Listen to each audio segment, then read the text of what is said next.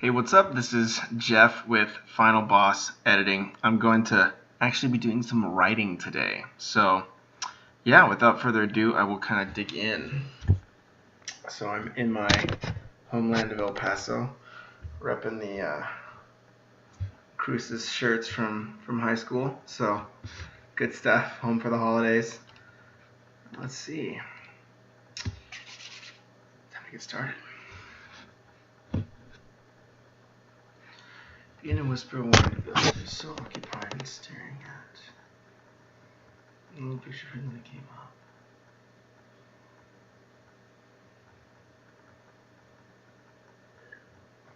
So right now we're at like kind of the CEO's room, trying to draw a little bit of a picture of what's going on, what's really happening. Any homies yet? What up, Basement Studios? Welcome to the party. This is a startup murder mystery I'm writing, so no editing tonight, but writing is fun as well in the meantime. Okay, so now I kind of want to bring out this description of what the startup was before, and they kind of got corrupted by this like lust for power and stuff. So we'll see if that comes off. See a little picture frame burnished in steel. So I was trying to edit this and make it a little bit more comprehensible on the fresh side of the page, if that's possible. See what picture I was looking at, a specific picture.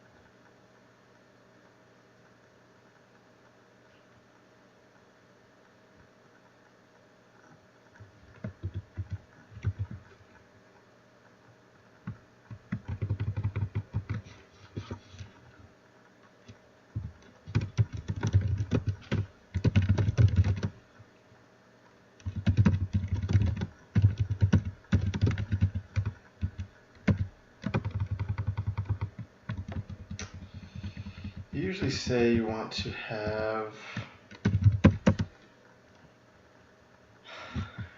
the verb and the subject really close together in the early part of the sentence, and that makes for sharper writing. But in this case, I don't know, I can't see a way to do it that way.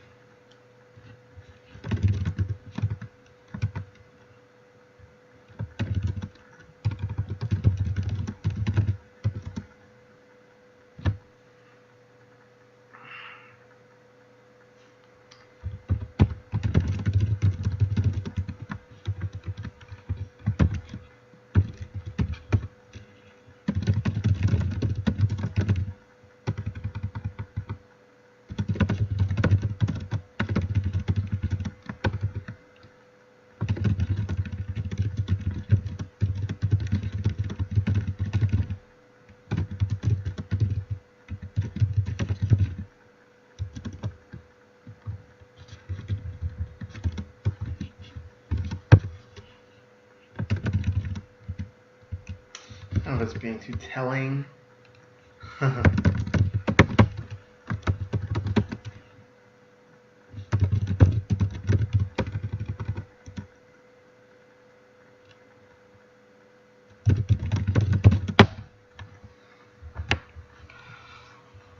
How's it going, the foxy lady?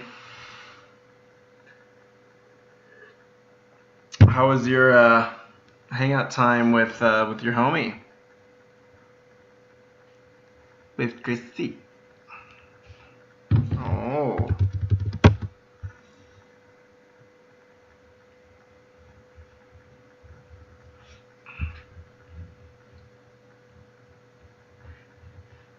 That's good.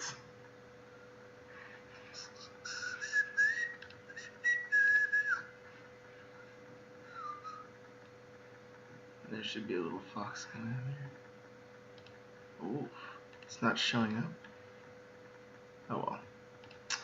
Well, that's good. Oh, there she is. We got brunch. That sounds fun.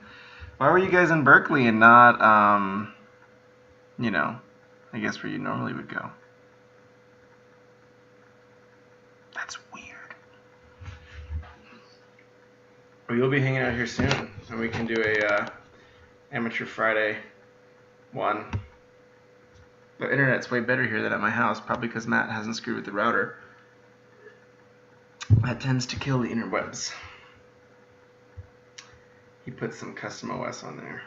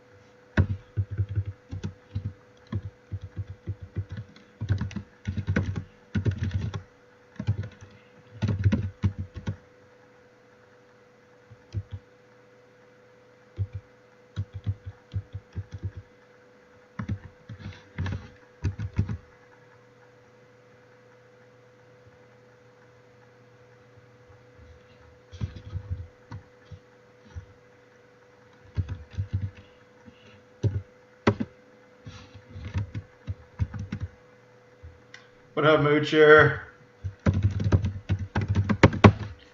So, to give you some context, still working on the second draft of this little startup murder mystery.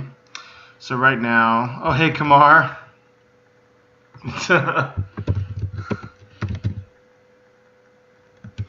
Sorry about my late night stream times. I probably will be on more often this week because I'm on vacation at long last. So my ability to stream and do writing as well as editing is much more open. So one day when writing pays the bills and I don't have to have a job, this is what it could be like.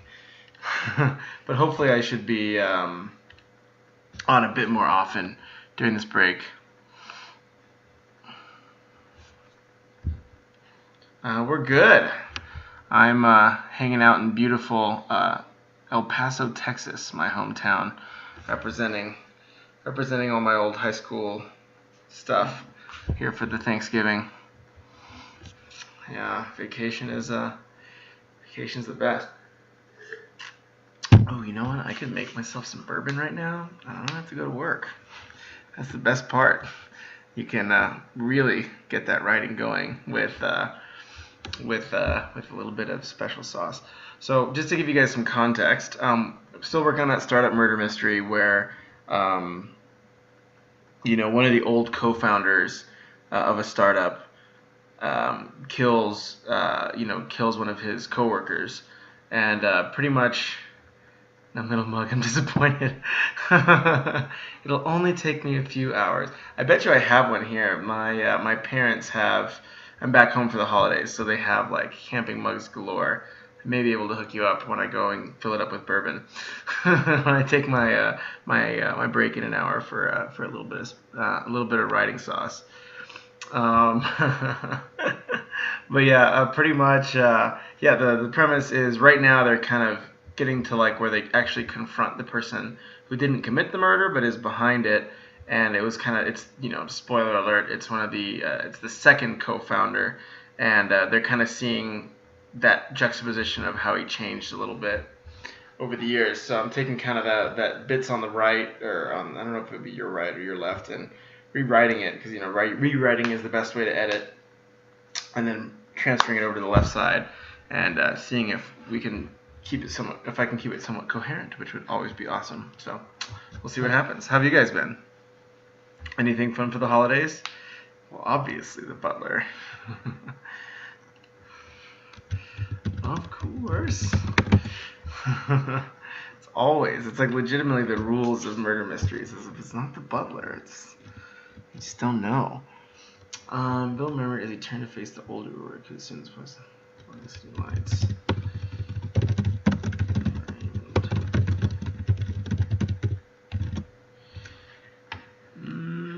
How did I do that? Behind his enormous desk.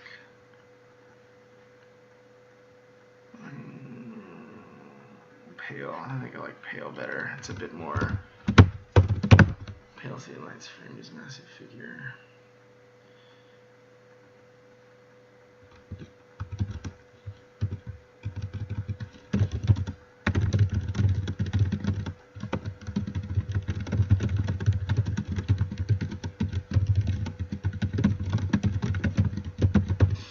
That's one of the times I'm like, oh, I actually like. I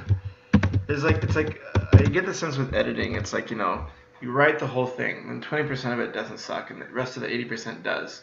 Then you keep the 20%, and then you rewrite that next 80%, and then 20% of that doesn't suck, and then the rest of that does suck. So then you have that, 38%. You just keep doing that and doing that. So this was one of the bits I think that was part of the good 20% in the first draft, but it will eventually be cut. We're bad company, I tell you. Dun dun dun. I get the sense there was actually somebody showed me an article where they had like the biggest the names of like the meanest people, and like Jeff was like one of them. It was like the names if you're like a big D-bag, your name was more likely to be Jeff, at least if you watch movies or something. So you may actually be onto something.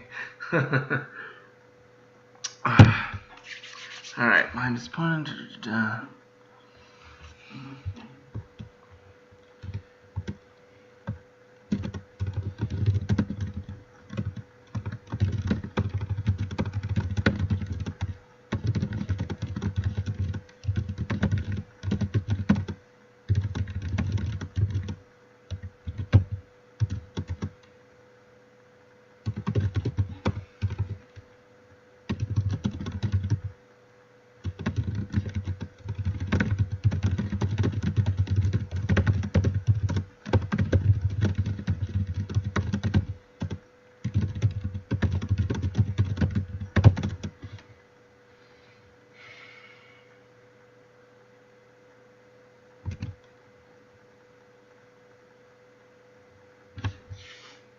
Ouch, foxy lady.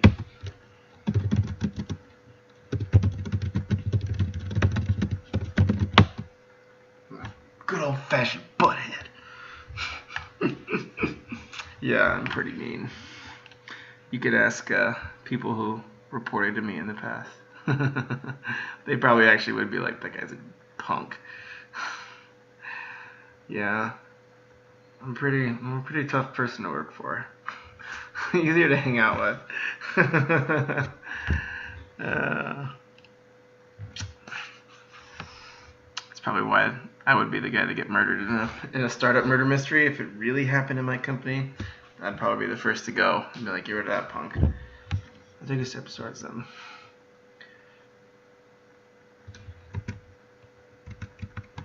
Ooh, busted. I'm gonna start like, I'm melting. Oh God, no.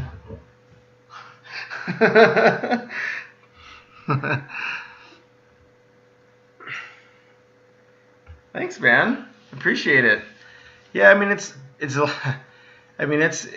all about different styles and stuff, and that's why I love reading so much, because then you can just see how people approach different scenes, and it's just kind of barring what's really working and what you like and what you don't like, knowing what when you read certain books, you kind of know what you don't want to do and what you want to do. It's sort of like interviewing in jobs. You kind of find the job you like. And sometimes when you go to a job, you're like, okay, this isn't the job for me. I know what I don't want to do now on. So yeah, I think, well, thank you for the compliment. And yeah, I mean, hopefully, I'm sure, I mean, even just reading your stuff for the Halloween thing, I was like, oh, you did some really cool, clever things as well. So it's all part of just learning. The learning process is continual in writing. Take a sip towards that.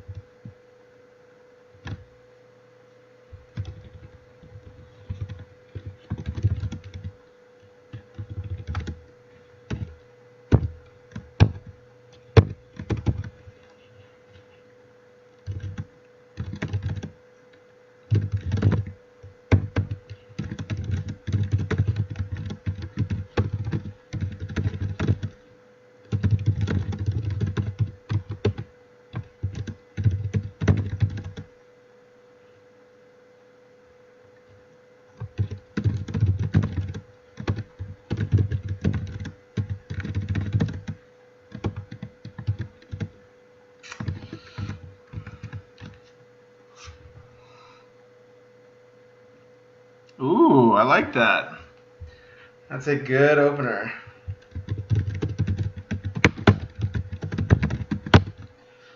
You should do it. Kick it off. I mean, there's no I always say, the best story, there's probably like a few great American masterpieces that have never been written because whoever was supposed to write them, just never got around to it. But that sounds really kick-ass. I actually like that. You should. Gracias, señor. I see. I see. I don't know how to do the upside down. Maybe it's like Alt 125 or something. But I don't know that anymore. Not since Spanish class.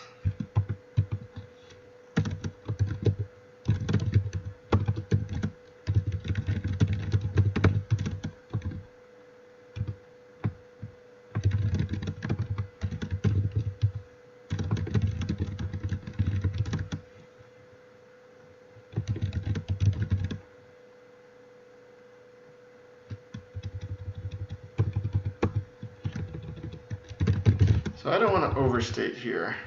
So we've established that when she's nervous, she kind of goes like this.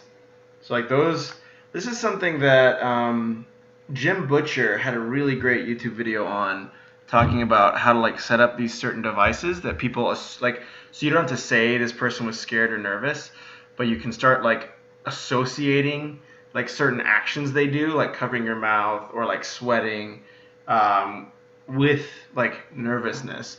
So I'm realizing here that what I had was I was overstating a little bit. Intro for Game World. Send on there.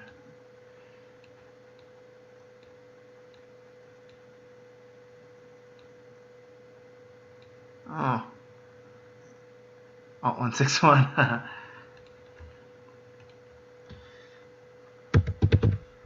No.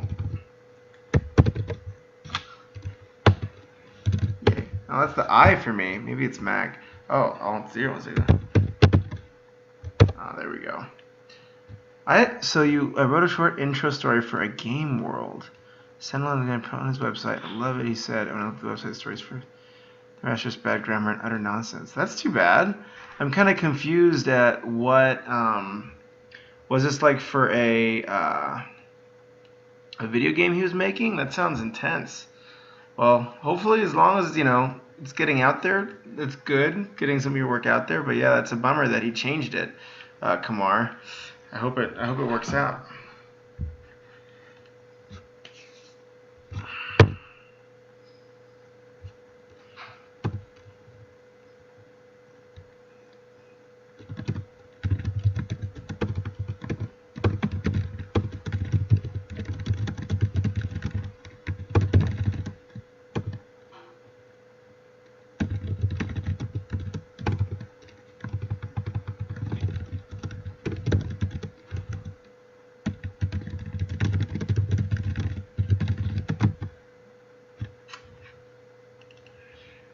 Are you heading to bed?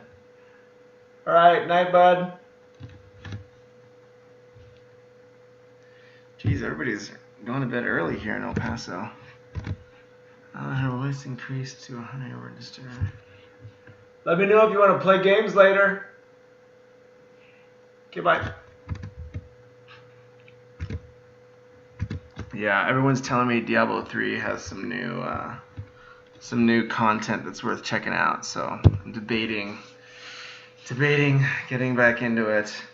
I'm nervous. I don't know. I know it'll my writing time will go like this, so I probably should avoid it, but it's so tempting. Resist the dark side, Jeff.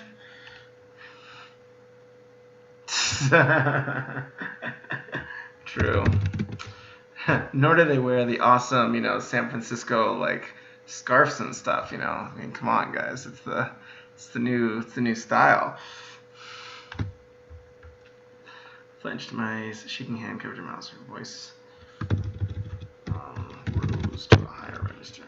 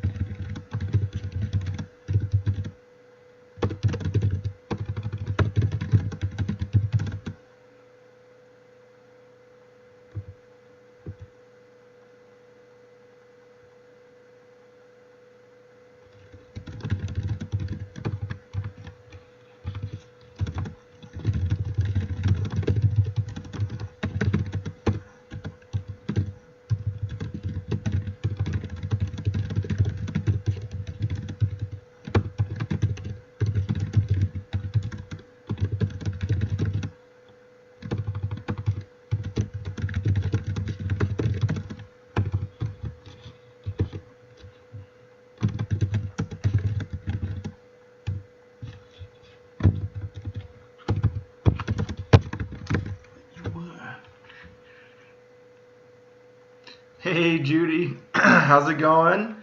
Good to see ya.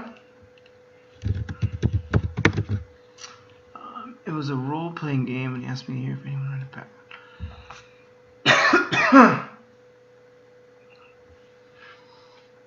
This was very basic. Act passive aggressive.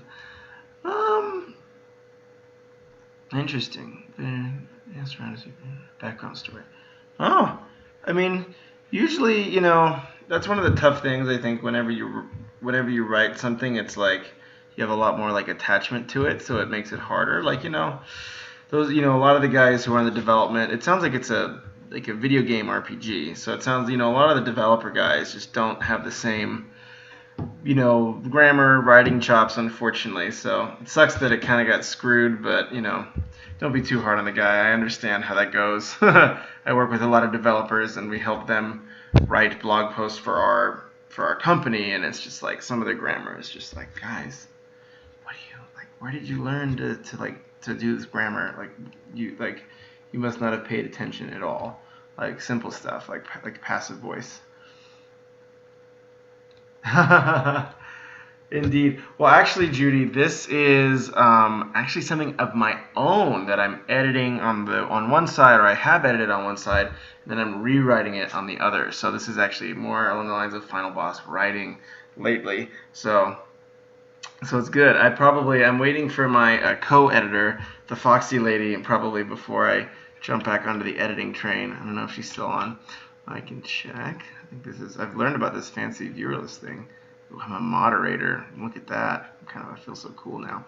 But yeah, so this is kind of taking an edit and rewriting it. So hopefully this helps. You can kind of see like what I'm cutting and why, and a lot of this is just reducing the size.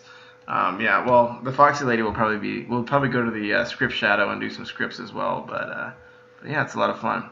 If you guys have anything you want me to edit, let me know. I will. If you even email over to me now, I actually don't have a queue anymore. I used to have like 2 or 3 things like lined up, but I'm kind of cleared it out for the holidays. So feel free to send something over if you guys want an edit. I'd be happy to do it. But I'm gonna be a thug and still do a little bit on this. But I think it's kind of interesting to see like, you know, what the first, second, third draft kind of converts to. You know, things I'm doing here is I'm taking out like a lot of the really heavily, like the kind of the more obvious imagery, like stiffen like a cat is like a very cliched image. So I'm pulling out stuff like that on my edit over.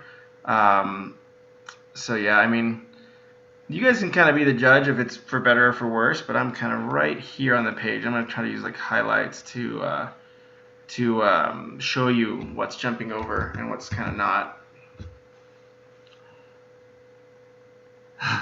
Shameful pop. No, it's for the Movember and a bet with somebody as well, but mostly for Movember. I know, I gotta like pull on the beard. I do understand a lot more of those beard metaphors in books now that I've had one. Like when you're thinking, you like pull on your beard, like, or like, you know, chewing on your beard, like if you're like, you know, stressed out. Those types of things actually have a meaning to me now when I read them in books when there are people with beards in them, which are the best books, obviously. What raised a hand? Sounds fell.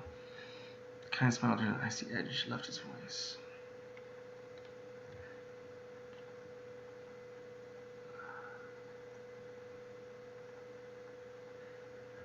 Numbers.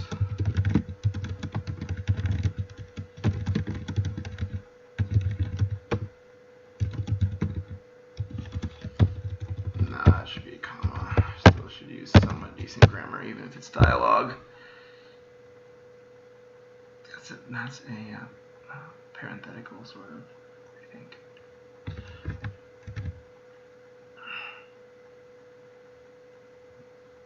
Oh, it was good. It got to the, no, I remember.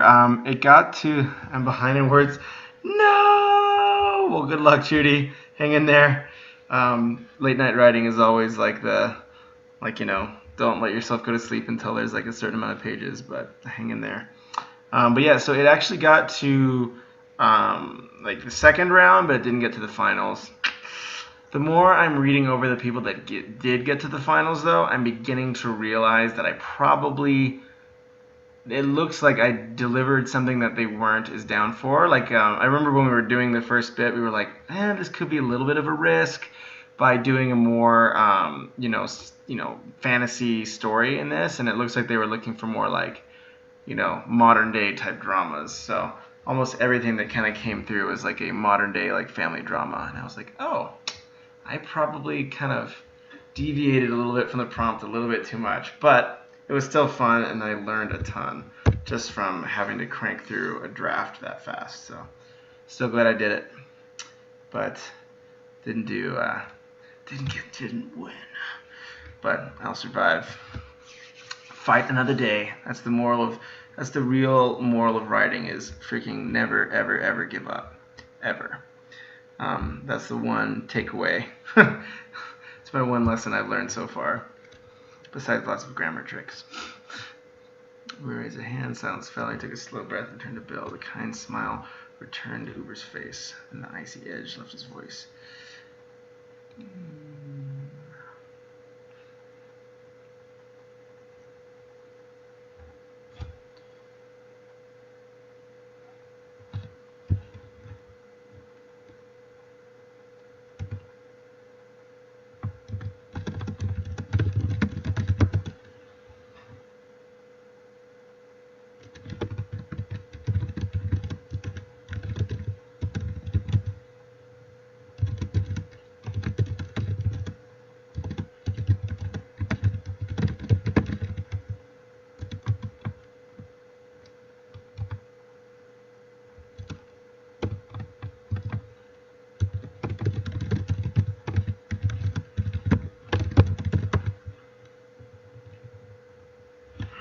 So one thing I also want to do is there's a lot of this exposition at the end about what actually happening, like what actually went down. But I want to kind of bring that to the beginning and really trim down the ending. So we'll see how that goes.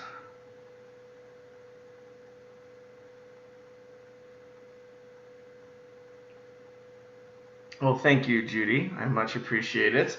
But yeah, I mean, it's no harm, no foul. I think I'm not too stressed out by it. For me, yeah, I got to write a fun short film and learn more about the short form. I'm really much more accustomed to features, so it was a good opportunity for me to kind of be like, okay, what do you have to deal with in short form? How do you set up that world really fast? So yeah, I thought it was a win, and I still had a blast. Like, it was fun just cranking for a week and getting it done. It felt really good, actually. So no regrets. Let me see. And then there's why.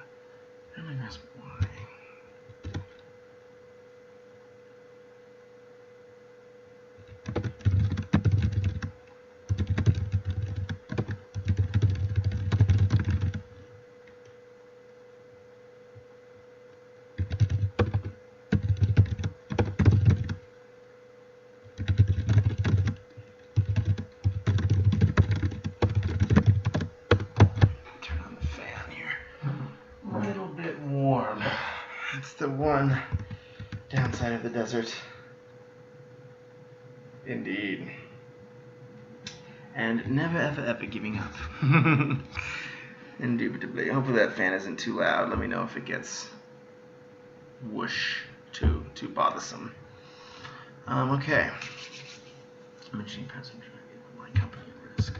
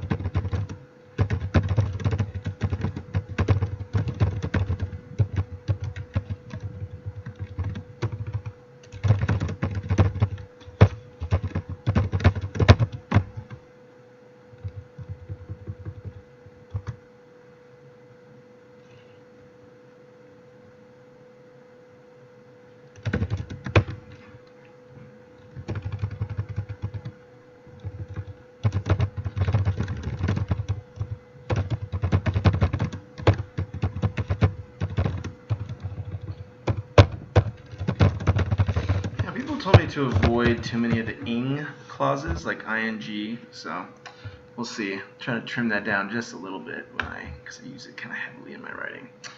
Okay, let me just go back down here to the reveal. See what I need to keep. That's the Ulrich resolution. So messy.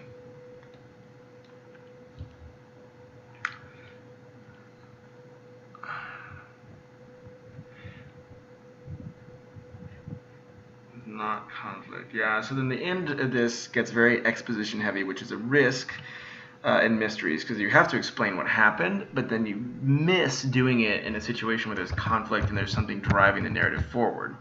So what I'm going to try to do is bring that kind of mystery resolution from the end into this conversation with Ulrich, so it's a little bit more part of the story as opposed to just like this thing tacked on at the end explaining what happened. Oh, that's crazy. All chat rooms, huh? See if we got any more homies. Is this the crew? Oh man, Kamar had to go to bed. It's all good. We'll miss you, buddy. Let me see.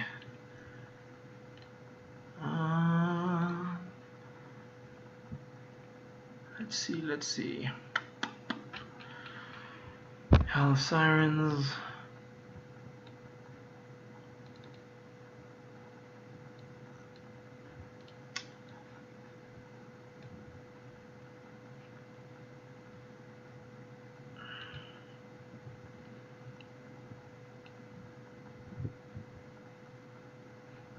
So what are the bits I need to transfer? I'm just going to start highlighting them. So like the Valium reasoning, I need to transfer up.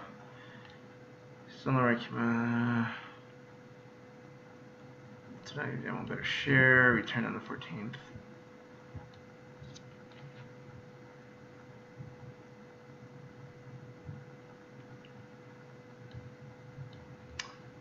Boom.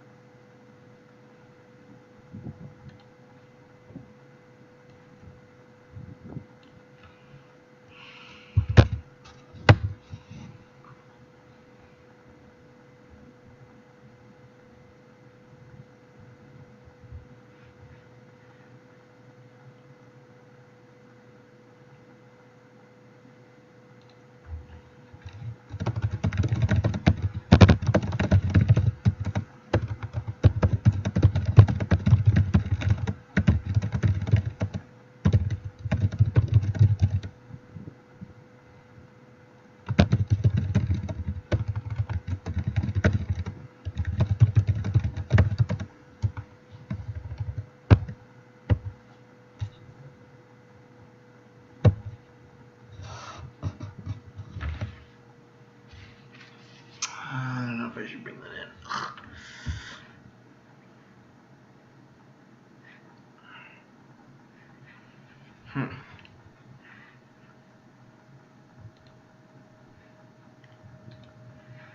Let's see here.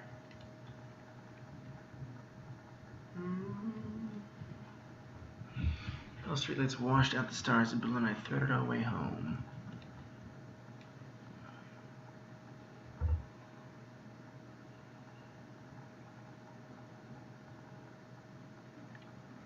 All right.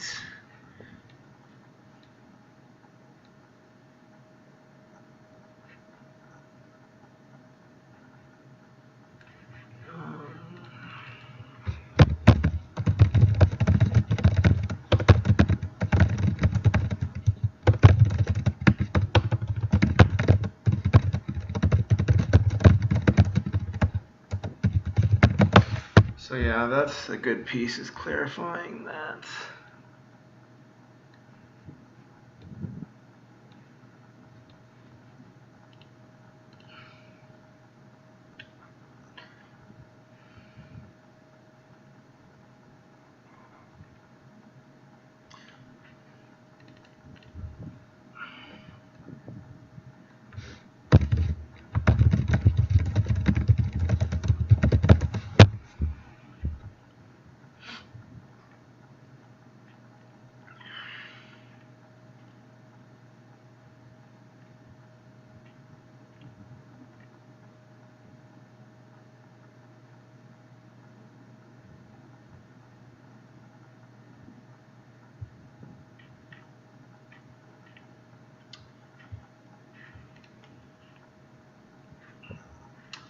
We'll see what happens here. Not sure how smoothly this will flow.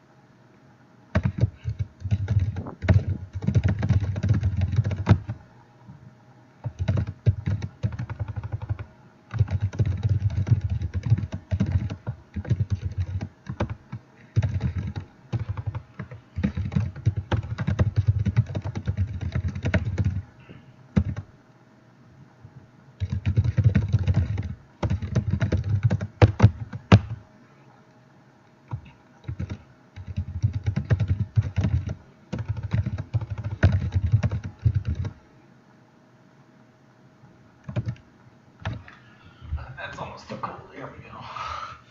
These fans gotta have a medium setting, right?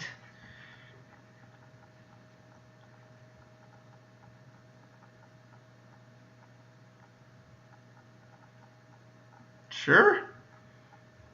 That's fine. But feel free to accept and reject the... Oh no! Get some rest, Judy.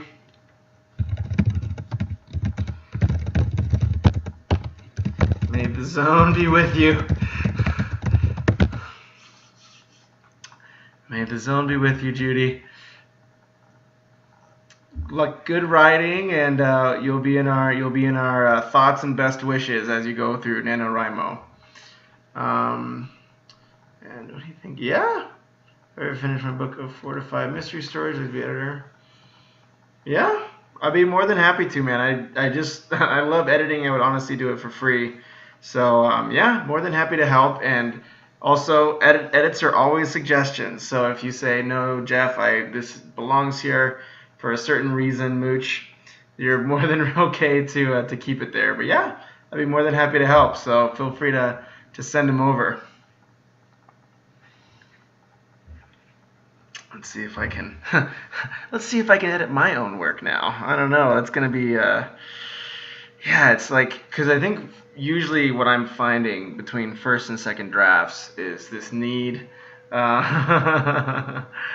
Is this need to just distill and combine scenes? Because for me, I think one of the things that later, Judy. One of the things that I struggle with a lot more is just having too many scenes and having too many scenes doing the same purpose. So you'll see that happening a lot where I'll be jumping up and down on my old draft, kind of compress things into one place. So that's usually a very thematic issue with my writing, at least.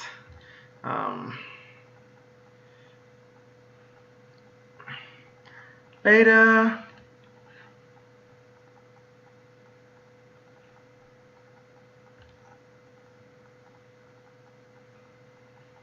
A deep laugh that fell.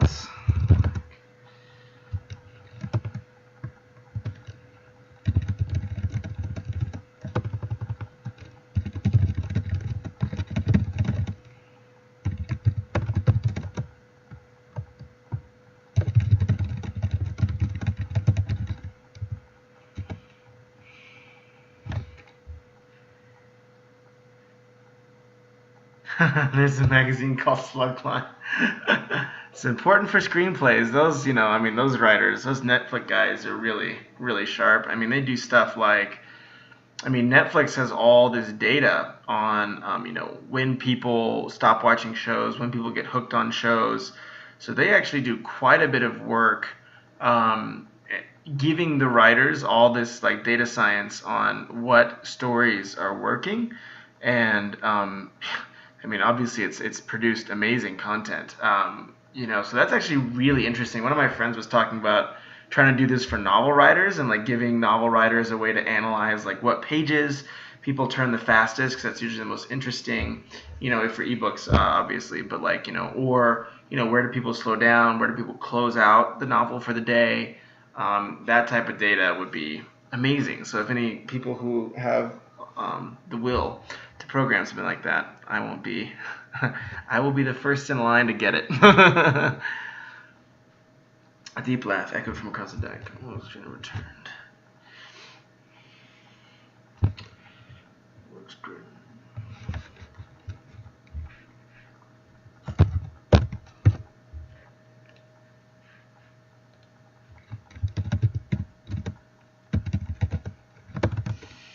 All right.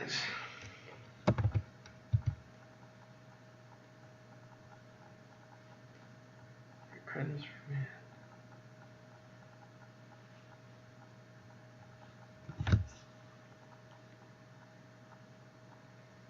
Because that exact question is asked twice, and I give the explanation on the bottom.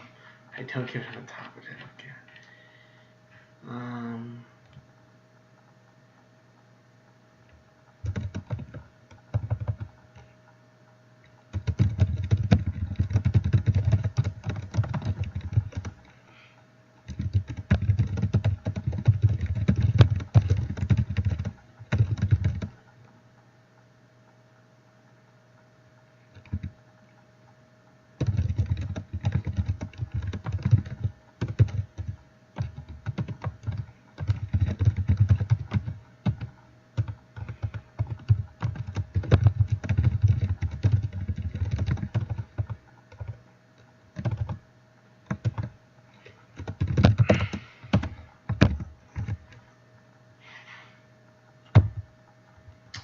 Okay, you know about Mai and Su-Ming.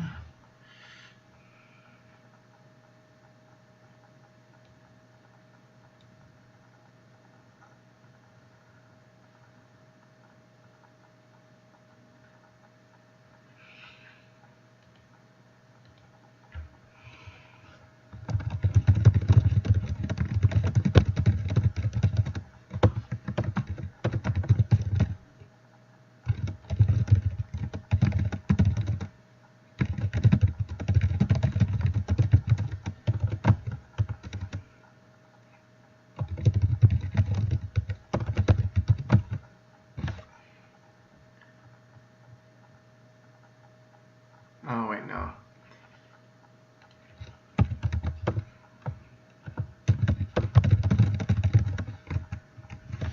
Oops. I want that detail. I want that data. Me too. Night, night.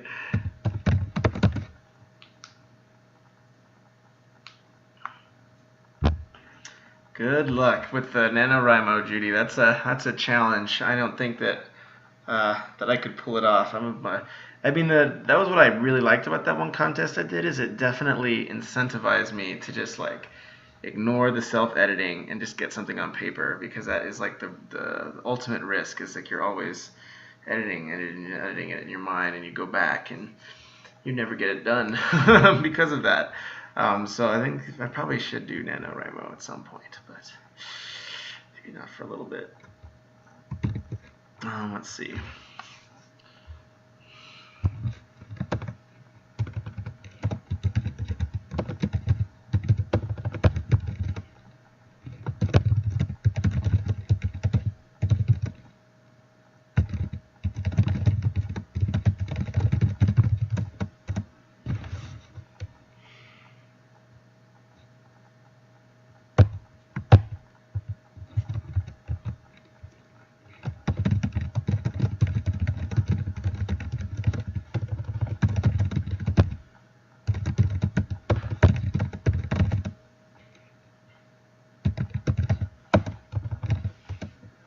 Hello, hey Sydney.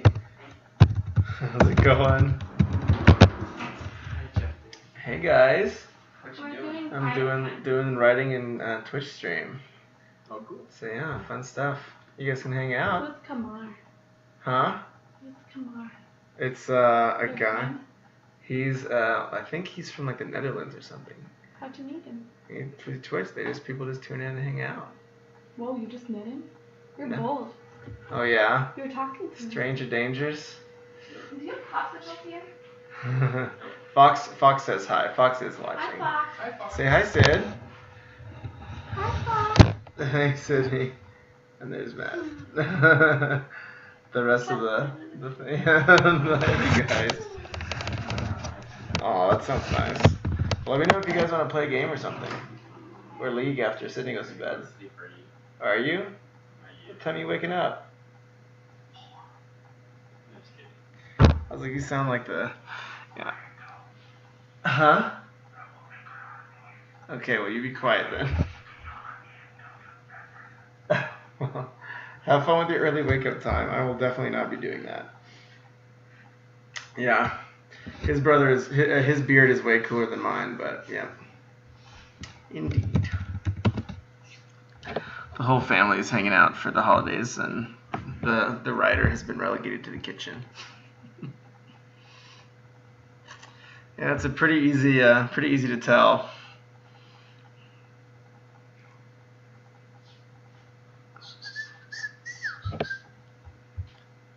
Let's see here.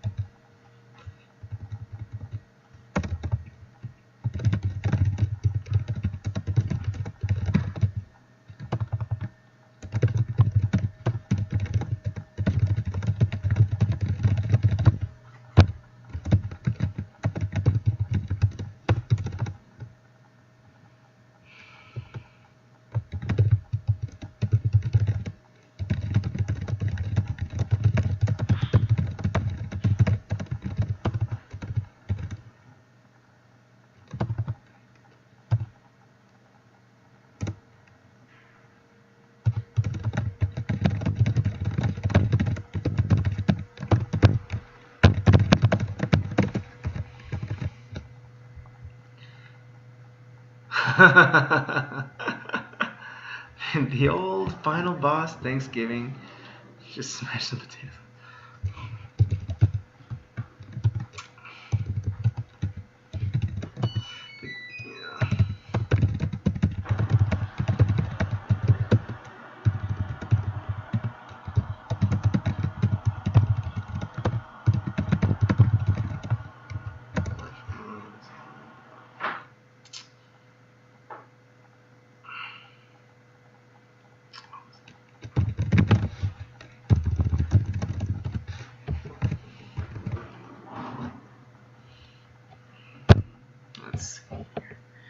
Yeah, I'm pretty amped about Thanksgiving feast, to be quite honest. My the family clan is very, very good at the cooking things, so I'm always pretty amped for the Thanksgiving feast.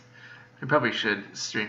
I actually just noticed that there are actually cooking streams where people will, stream the process of cooking something. So maybe one day, sweet potato casserole is the name in Texas at least. Sweet potato casserole, and it's the best. Put some pecans, cornflakes, and brown sugar on top. Yeah, I'm pretty excited about the prospect, to be honest. I'm a total fat kid at heart, so it's a very, very exciting prospect. Let's see. Oh, what up, cultured fool? Just hanging out. Cultured as always, it seems. Yeah, Thanksgiving is like legitimately the second best holiday to Christmas. Christmas wins because you still get lots of food and presents and, Santa and stuff like that. But Thanksgiving's up there for sure, just because football games and sitting on my butt and watching TV and stuffing my face is like the best. And trying to tell myself that I'm going to exercise at some point, even though I know I never will. So at least it's the thought that counts, right? Still holding your hand. Tears form the corners.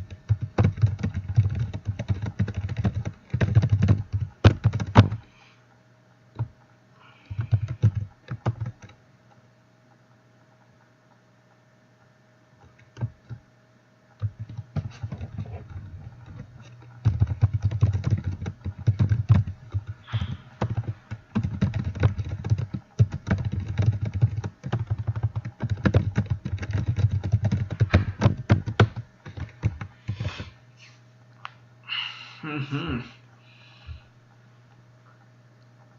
It's the buckle on the back. Yeah, the very gaudy show-off, like massive buckle. It's like as big as. I actually have belts with like buckle. Like I don't wear them, or else I think Foxy Lady would like legitimately commit murder. But I have like belt buckles that are like this big. I should bust it out to pick her up from the airport. I'll just wear my cowboy boot. I'll wear my steel-toed boots. Oh my gosh, that's exactly what I'm gonna do. I'm gonna wear like like a Texas button down, tucked into my jeans, big old belt buckle, and like steel-toed boots. Fox will be like, "Who is this person? It's not the man I met in San Francisco. You've changed." Yeah, that should be a good story. And then she murders me. The end.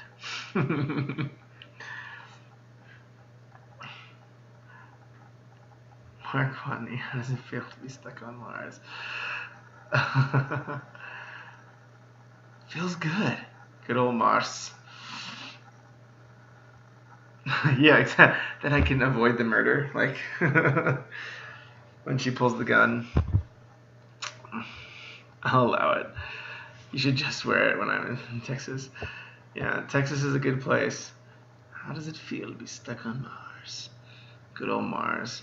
Is Mark Watney? I've actually not read The Martian. Is that like, or even seen the show? Is that like bad on me? I'm guessing that's what that reference is from. Yeah, sweet. Yeah, at least I got the reference, though. I need to actually watch the movie. I hear it's amazing, or read the book. Countered. Really, the movie's better than the book. You don't see that often, but yeah, the nice thing about screenplays, and even when we edit them on this channel, though this channel I'm doing more editing my own garbage right now, but usually with screenplays you just have to be much more concise and like very structure oriented. So I think some books are not built for that, like where they have to have that meandering to like build their world. Like I think Harry Potter got a little bit lost just because you couldn't do as much with the world as you could in the books. But stuff that's very direct storylines, like I think you're probably right. Like yeah, I mean, just having that necessity of structure and like extremely efficient storytelling sometimes does influence it for the better. But I hear the book's still pretty awesome, so that's no knock on the writer, but you know mine, Su Ming. There's a murder missing from the scene.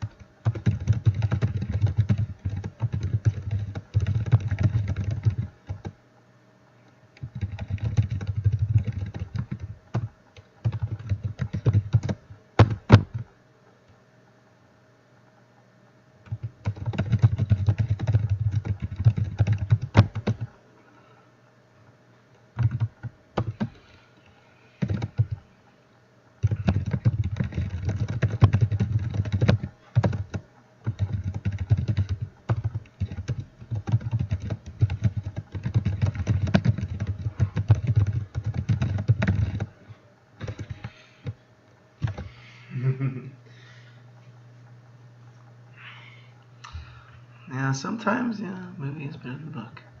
So I kind of check the contents periodically, and my brain like goes right back through the same like same bullet points. Oh, thanks for the host, Casey. Much appreciated. This is a little bit different than our normal. I actually don't know how hosting works, to be honest. I guess if it's just like on your channel too, I'm still learning about all that. But yeah, I'm kind of a Twitch noob, to be quite frank. But yeah, so pretty much I gotta figure out how to. The tricky thing with the murder mysteries, it has to make logical sense, which is hard for someone with ADD like me. That's why this has gone through so many edits, very vociferous edits on the one side, and trying to convert those edits into something like structured prose on the other. So we'll see how that works. A line appeared on Ulrich's brow. He frowned. We both came to the same conclusion.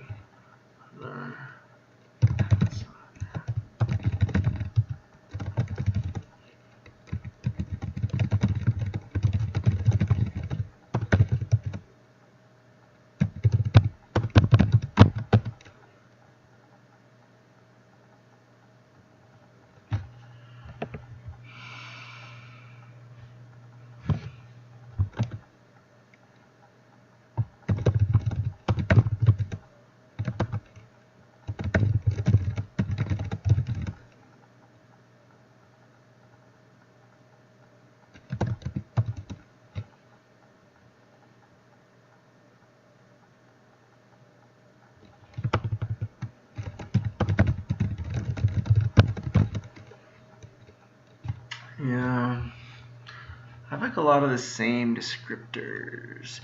So you do want to visualize like the different emotions, but you don't want to repeat the same visuals usually. It's like shaking heads and like stuff like that. I find that those appear a bit too frequently sometimes. So, is that Sydney? My relatives are causing trouble.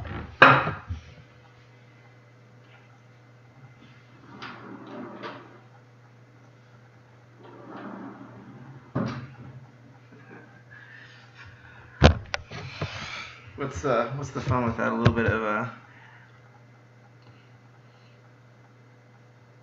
ear bullets. Ear bullets. Ooh, good call.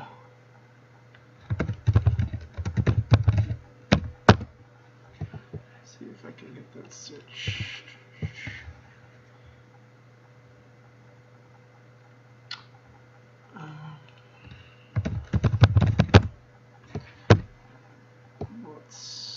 Oh, after taking 3 bullets, plural. Thank you.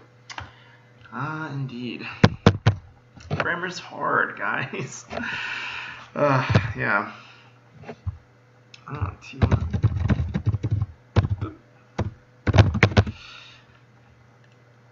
Yeah, this is kind of getting to the place where scene compression is key, so I'm trying to like lean out these like, undirected paragraphs and kind of tighten up the logic of conversation.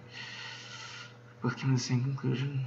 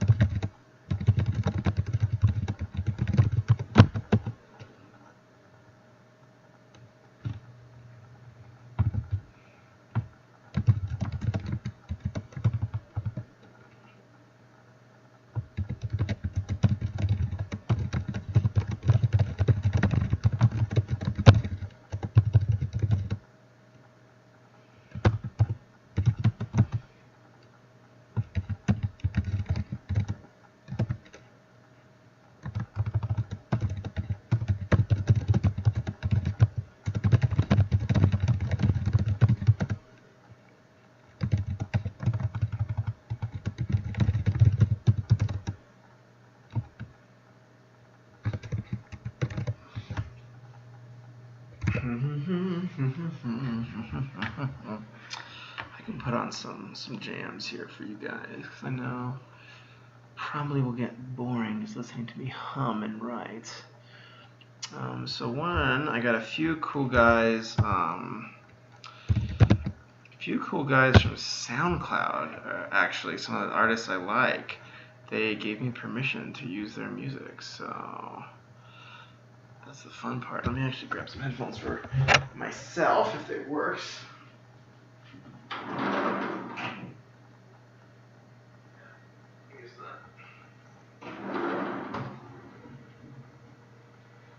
No dice. My headphones are gone.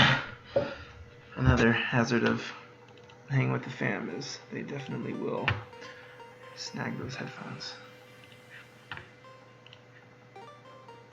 Okay. Yeah, that's the problem. I don't have my normal little like headset here in El Paso, so like the speaker or the microphones are like computer mics, so it's like just because the sound transmits so much through like the middle, especially these aluminum PCs, like the aluminum shell ones. Yeah, they definitely have a pretty like. So we'll see. I'm probably gonna get like a little. Because I'm probably the second half of this week, I'm actually going to start editing my novel, which is all printed out. So you'll actually see me doing edits, but it will be edits on my own work because, hey, may as well be efficient. But yeah, you'll see me doing edits, and I'll probably get like a little webcam with an external mic that'll be a little bit more, a little bit less of that, like, transmitting through the same mic type deal, which always sounds weird. The gun is one, yes, but then there's the window and the volume. Bill replied. I'll try to type quietly. There's the window and the volume. Bill replied.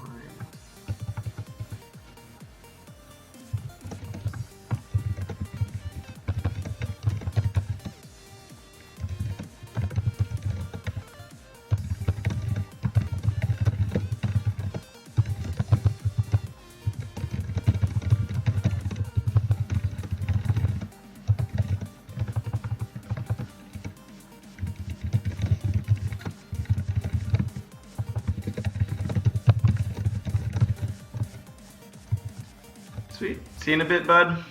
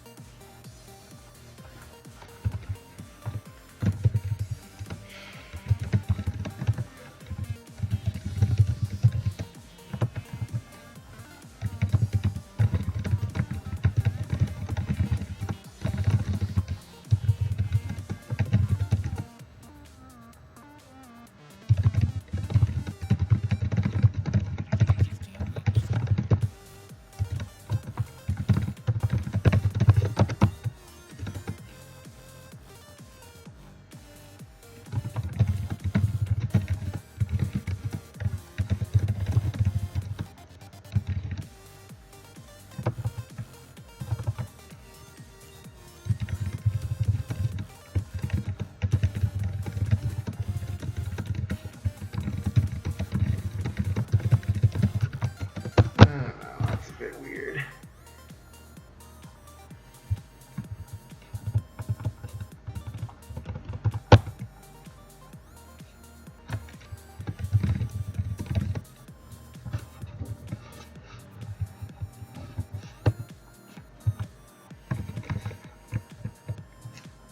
Oops, I forgot to switch back to the comments here.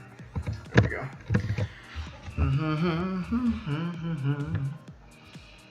You can see all my notes down here. These are from the last streams. The Rats in the Basement, I think, is from somebody who did, yeah, these are some good book suggestions. Writing Fantasy Fiction by Sarah Le Fennell. Probably need to read that myself. Let's see, should be hand glaring at work.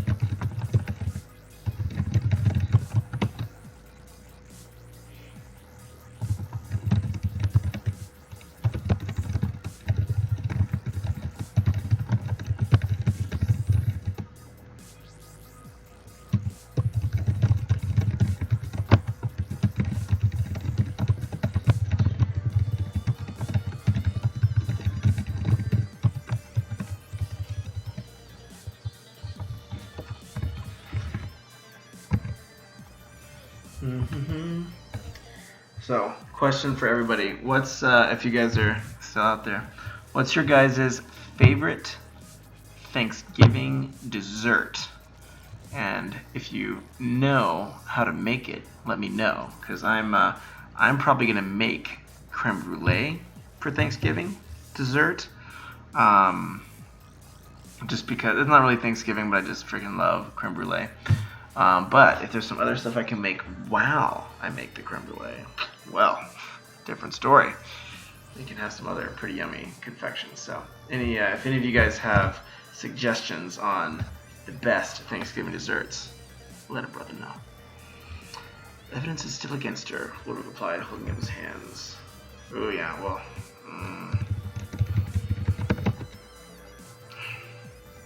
That is the bomb. That is the bomb indeed.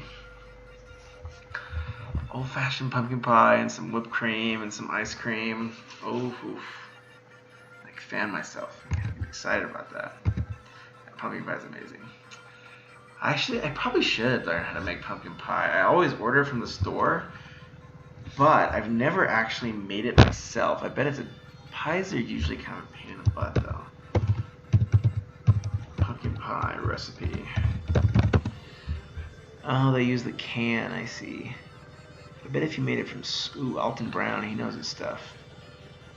Those Alton Brown recipes, the Food Network ones, are like off the hook. If you see, 15 minutes prep, that's pretty easy. Ginger snap cookie. Oh my gosh, this guy. Pumpkin puree. Ooh. Brulee for mini pies? What? They make pumpkin pie brulee? Oh guys, I'm gonna put this in just because this has changed my life. It's a side. It doesn't count. Sweet potato pie is the best, but that recipe looks off the chain. And I'm gonna even put it in here so I don't forget to like look it up and make something out of it later. Oh, that looks amazing.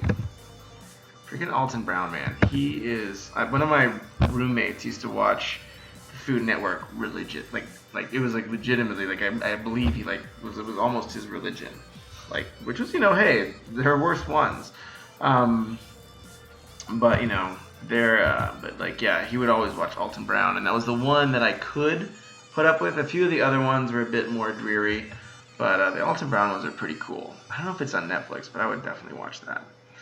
That would be awesome.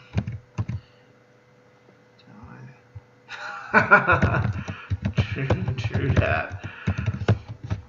Well, if she has a recipe, or you can do like a lot of these other Twitch streamers, and I know people will stream cooking.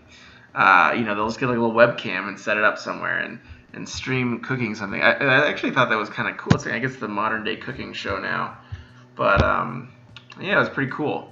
So maybe one day I'll do a creme brulee stream, because that's definitely my my favorite dessert. Hey, what up, Casey? Welcome back. We were just talking about the top recipes for desserts for Thanksgiving, and we were kind of in a debate about whether sweet potato pie or sweet potato casserole, or I think it's called sweet potato souffle, is a dessert or a side. But you know, that's good either way, and I'm gonna make it for sure because sweet potato casserole is, oh, heaven almighty. That's some good stuff. But pumpkin pie is up there as well. Do you have a dessert preference, Casey? I was going to tell them this will be here soon.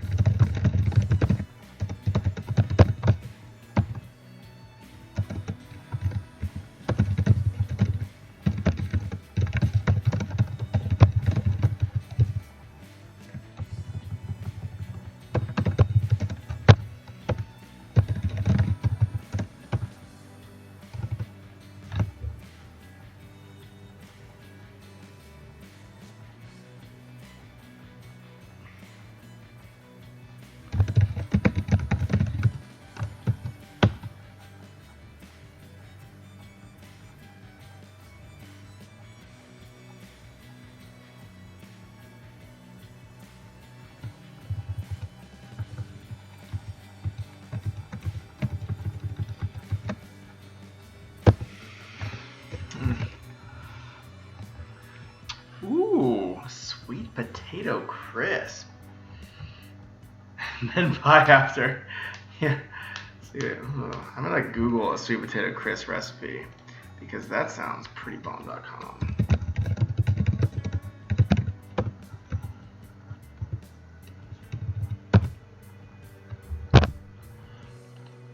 Ooh, oh my gosh. The fox can attest. I'm like a total fat kid, and this looks absolutely amazing. White sugar. I'm gonna put this one. I have my, this is the all recipes one I found. That looks pretty bomb.com. Maybe we'll do a Thanksgiving cooking stream. After all, I don't know if I can compete with the other cook streamers, but it'll be fun. That's pretty awesome. But let me see. Why would somebody go for the bonfire and take wood? Gas is a fatal dose of percent.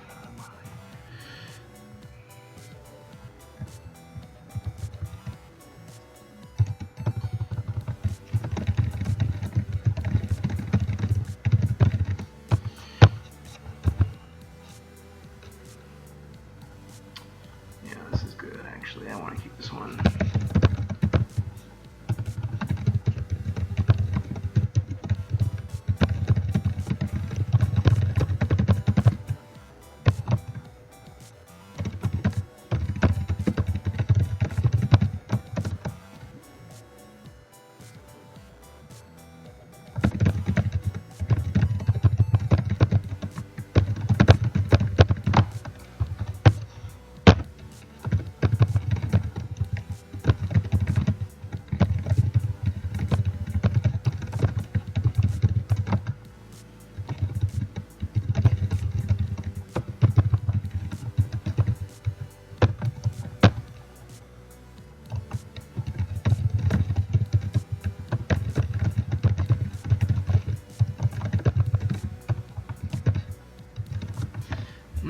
to start introducing more conflict. It's getting a little bit too slow. Ugh.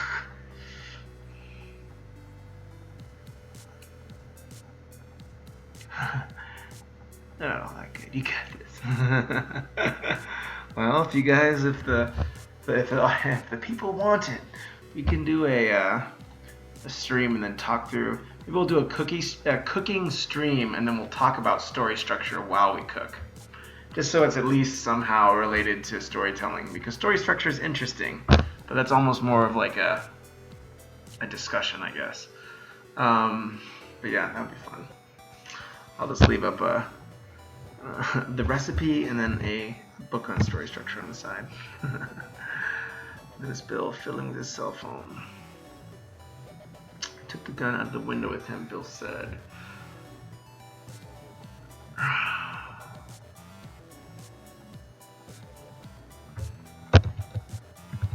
It's getting too much exposition, not enough conflict. Ugh.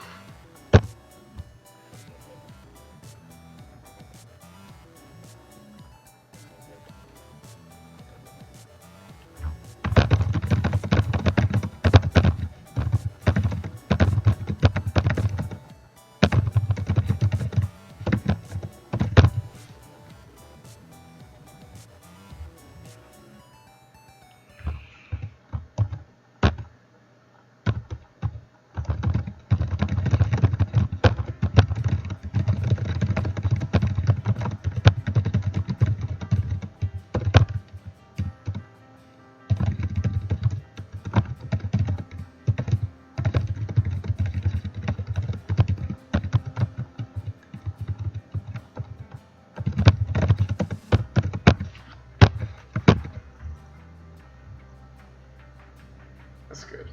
Yeah, 2 lines could make it sound a little bit more complex, but I still probably have to do more work. I'm gonna get some water.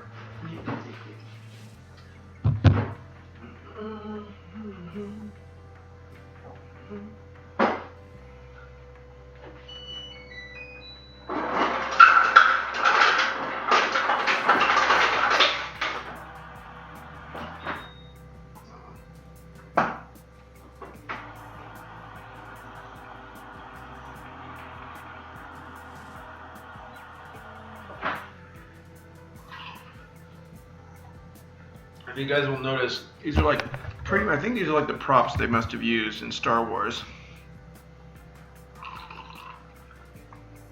Oh my gosh!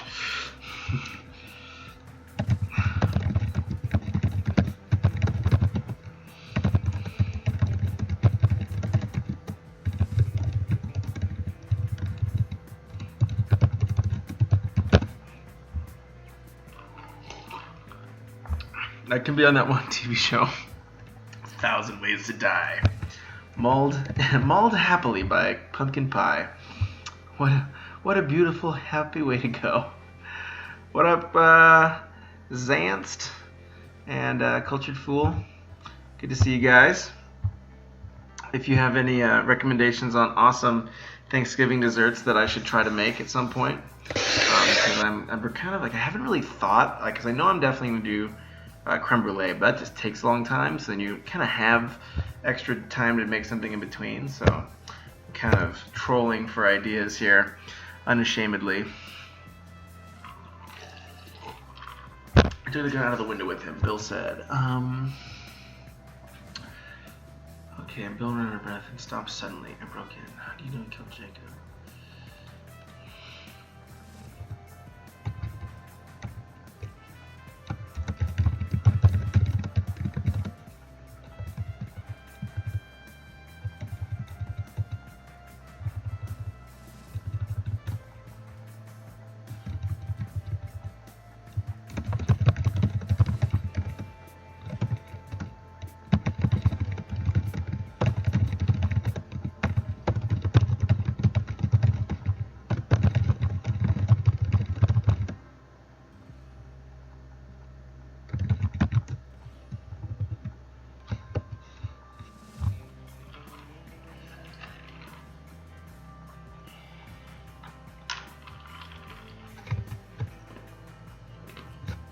Typical troll.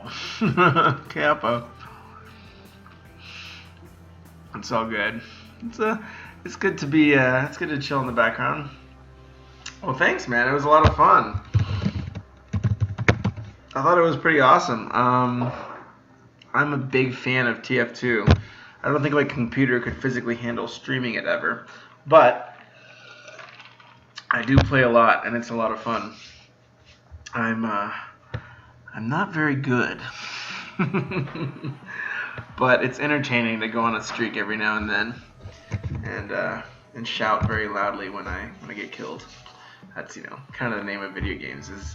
Gives you an excuse to get all that like frustration and aggression out, just yelling at your computer and killing random noobs, laying them out. I usually play the probably pretty good with the soldier, and I like the heavy a lot. Those are my boys. I actually don't remember. Let me check. I don't go on Steam very much. Let me see. How do I do my name? Gosh, I'm like such a noob with this stuff. I think it's LD, like this. Bam. Feel free to friend me or whatever. I just played some of the It Came From Space and 8 Hour Brains. I've been like addicted to these humble bundles.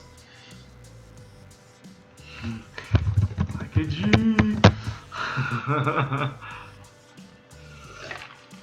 Because I'm really aggressive, so I need people who can soak up damage, or else.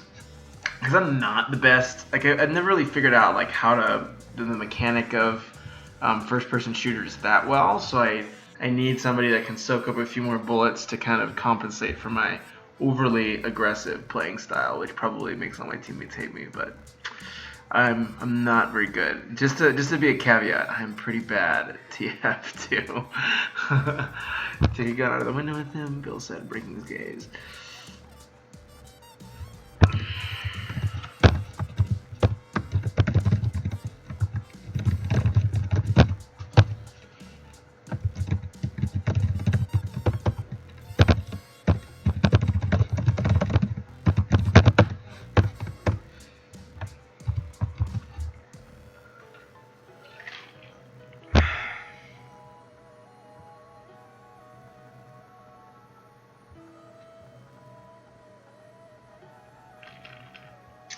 No, I don't like that. I don't like that. Rotax, single penguins and knuckles.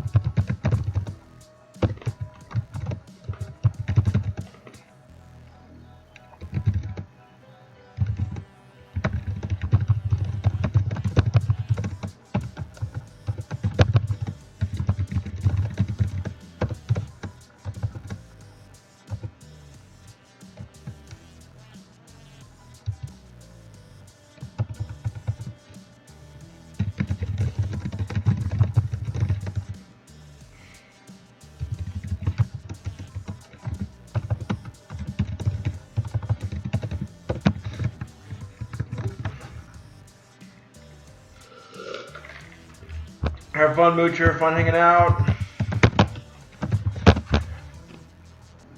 Have a good one. Thankfully, it's a little bit earlier. Hopefully. It's only 10:30 in El Paso time. But get some rest. I know tomorrow's Monday. I took the week off because I'm a total slacker. But hopefully I'll be doing a lot more writing streams this week.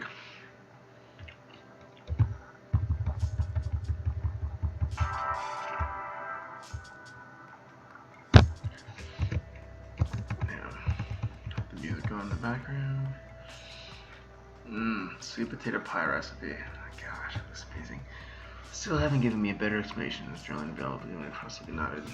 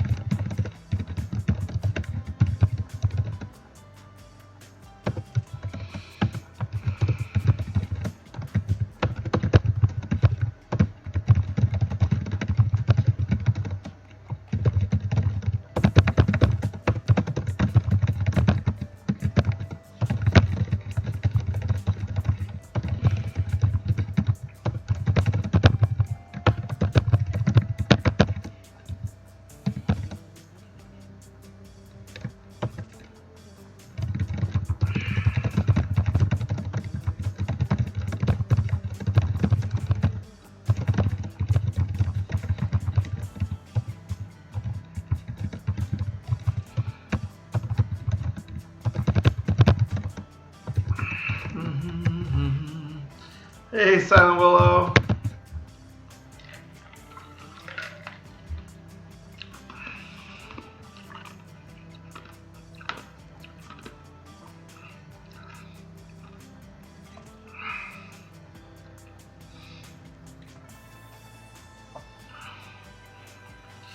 How's it going over in your neck of the woods, Mr. Silent Willow?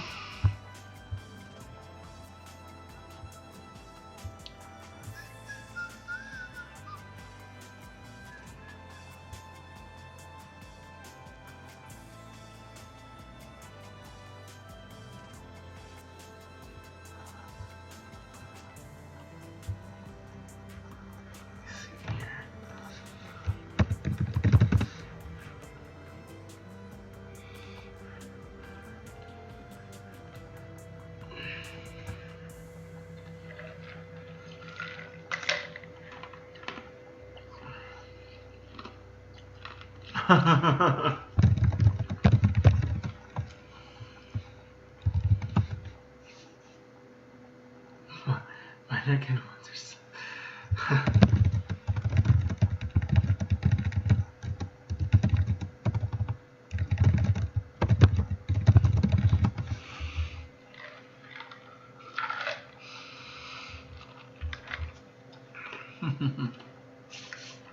How's the writing been coming along? I know you've been you had that awesome short story. Hopefully we get some more to read someday. I'm always down to edit some more of your guys' awesome stuff. I'm always like very pleasantly surprised at how talented everybody is out in the Twitchverse. Twitchiverse? I don't know. I guess that's like the thing. Twitchiverse. Just building a cell phone, but a little different.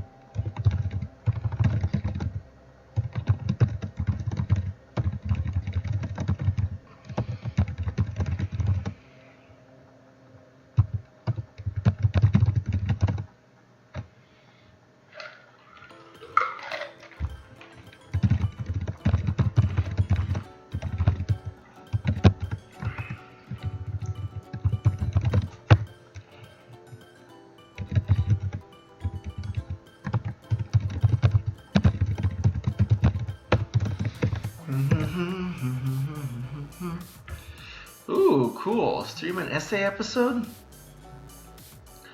Tweeches sounds like a candy bar wrapped in something. It does. We were actually ironically just talking about desserts a little while ago, so maybe that's like one of the I have to Google that recipe too. We discerned that sweet potato and pumpkin pie were pretty much the two most important. We're called tweeches, not to be confused with the star-bellied variety. Ooh. Nano content is tough. Yeah, I've heard that's been a few people have mentioned kind of struggling to pace with the very aggressive constraints that NaNoWriMo kind of brings to the table. Oh, essay, nice.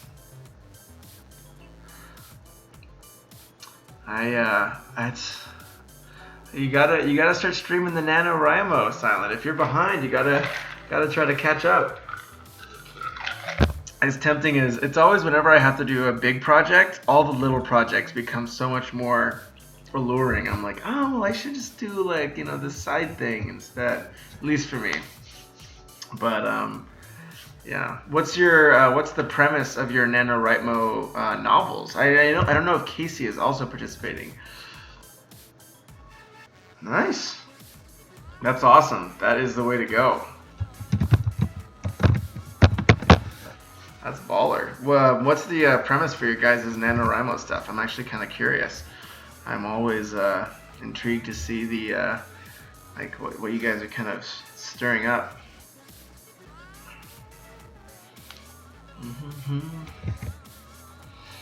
I think yeah, I like your because I think I reviewed your screenplay, the first one, which I liked a lot. But yeah, I'm always curious to see the tunnels that she. It's true. Well, sometimes it's also nice to take a break sometimes too. Ah, okay. Do you do any writing at Casey, or are you, kind of, I know they have a screenplay month in April, as well. Do you have any kind of preferred writing accoutrement or approach? Ooh, I like it. Well, if you ever want some editing, let me know. I'm a massive fan of I love sci-fi fantasy. It just gets me excited. It's the best stuff. It's just like you can do so much with a fantasy world. It's harder to manage sometimes. At least for me as a writer, when I've tried to write sci-fi and fantasy, you have to juggle a lot more, and it's a little bit trickier to pull off. But if it is pulled off well, it is legitimately the best. I flippin' love really well done fantasy. Ooh, it tapped the stainless steel pen against it.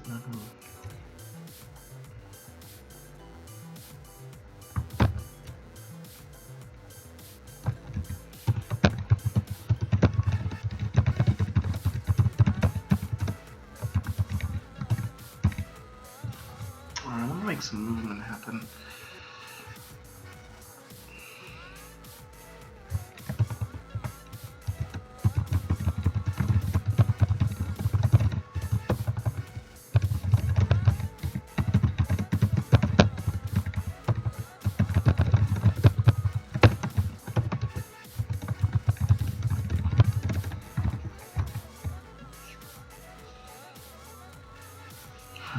Right, all the months. Sweet. I'm stoked. Yeah. Is that right? It's right to write, right?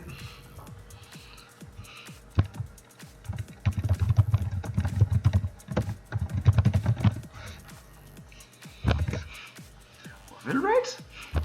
All the right? All the right places.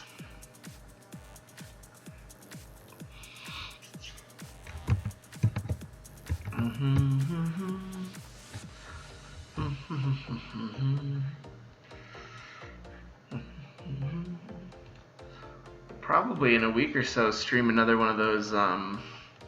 We did a stream of our Dresden Files dungeon, or not dungeon, it's a RPG game. So I'm kind of excited to do that again. That was pretty fun too. As far as future streams go, I don't know why that popped up in my head, but I was like, man, that was a lot of fun. So hopefully you guys can hang out for that, because that's always a blast, hanging out with everybody. Ooh, dropping some frames. Ooh. Ooh, dropping a lot of frames.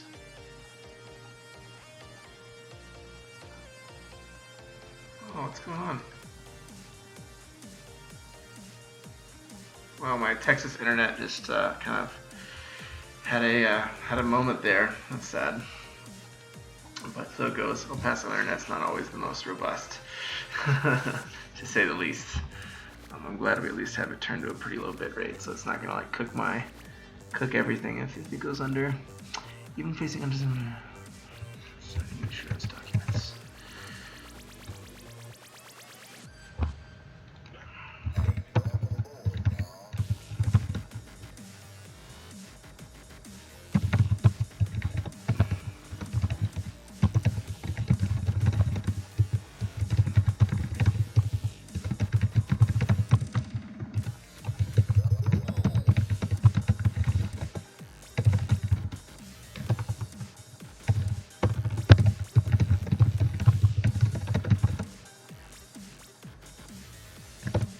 way too much.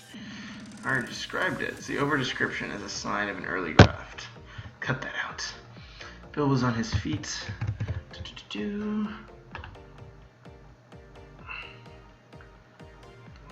Wilbur, yeah. Well, Wilbur was kind of lame anyways.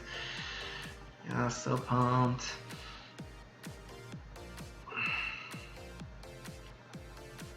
Play D&D or some such with a detective. Just saying. They always figure it out. Snow the indie.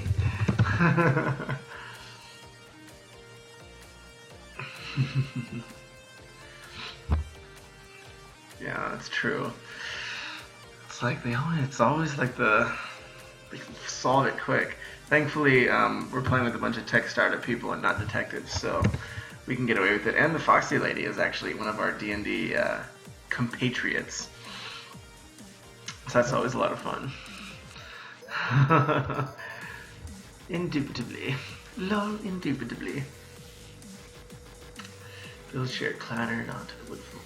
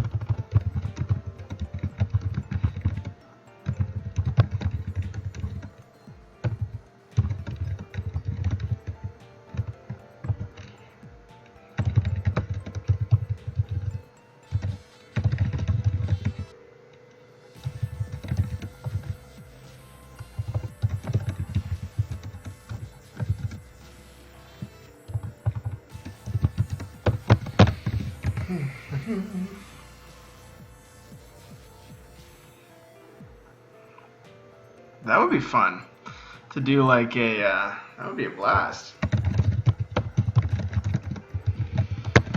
I think they have some programs that I think can do like remote D&D sessions. So I probably should research that. That'd be a lot of fun. It's such a cool game. It's like, it is storytelling in its finest form. I had never really gotten into it when I was like younger, just because I never had it just wasn't a thing. But how do you make it work? I'm not sure. I know the other lady, actually, another one of our streamers does it for hers, and hers is called Rats in the Basement.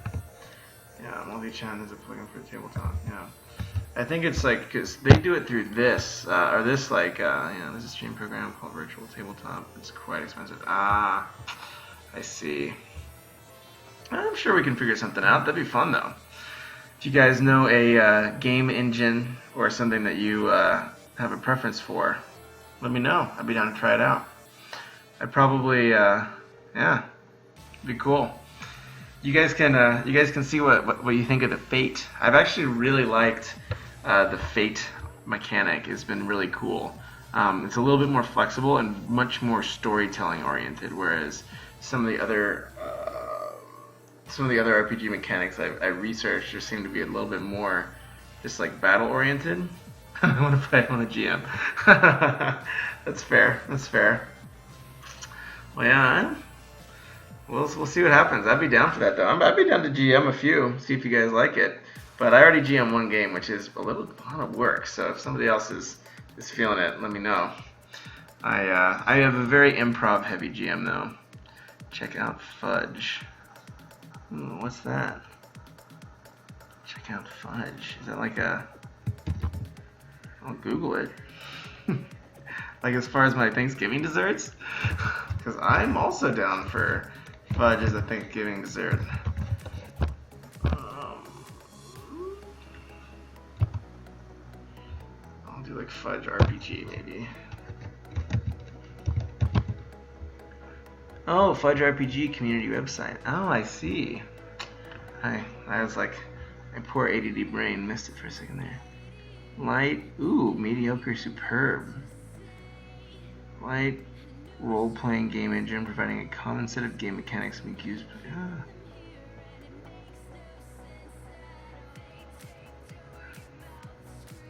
Just fudge it.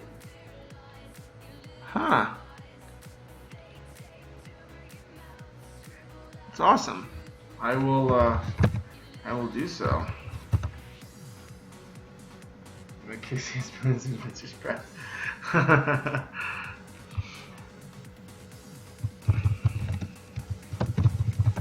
I'll put that in my. I have my little like, because whenever I actually stream writing on Twitch, everybody comes up with these awesome ideas. So I just have this little like. I usually keep my writing notes down here, but then I have this like little Twitch notes section of, like, you know, Drop-In Announcer is a really good Team Fortress 2 streamer. It's actually Moocher's stream. You guys should check him out. He's pretty awesome. You can see like a kind of, I got some good reading recommendations. Writing with Dragons series on YouTube is supposed to be really good for fantasy writers. I'll put that in there. Oops. Ah, Rails. See if we can actually get it. Wink. This is supposed to be pretty good. I haven't actually watched it, but let's see here. That would be fun though, doing an RPG. I'm actually a pretty big fan now that I've played a few. Because on his feet, which didn't increase his height much.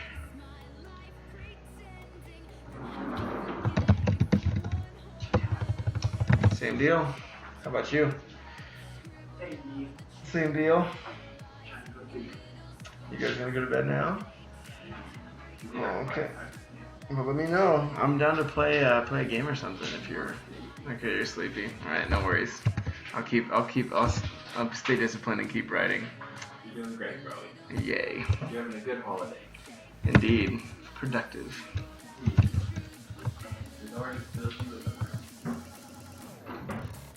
We shall obey all.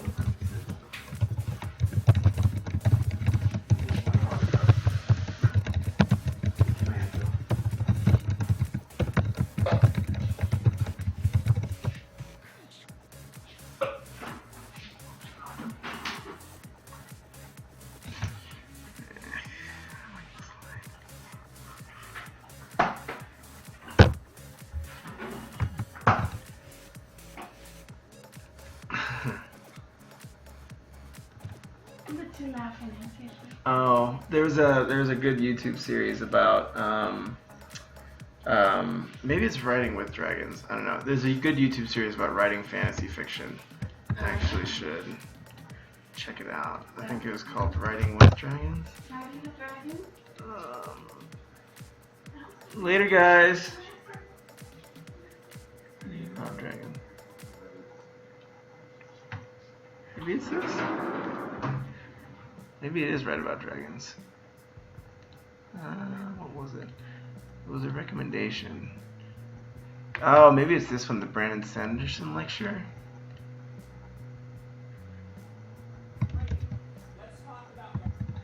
Maybe it's, I think it may be this guy. I'm not sure though. I hadn't actually had a chance to do the research. I still left it in my notes because someone said, it was like, you guys got to check this out. But I don't know if it's that lecture, which looks kind of cool. BYU, I guess they. Brigham Young is bringing the writers down. I'm not sure though. I can keep looking. Let me see. Riding the Dragons.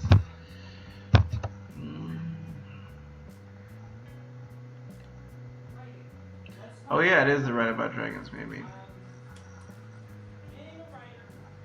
Interesting.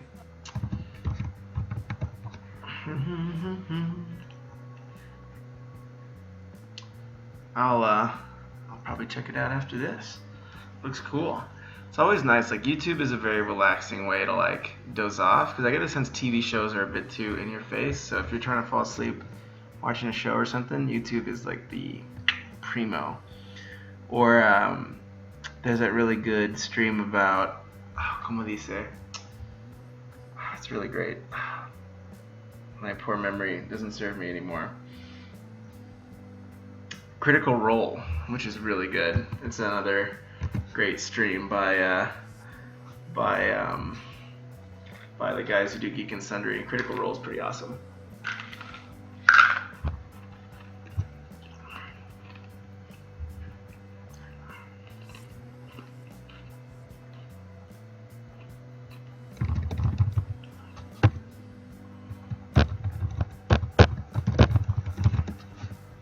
Alrighty, let's see.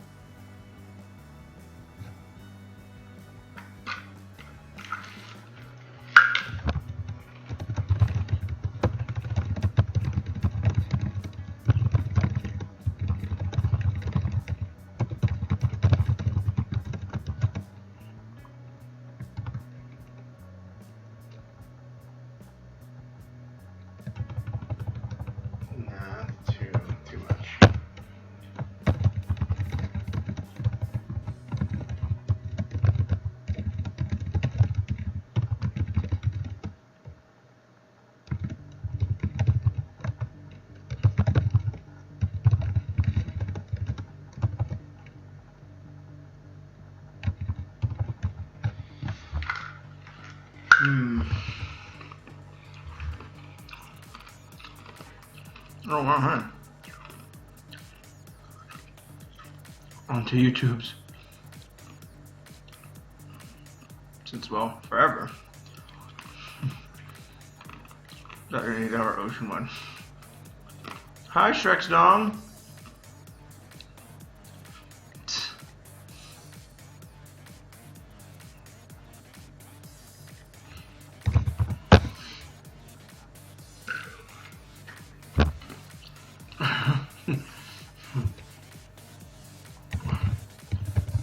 Thunderstorm.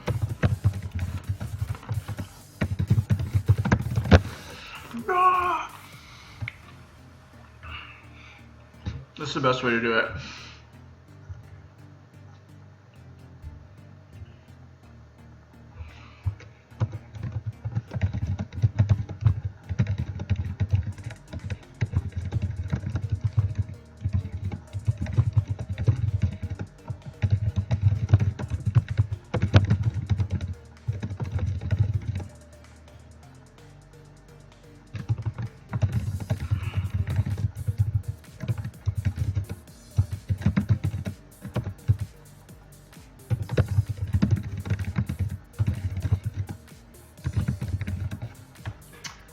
can't I restate that? Ugh.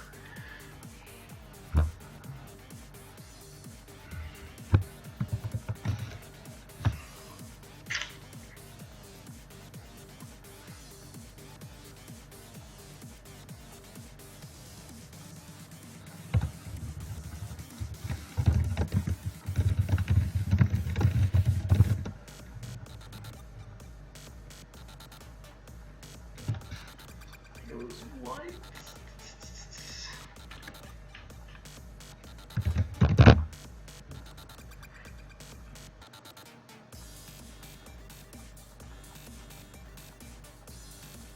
Pale blonde.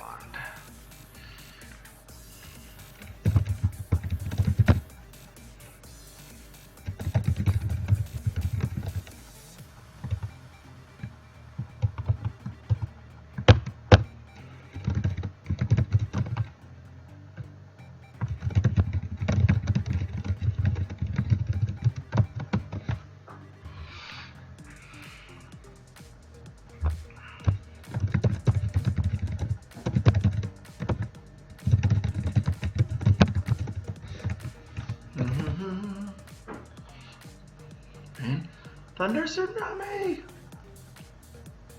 Mine hailed with a sharp hiss. Do, do, do, do, do.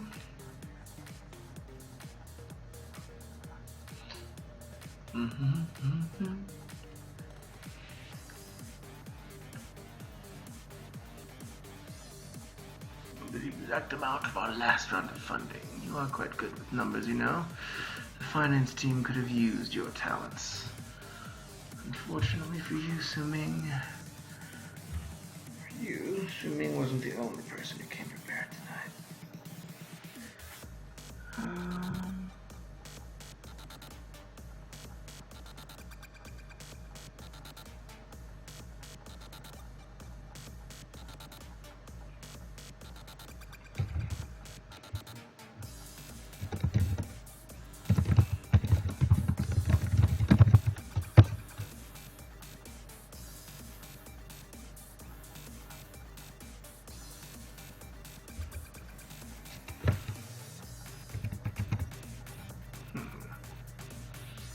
Ooh, that sounds cool. Roman architecture. So intriguing. They loved copying the Greeks. That was like their favorite. They were definitely Greco-philes. But I would love to see that. Those good old Romans and those amazing, some pretty amazing stuff. I'm gonna copy that as well. Whoop. See, it goes down the awesome notes down here. Put a note.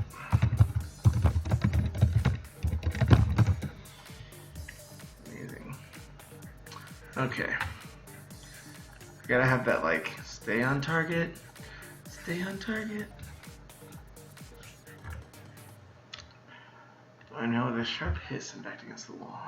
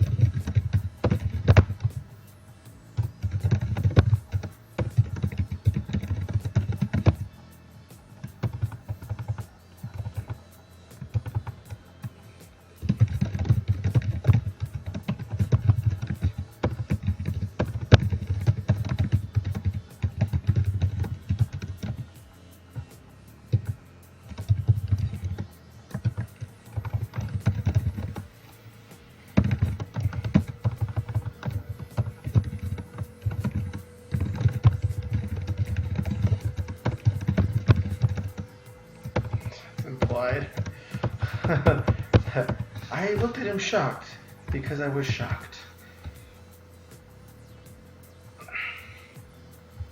That's true.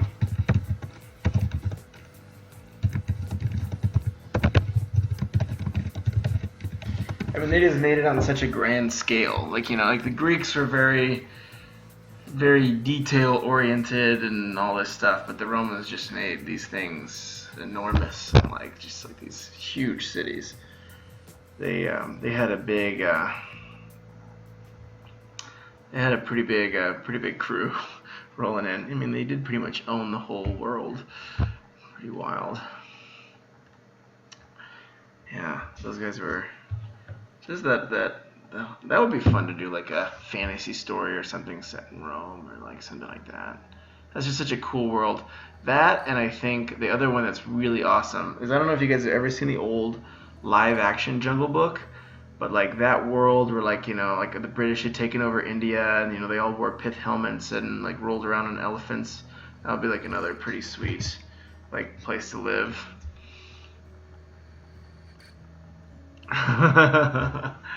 That's awesome.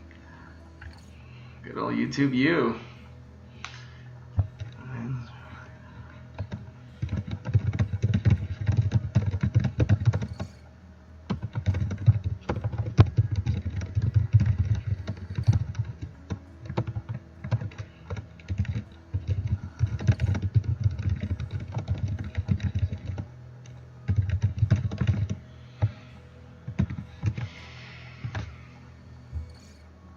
Oh, nice. Ancient Greece. I love it.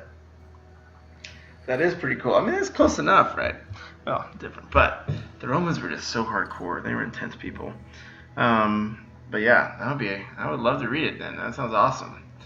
Good old Greeks. Man, they were interesting fellows.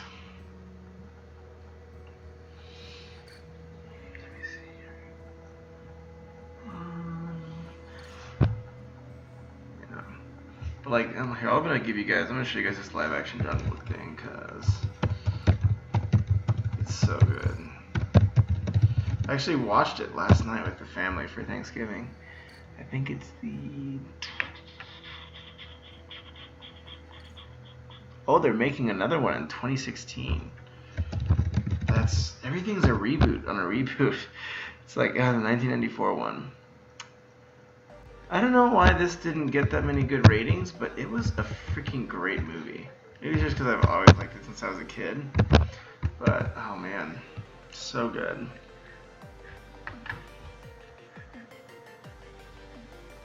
Very, very well structured, I thought.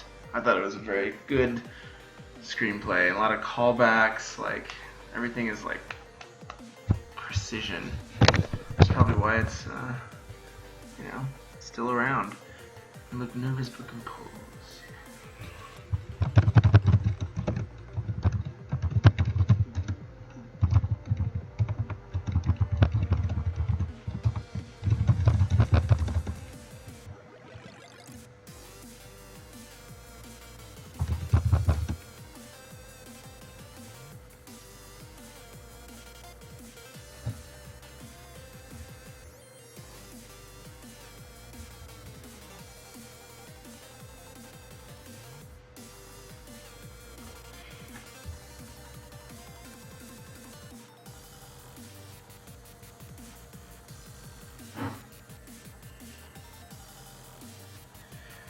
Yeah, this I think we can draw out. Once the gun is drawn, I can expand the scene a little bit more and bring in more of this explanation up here.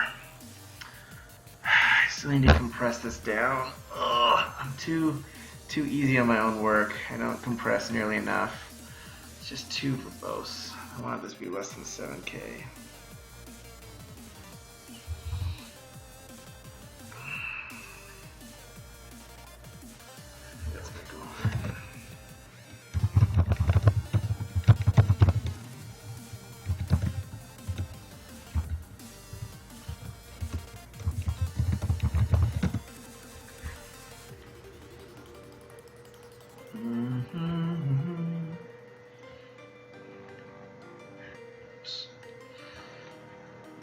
Yeah, I think I need to.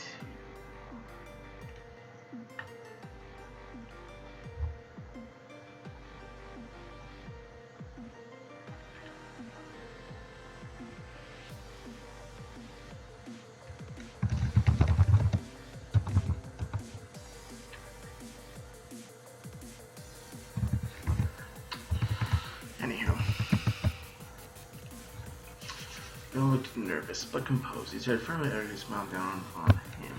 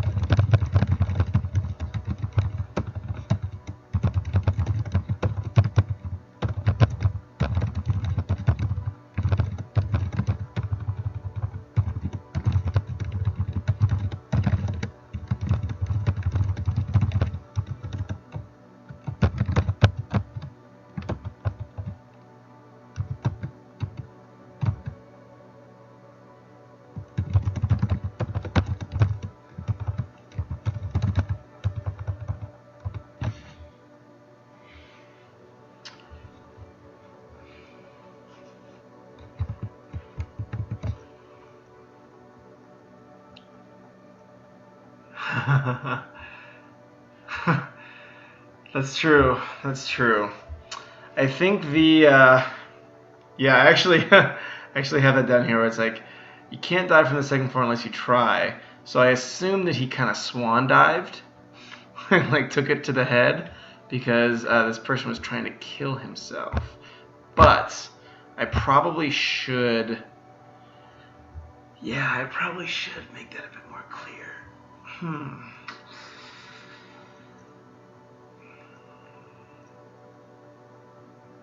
Yeah.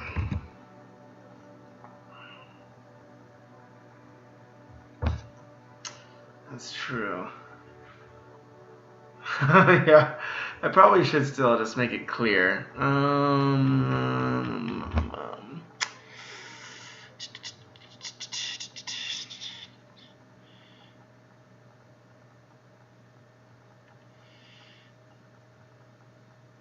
Oh, I should just do it in his description.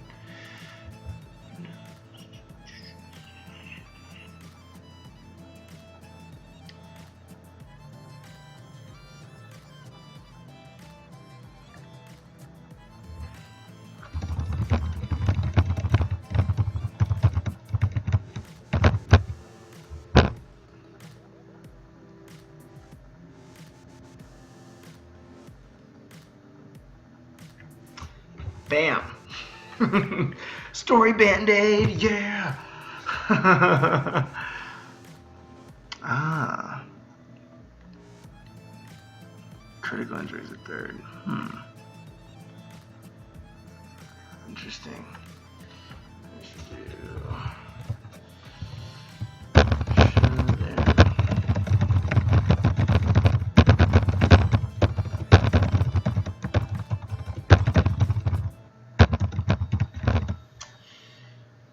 Story.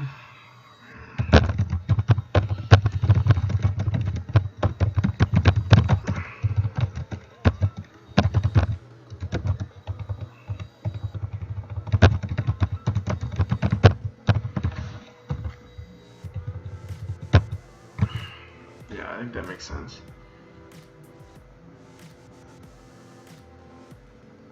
Huh, yeah. Exit. Third floor. Slasher clowns. That would be a really cool haunted house. They had this.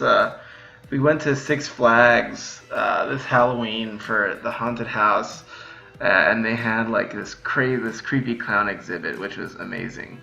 That'd be cool if they just rented out some massive like old hotel or something, and then each floor was like some like horror show.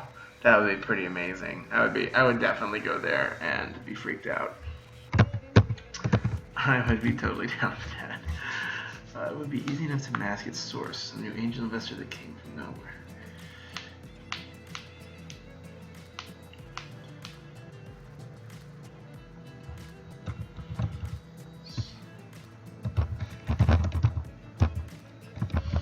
Set money. What's its source? It came from nowhere.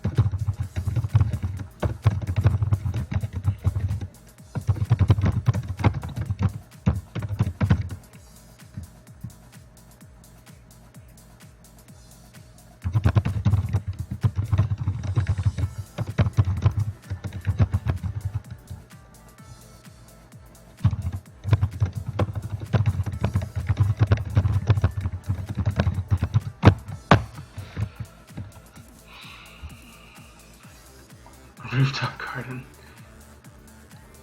Fifth floor tuberculosis.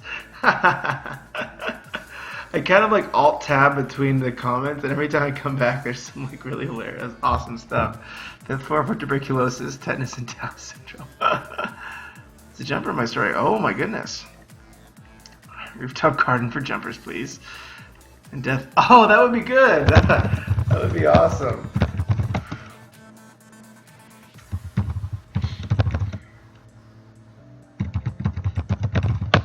Choose your dead venture.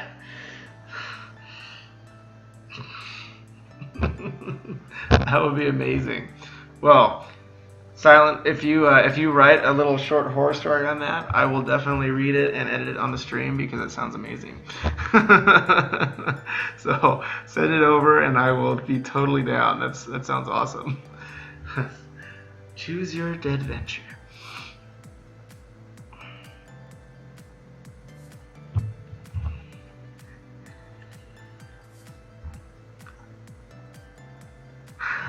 Choose your dead venture. That's so good.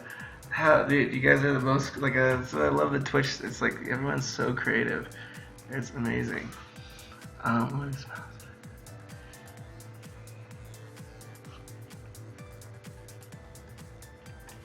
Explore the resolution.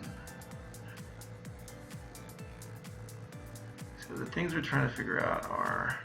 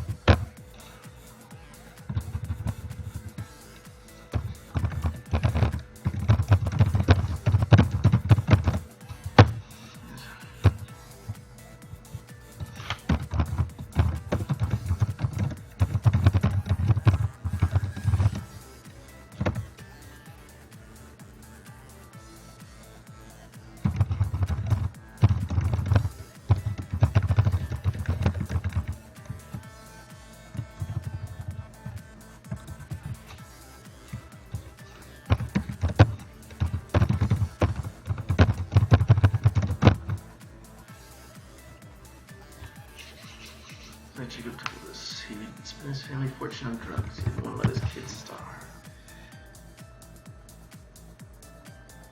Oh.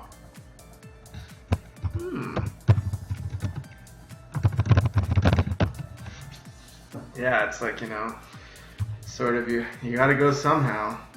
They got that, yeah, it's interesting. Which choices you make. I like that. That's pretty awesome.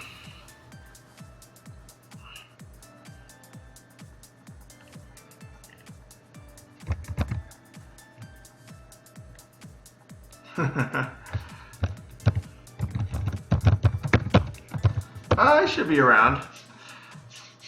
I'm going to try to finish this story tonight. So it'll probably be around for another hour or two. So that's my goal, is to try to at least get this draft done. I'll do a quick edit on it tomorrow and clean up. I guess I can stream that. It'll probably be a lot faster though. And then I'm starting on editing and cleaning up the novel next. So that'll be a bit more aggressive. I'm gonna get some wheat thins though. Ugh.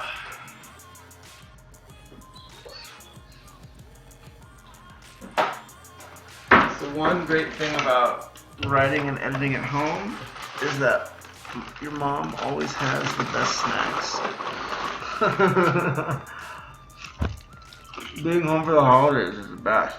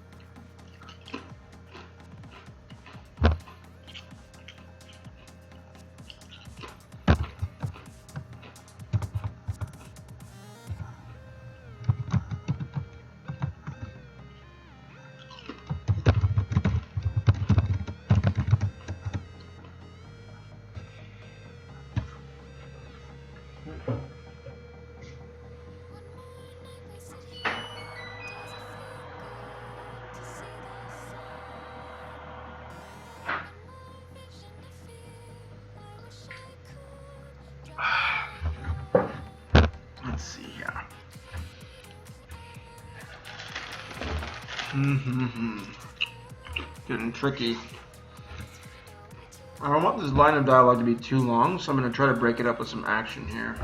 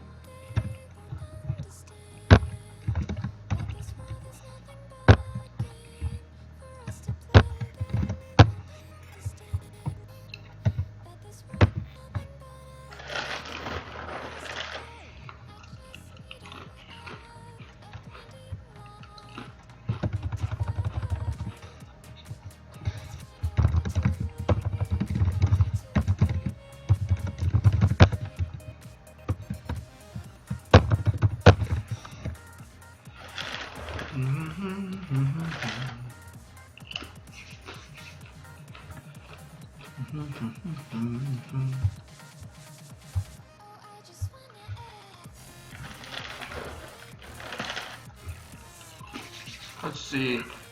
Decisions.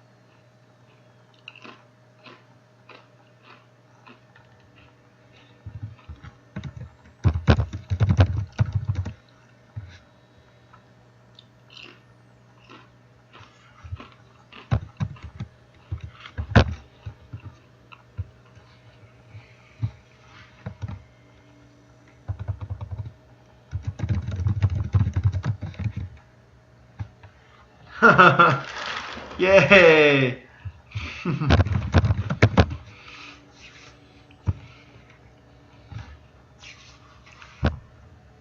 That's awesome. Kitchen duties are important. I'm gonna have to do them for Thanksgiving here in a little bit as well. I'll probably be offline on Thanksgiving Day, cleaning, and I always tell I'm like I have a gift, a kitchen gift in washing dishes. It's one of my natural talents. So I'll probably be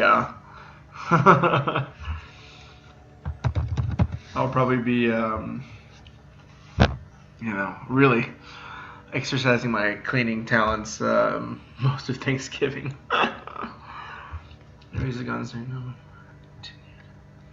Here, I'll scroll it up if you want to see what we kind of crank through. I want to get this down. Well, I shaved off 2,000 words, but I still think it's way too long. Ugh.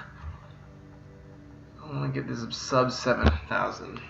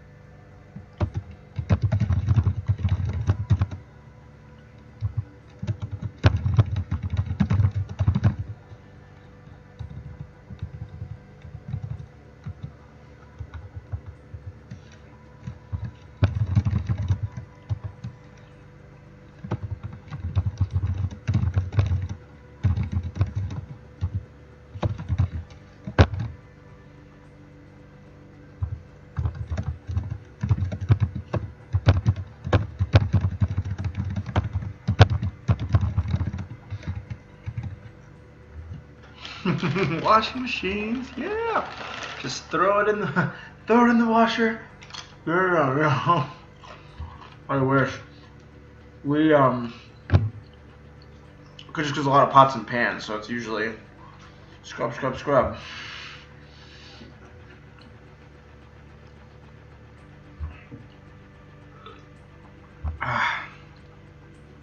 They attacked me in the office. They killed somebody.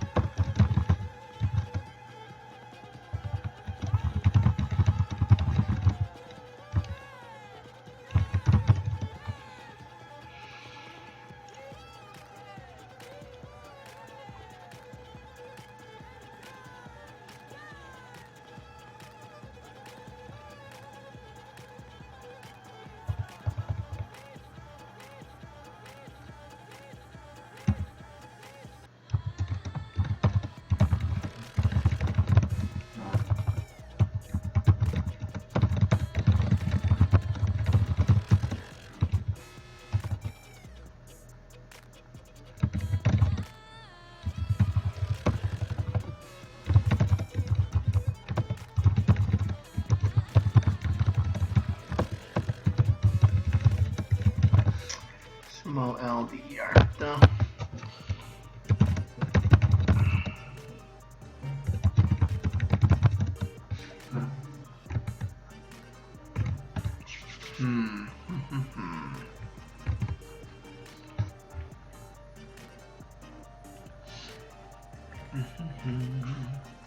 Let's see here. Defend myself.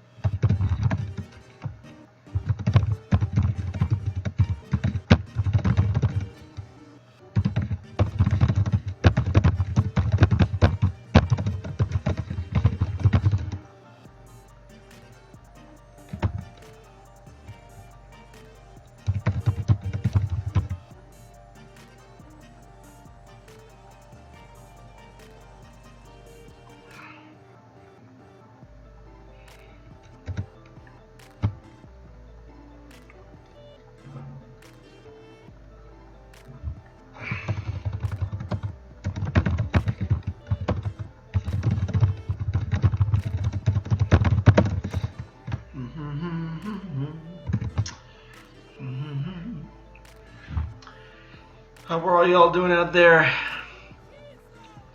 What I actually kind of am curious.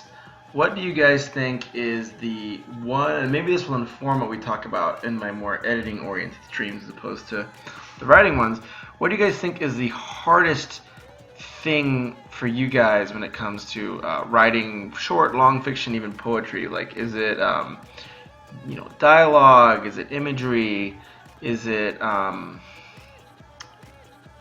is it more story structure, character development?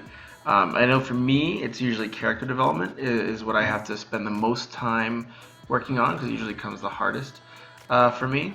But yeah, I don't know if you guys have anything in particular that stands out. So just a sort of a kick off a conversation. I feel like I've been just like plugged in. I don't know if that's.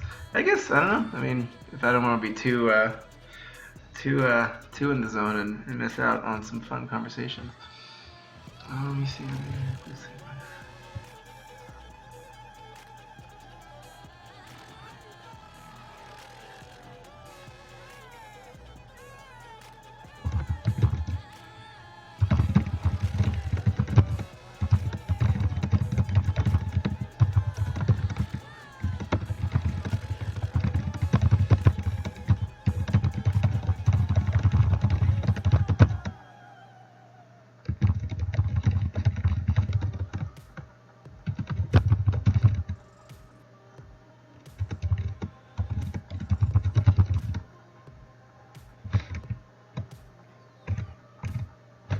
Bueller. I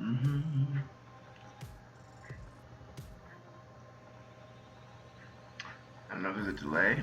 It's all good. I'll just keep cranking.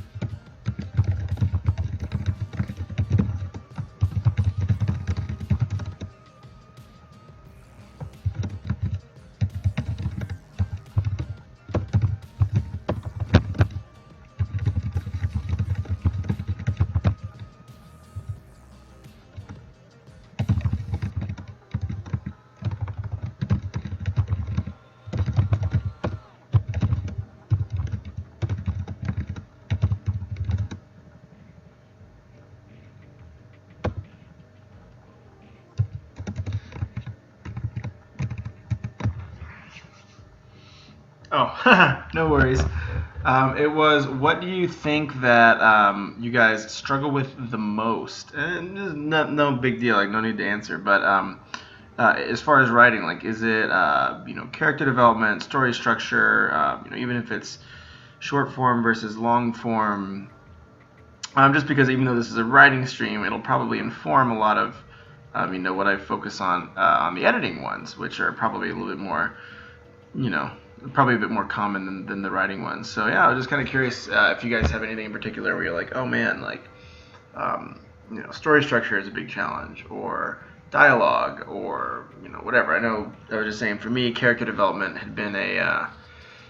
has always been kind of tricky, and something I usually have to overcompensate to focus on. So I didn't know if there was anything similar. Nothing too hardcore. I gotta get in the zone.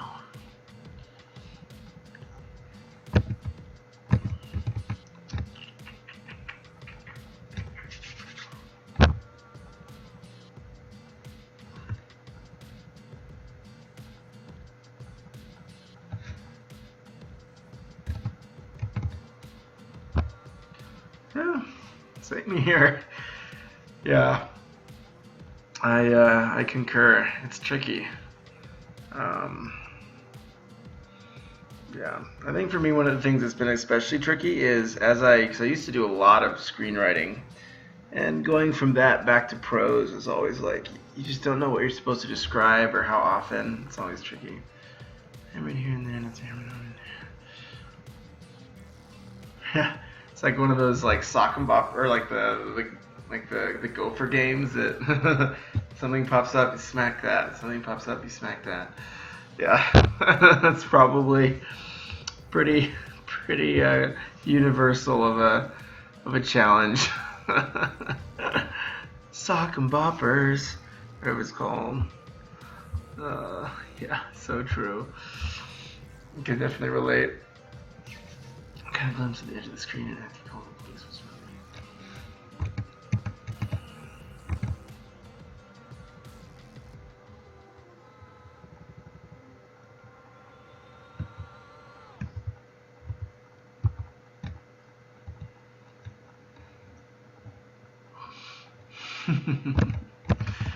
Yeah, very true. I wish it wasn't so apt. I wish it all came super easy. But unfortunately, yeah, that's the way it goes, at least for me sometimes.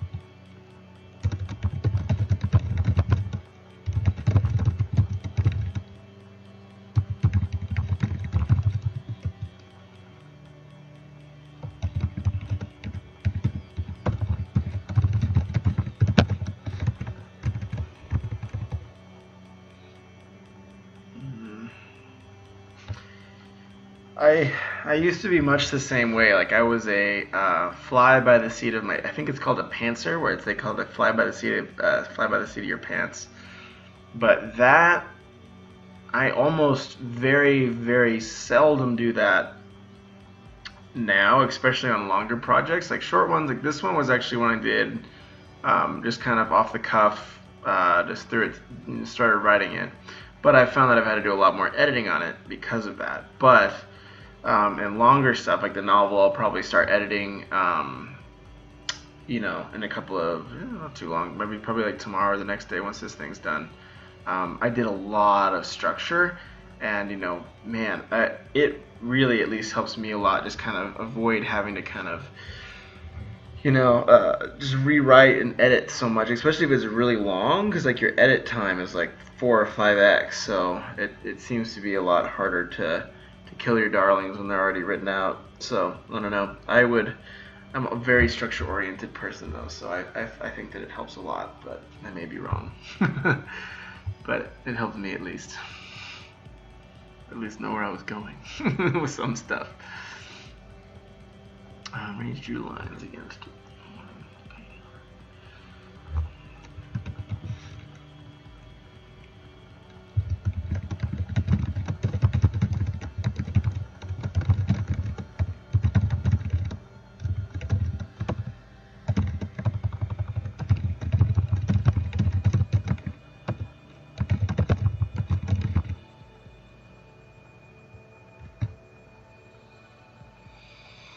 Yeah, I mean, it just helps you go in, like, knowing. Because it's like, you think about this, like, when you're writing, like, on the page, you're trying to make good dialogue, you're trying to keep the plot going, you're trying to make the scene work, you're trying to do, like, 5 different things. So just by planning and knowing where the story's going, you're taking one of those things away. By pre-developing your characters, you're taking away having to develop your characters on the fly. So then all you kind of have to do is just improvise, just improvise the dialogue in the scene, and even if you plan the scene, it's just the dialogue and the characters' actions. So then it's like kind of reduces the amount of pressure that happens on a first draft, which is what I am very fond of when it comes to story structure. Oh, hey Bookfish, how's it going? Welcome, welcome. Good to see ya. Thanks for coming and hanging out again. We're nice. Catching the 8 hours ahead crew over here. That's I guess if you're probably 9 hours. Yeah, 8 hours ahead. Yeah. Jeez. Well, good morning. I hope you're enjoying your breakfast. Yeah. Well, we're doing today finishing up the startup murder mystery. So this is kind of just the climactic part. And I was actually asking Silent Willow what aspect of writing is like the trickiest, where it comes to, whether it's planning, dialogue, character development, the prose itself. So we were just kind of talking about how, I believe it. It's really hard, which is why hype. Which is why dumb people like me try to do it, because it's like, oh, I should beat my head against the hardest wall I can find instead of like a nice, easy, simple one. But I think that's like the fun of it. It's like human communication through storytelling is like such a fun challenge. Like, it's like it's very, very satisfying when it's done well. Like there's been a few times where like stuff I've written has worked, and that feels like absolutely amazing. But then most of the rest of the time it's just slogging around. And you're like, ah, damn it. To rewrite that. Okay. So yeah, that's it happens.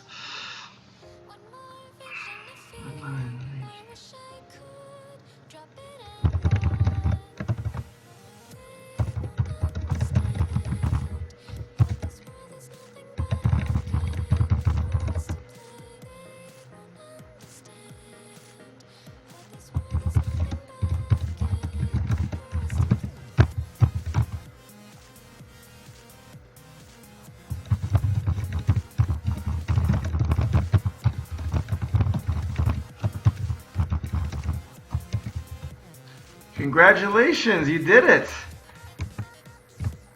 I know you were thinking about doing the creative writing school, but that's awesome. Congrats!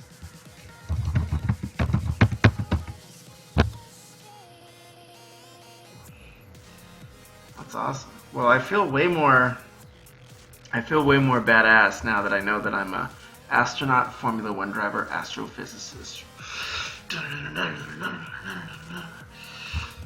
But yeah, congrats. I know you were considering last time you logged in, Bookfish, that you were thinking about going to school. I'm glad you actually were able to do it, and that's exciting that you're learning a lot and being challenged. Nothing like a good challenge in this life, but I'm sure you'll do wonderful.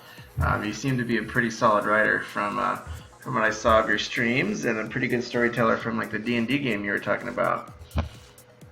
The conversation with the exciting chiefs. Wow.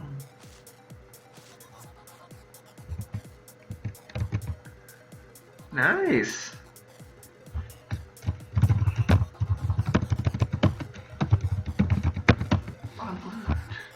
What program are you doing, if you mind me asking? Like, is it like a master's, or is it a undergrad, or some specific? Yeah. It's like, yeah, I'm the man. I'm a psycho astrophysicist, balancing on a trampoline. Yeah, it's good. It feels great. That's good. We gotta true dat.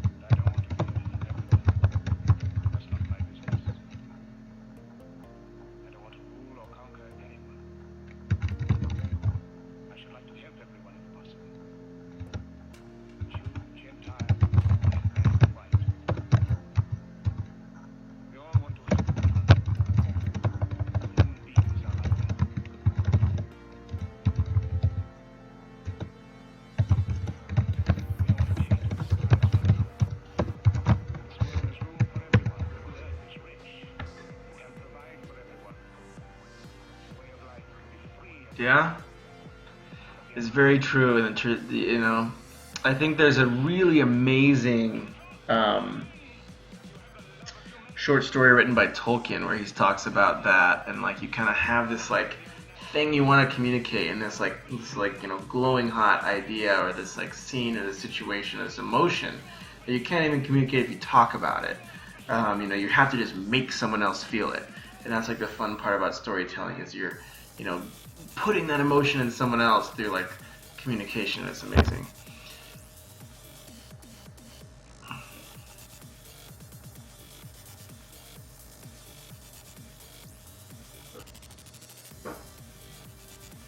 Indeed. But Silent Will is right. It is never too late to continue to learn and grow, and yeah, that's the fun part. I mean, like, you know, people learn stuff pretty quick, and then, oh, cool.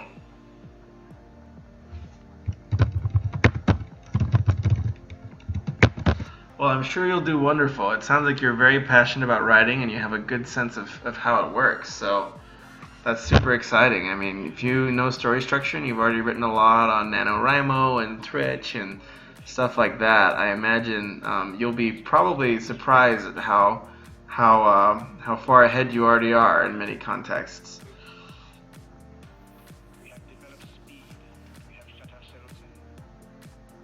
Indeed.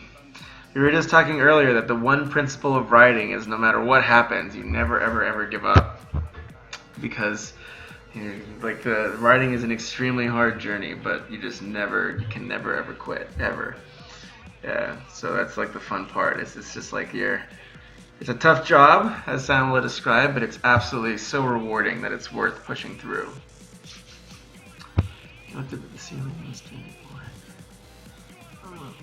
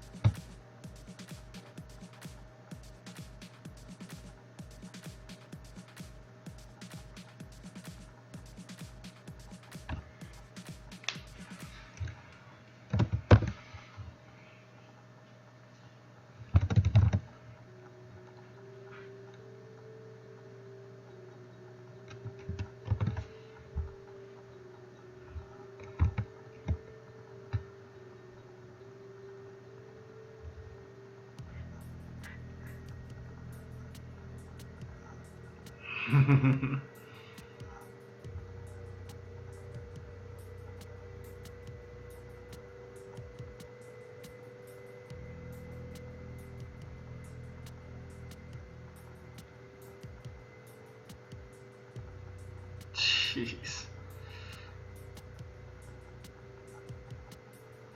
That's an awesome story.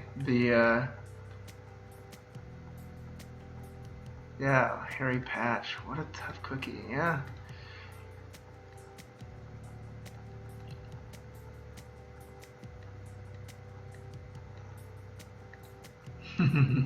Indeed. The story's going all right, Foxy. I am trying to finish it tonight, but yeah, it's interesting. I'm trying to make this line of dialogue not super corny, but I'm trying to see if I can figure out a way to convince the evil startup guy not to murder our heroes. And I'm having trouble because I didn't really have that in the last one. He kind of just gave up really easily and it was stupid. So I want to make some sort of like character change happen, but we'll see. like Silent Little said, writing is really hard.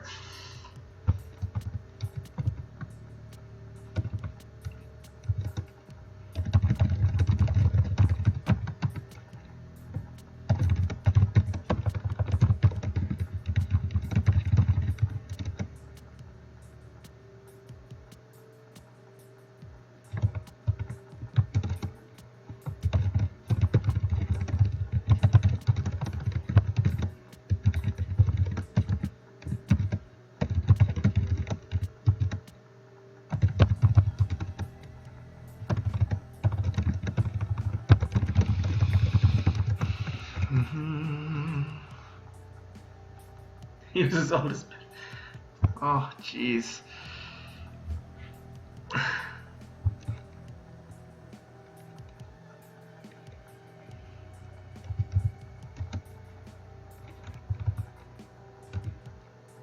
My 11th. 11-1? Yeah, I just prefer to write cheese. It's just so much easier. You can see, this is kind of where I'm struggling here. I'm just trying to make this kind of moment not be super meh. So we'll see if that works out. It's always tricky.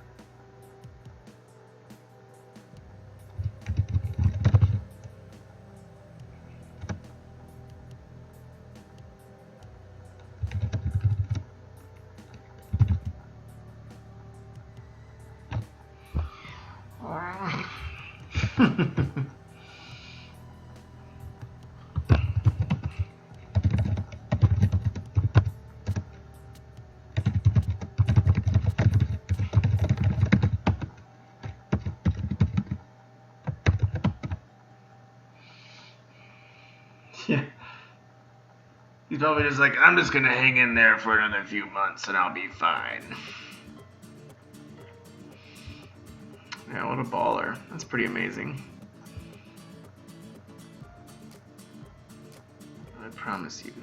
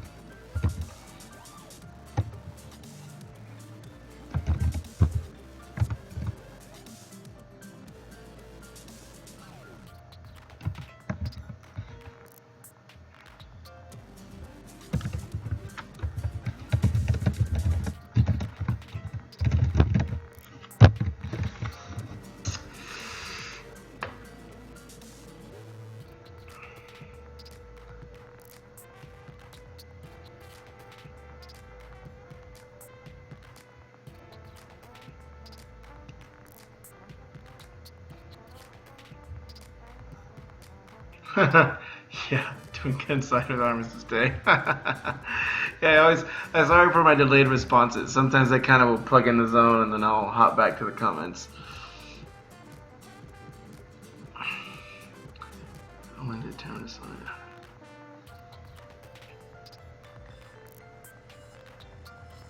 That's crazy. That's a crazy story. Wow.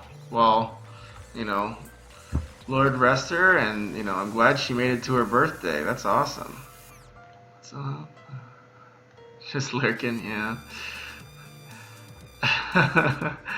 I'm hurt, Xanth. I thought you would, you talk to Bookfish, but you won't talk to us. I'm just kidding. No, it's good. Lurking is nice every now and then, just to be able to chill and enjoy the show. Should have said 200. Yeah, should have said 200.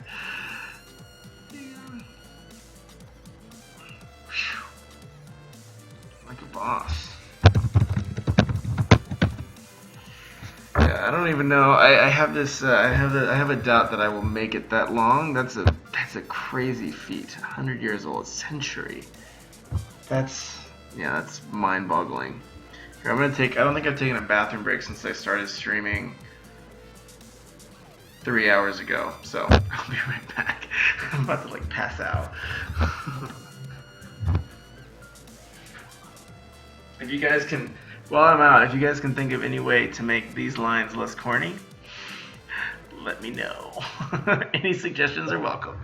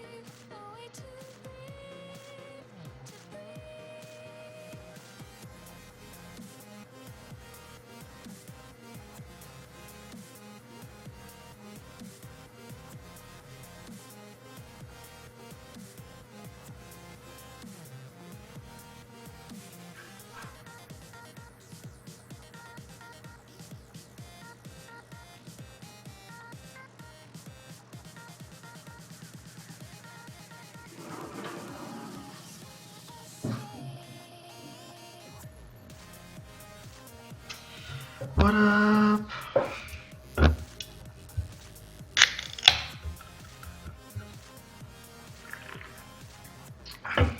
Was I laughing with frustration? Let's see. I may have been. No, it's just always trying to crack the nut, trying to make it a little bit less, a little bit more organic. I'm from California, I guess, so I live in California, so I guess I have to make things more organic, less on the nose. Always struggle with dialogue.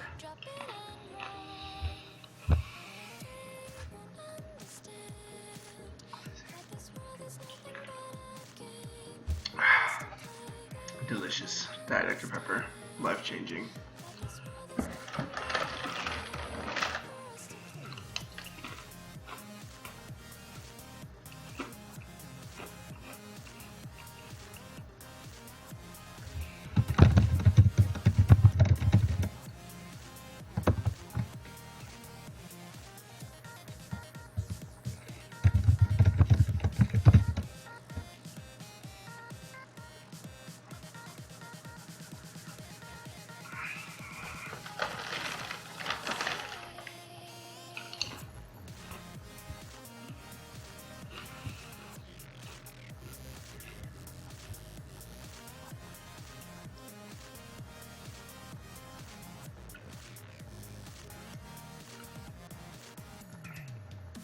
Well, thank you.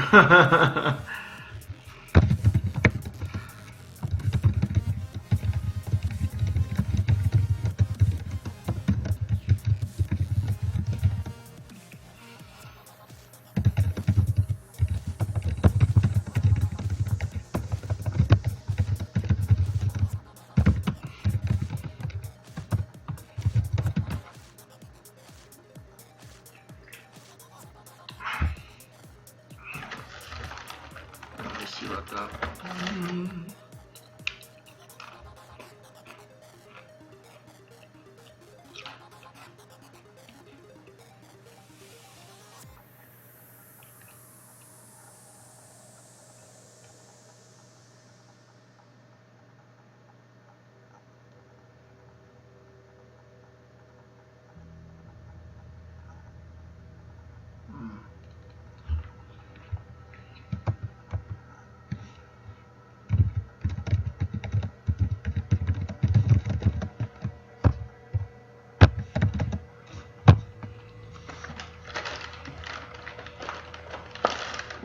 Oh, night.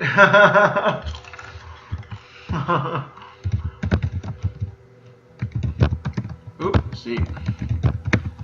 Thanks for hanging out so long. I appreciate you being willing to come chill with us. So good night and get some R&R.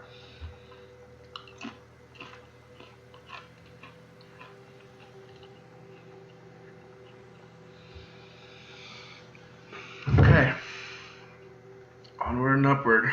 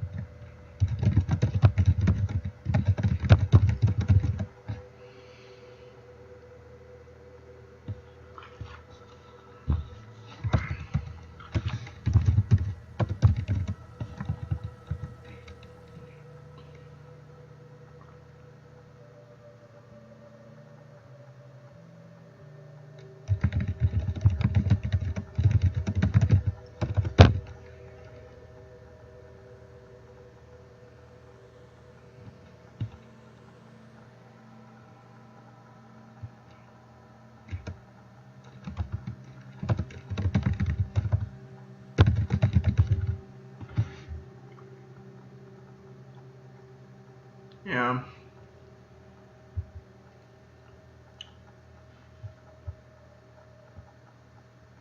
Maybe I'll just take it out.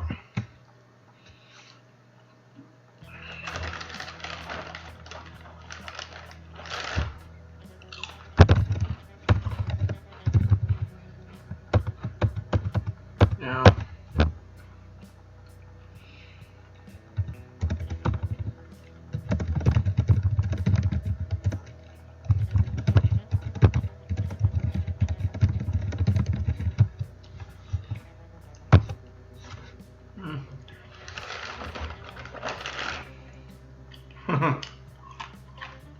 It's tricky, but it's worth it.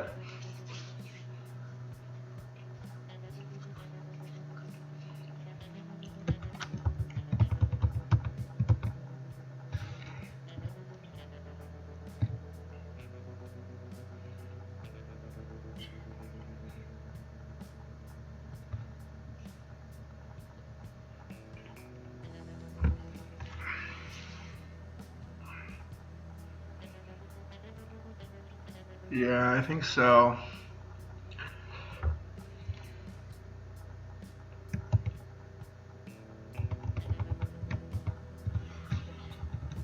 I just need to probably be more specific here.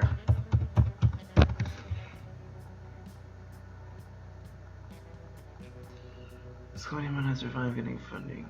Do you have revenue? I promise.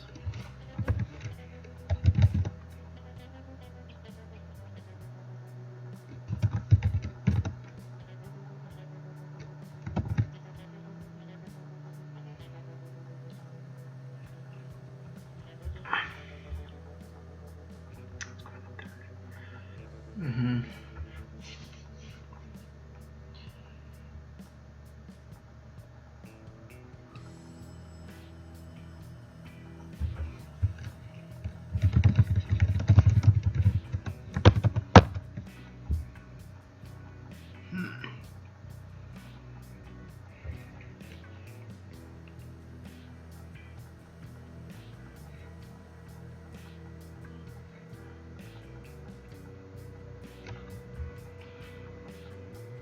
Maybe I need to be more specific up here. Usually if it's like really corny, if you set up some imagery, you can kind of get away with it.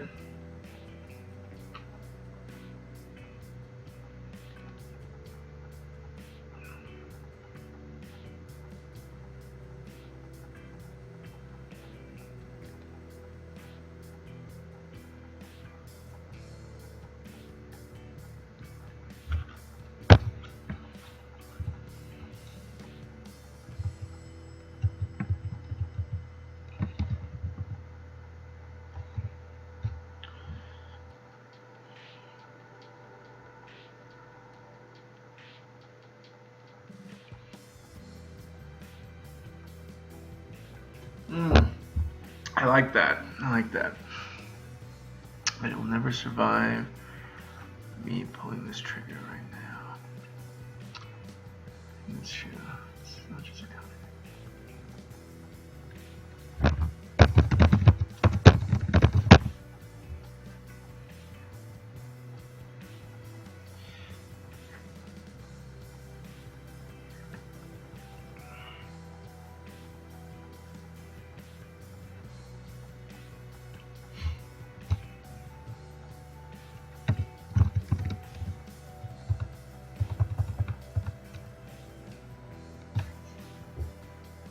No, it's good. I like it.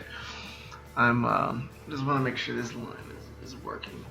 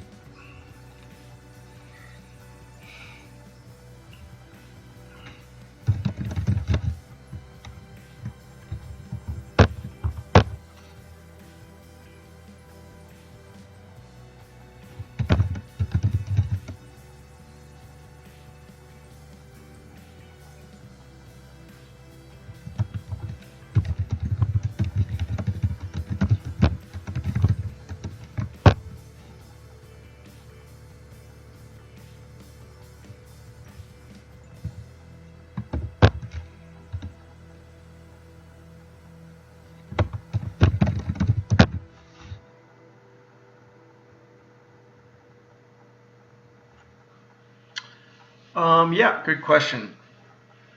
So, no, it's all good.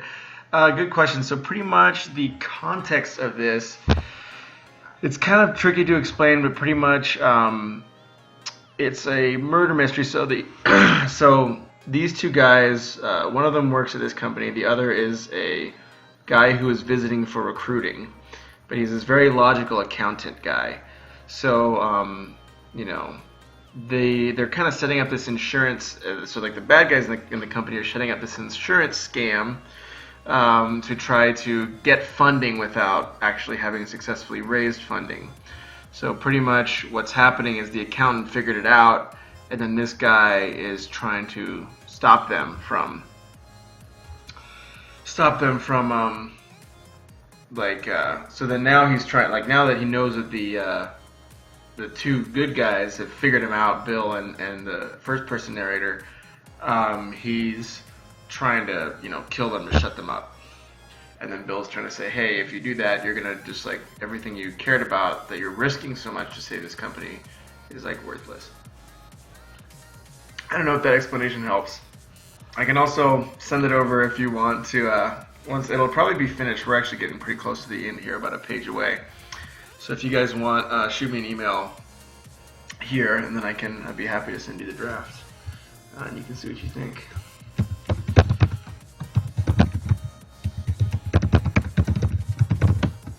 Yeah, so if you guys are curious and you want to read the whole thing through, for better or for worse, yeah, feel free. Even though you kind of are getting some of the spoilers.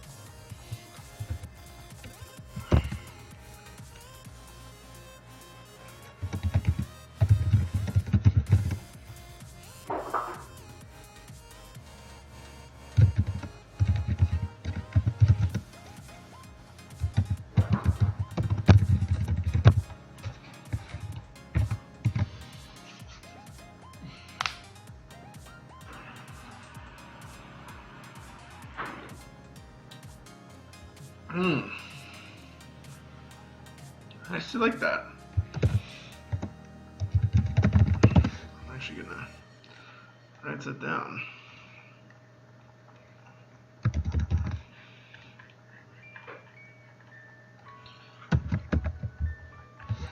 Me gusta mucho.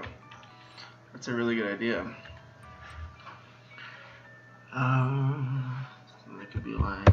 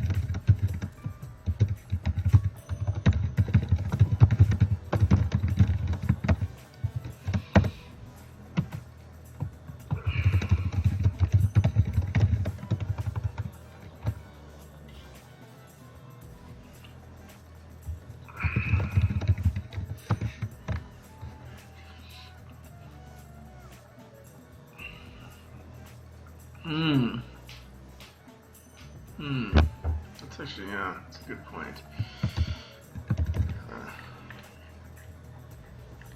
That's very true. Yeah, making scenes line up with characters. Yeah, and that was like kind of what I was saying even earlier. I was like, yeah, one of my biggest struggles is definitely like good characterization and stuff like that. It's always so tricky.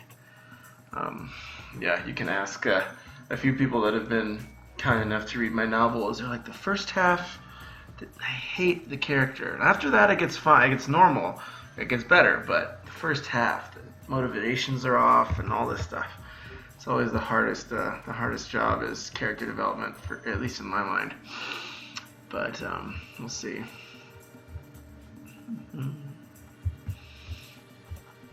All right.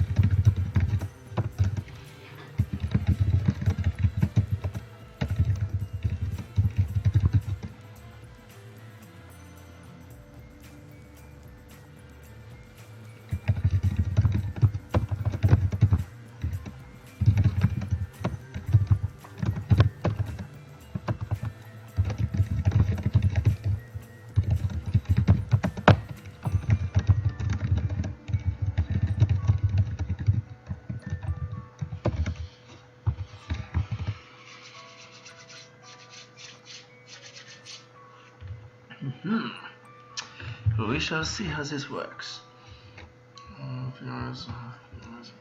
Explanation.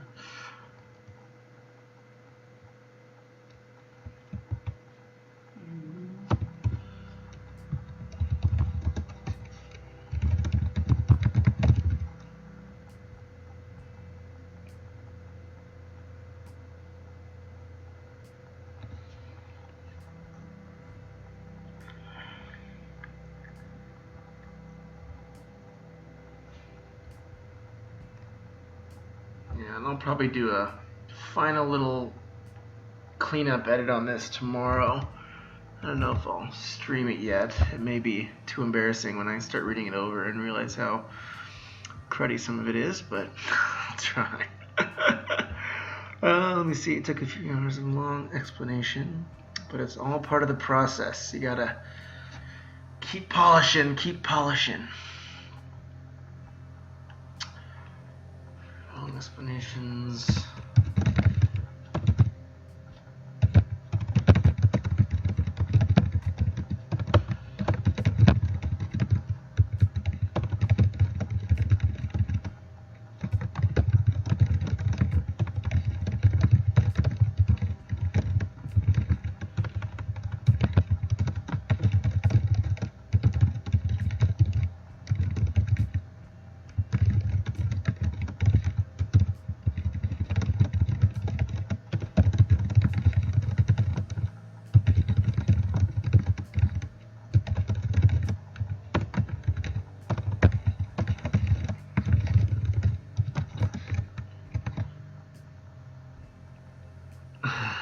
Sounds good. Well, then I'll try to stream the edit of this guy front to back. Probably tomorrow. I don't know if it'll be maybe actually the same day for you. I'm probably gonna crash in a few minutes here once this thing is wrapped up because I'm pretty close to the end. I've kind of cut all this part out.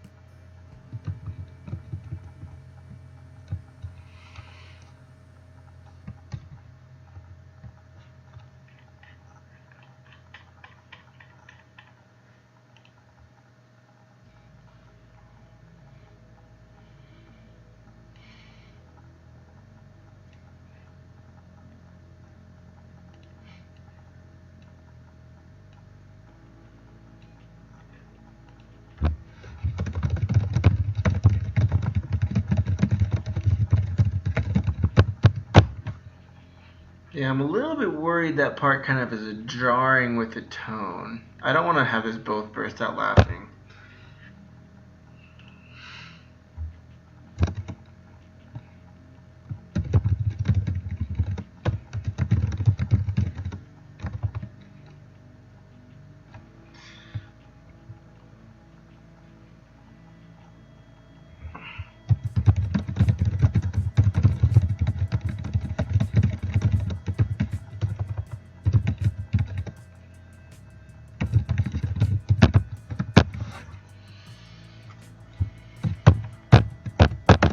Yay. Well, that's that. I don't think I'm gonna add any more to this. I'm gonna keep all this stuff in here, but I'm probably gonna transfer it to the edits, so then this can be more of a edit doc, the repository. Sweet.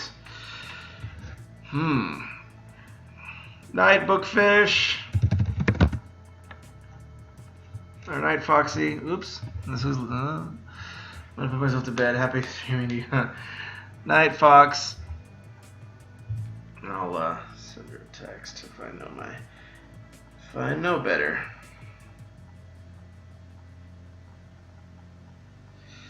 So what do you guys think? Should we try to do a quick read through now? This is actually a short story, Mr. Reverber.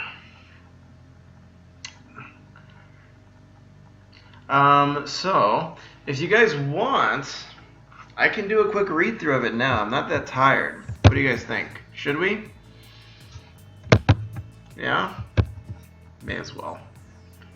Rip off the Band-Aid, right? Let's go for it. Okay.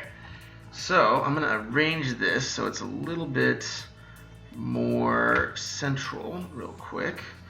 And then we can actually read through this, and I'll just do it like I would normally do an edit.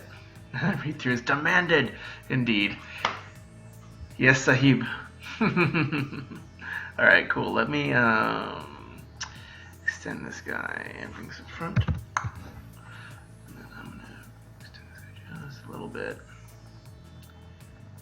That's working. All right. So we'll see. I'm gonna put a comment bar here, just so I can test comments.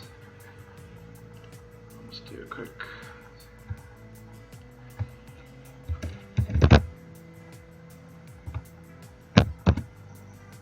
Oops, I can't even spell edits right. Sweet. All right.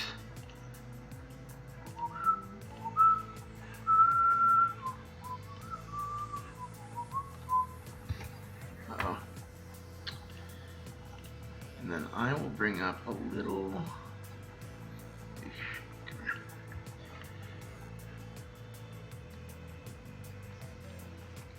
Oh, it's gonna freak out on me here. Come on, buddy.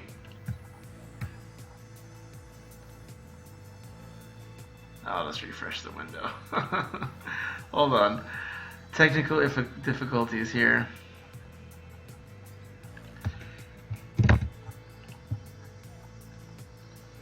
Found Edith. There we go. That looks more natural. Here, I'll get it all arranged in a second. All right. Shazam. Okay. Perf. So I'm actually going to turn off track changes just because I'm actually going to be editing it live and fixing it. Indeed. You should do it. The streaming is a lot of fun. It's a great group of people. Everyone's really awesome, and it's fun. Normally I do editing, so this may actually be a little bit more aligned with what you may be accustomed to. So if you ever stream, let me know and I'll check it out. Okay.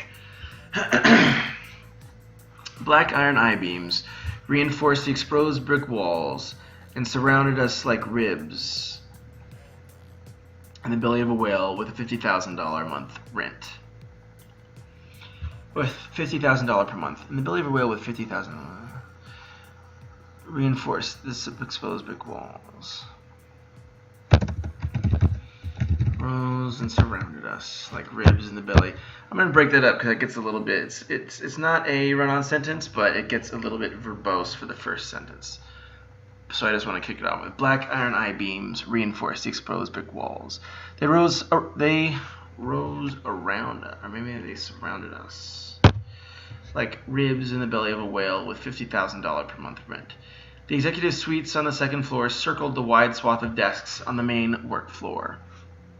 Nerf game, there's a lot of repetition of floor, so you want to watch out. Nerf guns lay on the ground, lay on desks. And they go from the iron supports.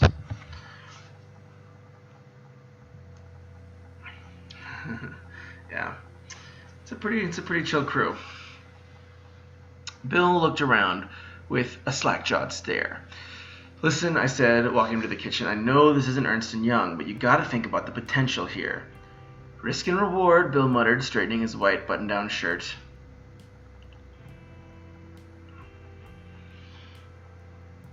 The shirt looked like it had been put through one too many washes, and his hideous brown slacks looked even worse. I tried to ignore this as he continued. Startups have high potential, but the stability is always a bit tenuous. I pulled a jar of goldfish from one of the stainless steel kitchen shelves and dumped a few handfuls into a bowl. I held it out to him, letting him smell the cheesy goodness, letting the smell of cheesy goodness ensnare him. I said, Bill, I'm in the finance team, and I'm hearing good things on the funding front. Why do you think I wanted you to come to town hall tonight? Why else do you think I asked you to come to town hall tonight? Now don't be shy and have some food. Yeah, everybody's, yeah.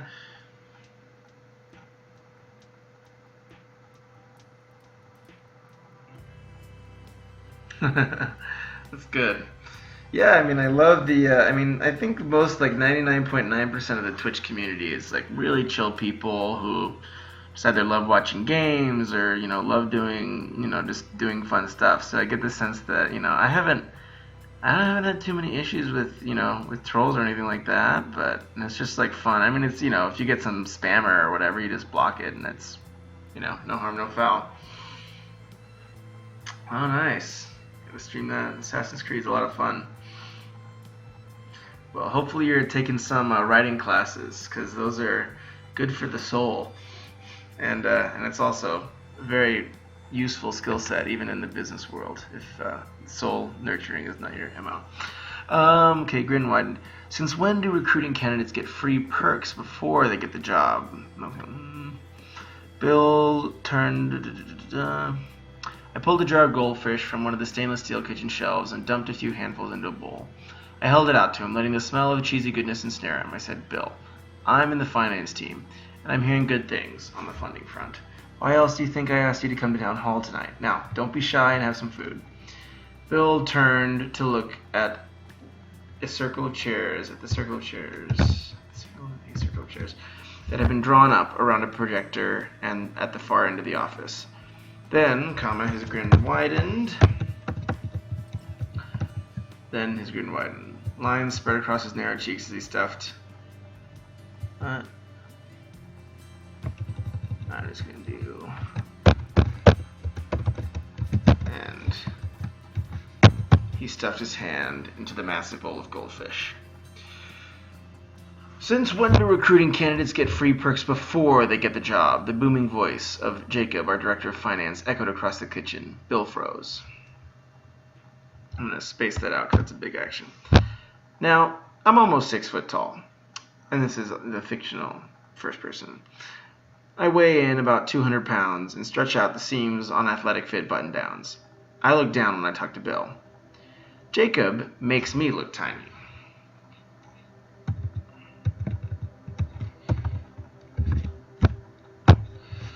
A tiny squeak escaped Bill's thin lips. I don't know if I'm kind of leaning against the tense change there.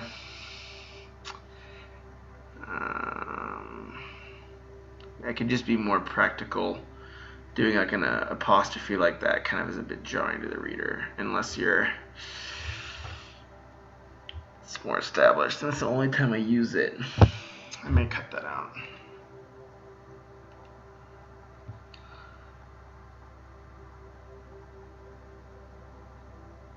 Um,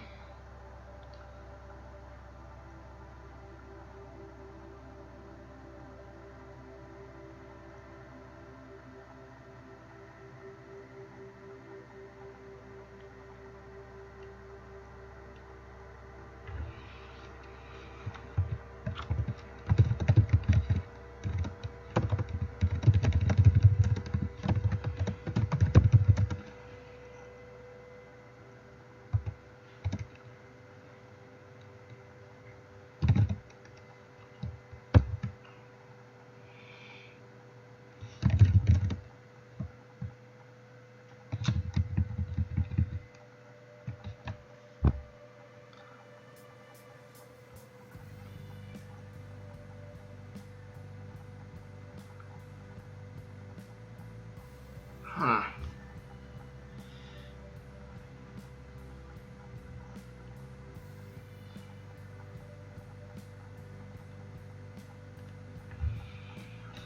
Let's do a space and rewrite this. What's up?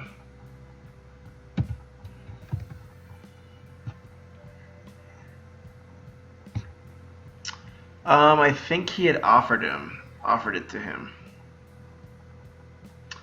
So, good question. I think that they were just walked into like a startup. I probably should even clarify this.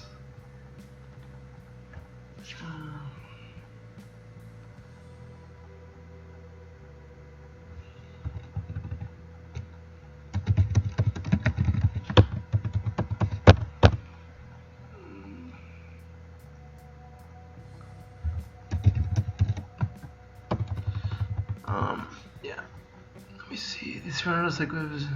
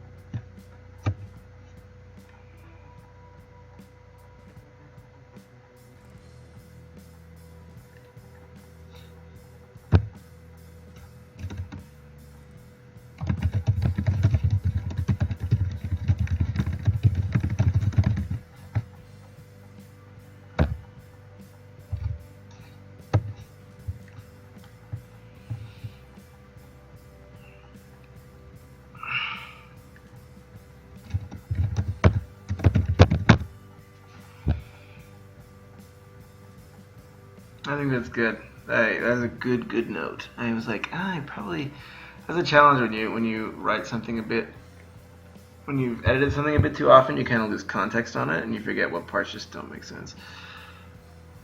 I'm going to offer this. They surrounded us like ribs in the belly of a whale. The executive suites on the second floor circled the wide swath of the desk on the main work floor.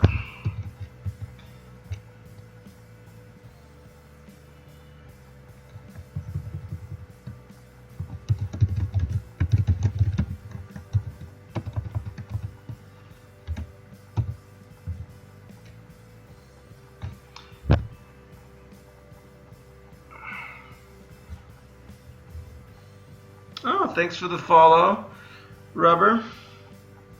I guess it's supposed to be Rubber. I'm not sure. Good feedback. Okay. Welcome to Found. I said, welcome to the kitchen. The startup isn't going to be like yours, and I'm going to think about the potential here. Risk and reward, Bill muttered, straightening signs on the shirt.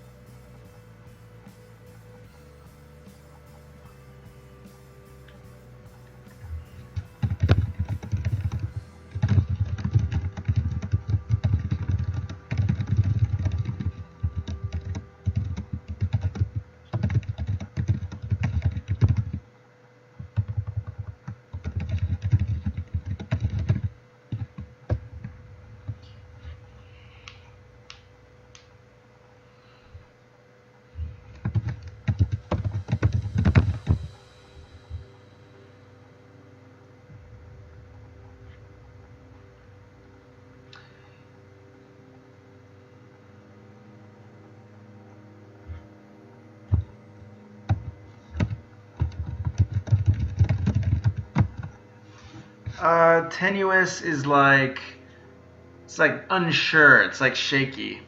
It's like a, here, let me Google it. I can even get you a better definition. It's kind of, it's like a very weak, or it's like insubstantial. There. Yeah, it's you're not, it's like kind of like fluff.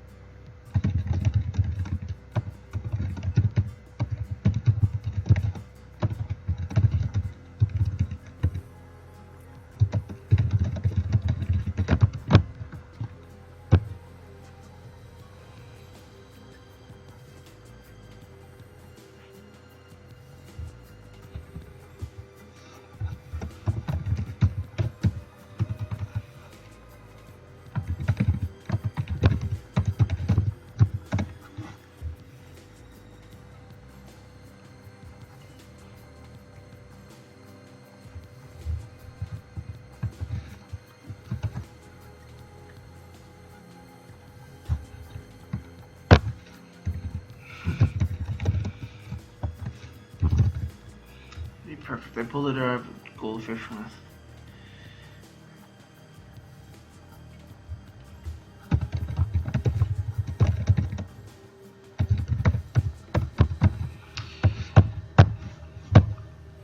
I pulled a jar of goldfish from the stainless steel kitchen shelves and dumped a few handfuls into a bowl. I held it out to him, letting the smell of cheesy goodness ensnare him. I said, "Bill, I'm in the finance team, and I'm hearing good things on the funding front. Why else do you think I asked you to come to town hall tonight? Now don't be shy and have some food." Bill turned to look at a circle of chairs that had been drawn up around the projector at the far end of the office for town hall. Then his grin widened, and he stuffed his hand into the massive bowl of goldfish.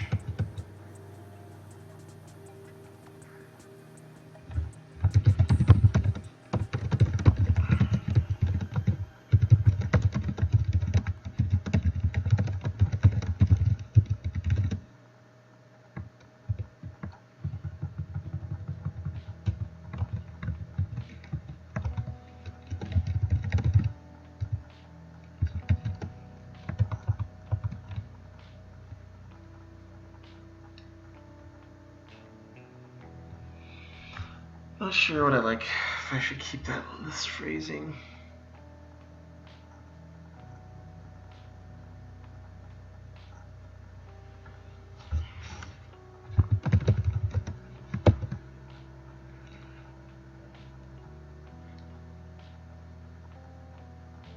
Yeah, that's true, Ditch Dweller. I think, yeah, I'm on the fence. My gut would be that it would probably be okay because it's kind of in the tone. Because I think this guy's trying to recruit his friend to join the startup. So I think it would still fit with the tone. But I think that's a good point.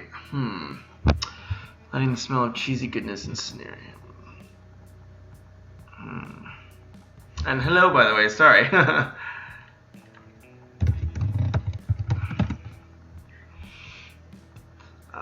Bill froze.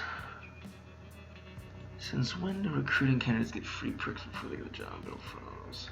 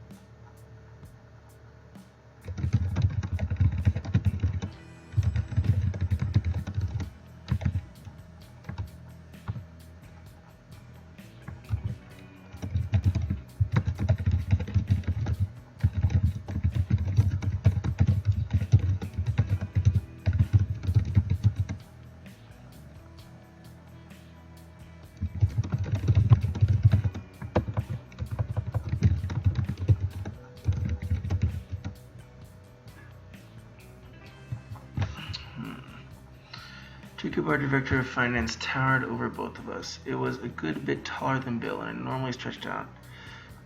Towered over both of us. I was a good bit taller than Bill.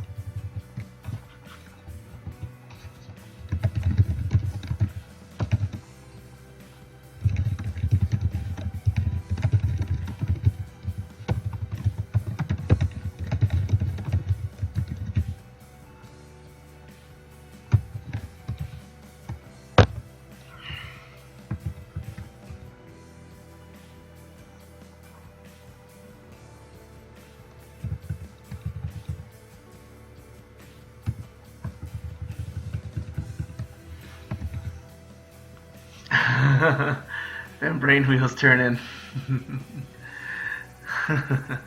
Slow and steady wins the race. And you guys see me frowning over this thing. Yeah,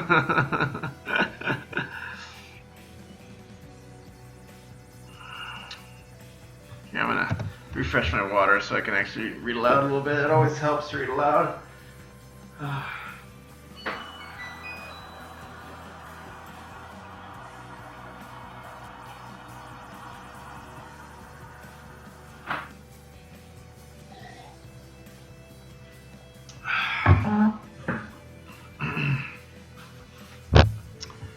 Cool. A thin squeak. Okay. Let me just reread that. So Bill turned a circle to look at a circle of chairs that had been drawn up on a projector at the far end of the office for town hall.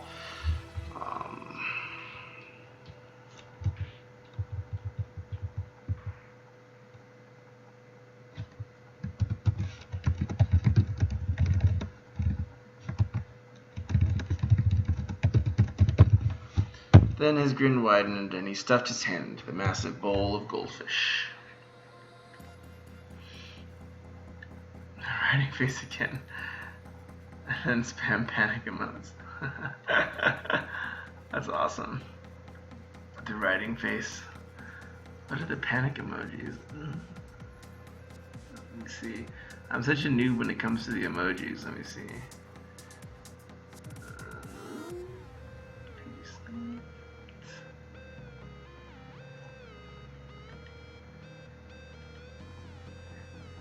I'll do that one. That's my writing face.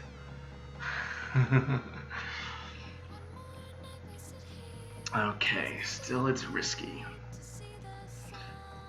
Still it's risky. Okay, then his grin widened and he stuffed his hand into a massive bowl of goldfish. Since when do recruiting candidates get free perks before they get the job?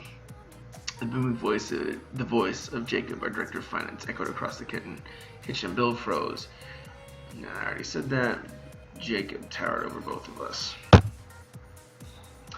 I was a good bit taller. I was a good bit taller than Bill. I normally stretch out the seams of my athletic fit button downs. And that was through the period. Jacob made me feel small. I could only imagine how Bill felt.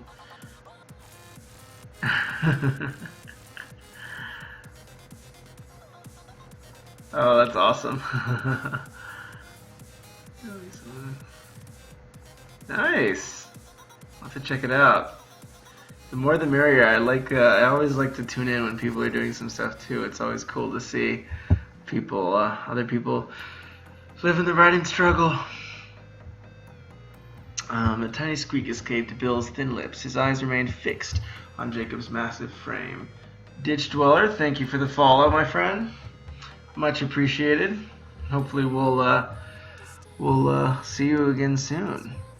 I can only imagine how Bill felt staring up at our frowning director of finance. A tiny squeak escaped his thin lips. No, because it could refer to Bill's thin lips. His eyes remained fixed on Jacob's massive frame as he withdrew his hand slowly from the goldfish jar. So much for making a good first impression, I thought.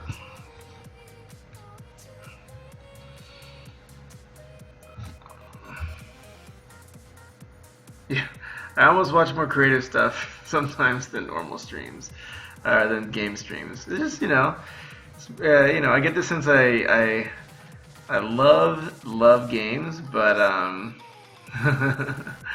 but it's I love games, but I also it's kind of so interesting, especially like the people who are like amazing artists. I just can't. It's just like such a skill that's so foreign to like what I'm accustomed to. It's fascinating to see those people work their magic. It's a tedious thing as well. They work pretty hard too, so I gotta respect that. Jacob pushed out his chest and drew himself to his full height. The tiny buttons on his striped polo threatened to launch themselves across the room with each of Jacob's breaths.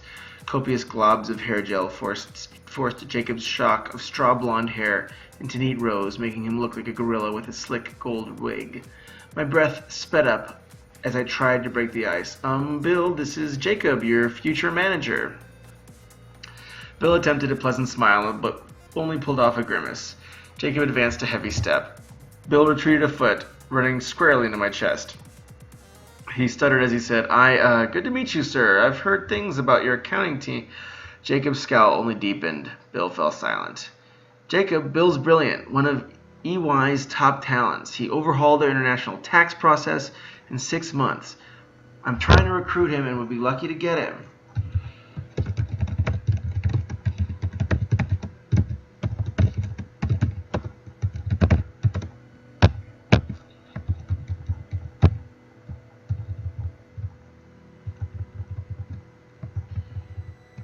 Him tonight and we'll be lucky to get him.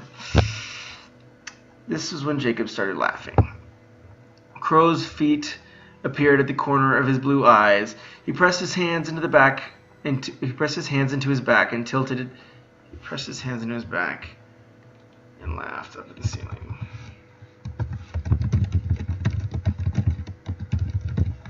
He hee-hawed like Santa Claus, belly jiggle and all, for a full 30 seconds while Bill and I engaged confused looks. Jacob clapped Bill on his back hard enough to make his teeth rattle. God, you new guys are always so damn jumpy. Bill's eyes watered as he rubbed the spot on his back where Jacob had smacked him, but he seemed relieved enough. Bill and Jacob shook hands, and Jacob continued speaking in his booming voice. Let's do they shook hands.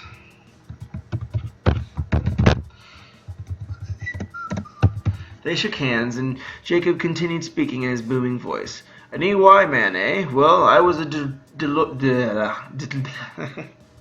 if I could pronounce. A Deloitte loyalist myself, and we're all in the startup world now, but we're all in the startup world now, so I'll let it slide. I haven't decided to apply yet, Bill. Bill replied, sliding the goldfish bowl away from him. No!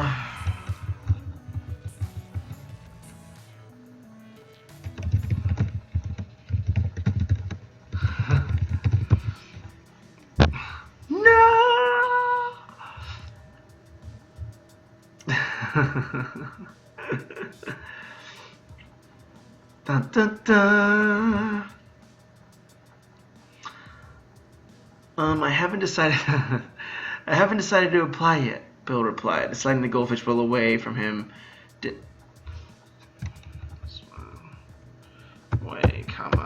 Down the kitchen countertop.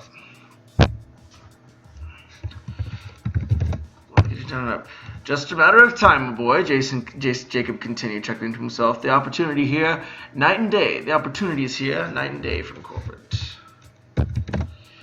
Night and day from corporate life. The risk, though. Bill replied.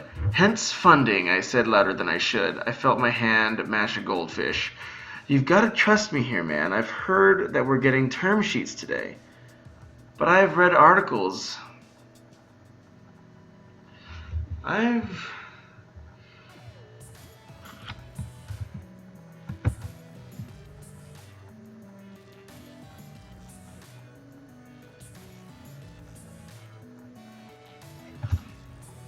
No, it's kind of restating the point. I want to cut this.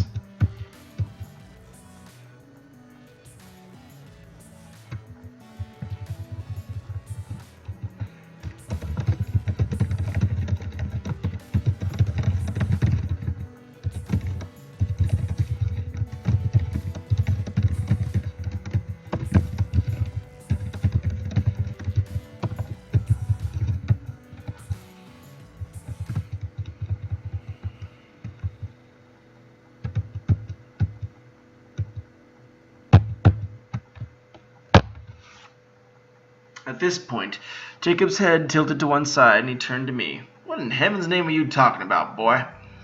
Bill's gaze leapt to Jacob, studying with an interrogative look that he normally reserved for unbalanced balance sheets. I replied, if not fundraising, why would we be having... If not for fundraising, why would we be...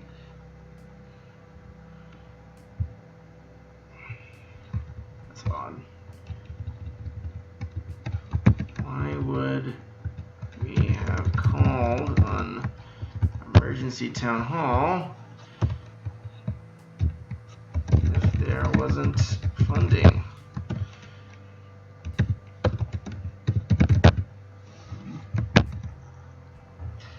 Beats me, boy, Jacob said. But the most I've heard on the funding front is just a few initial conversations.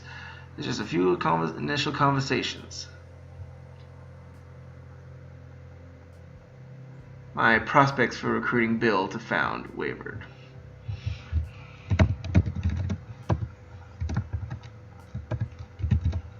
Recruiting Bill to found wavered. Here, I'll be right back. I'm gonna use the restroom real quick.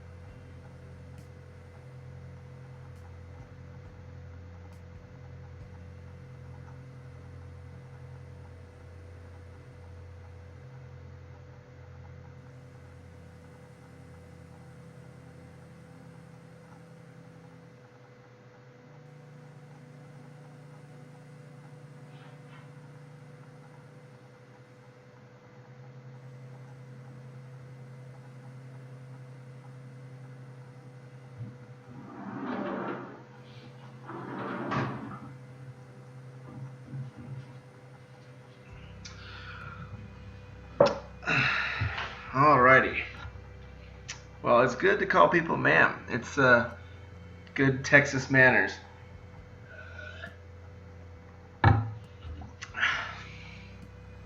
Are you talking? I usually actually stream editing, but yeah, I decided to. I actually ran out of. I usually have a queue of people will normally send me stuff they want me to edit, so I usually have a queue of edits. But my queue has run. I've finished editing all of them, so now I'm in the meantime I'm just doing a little bit of editing my own stuff, just to kind of put myself through the same through the same journey as the poor souls who put their stuff up for editing. So it's I think it's fun to see. I mean, I know when I started writing, it probably would have helped me a little bit, and even just reading aloud, like doing a table read for the screenplay, stuff like that, I know helps a ton. So it's just reading it aloud, seeing what's not working, seeing what is working.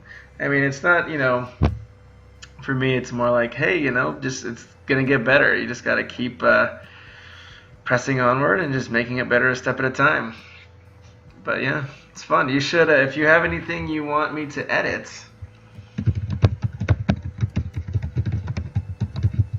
feel free to send it over. Well, no worries.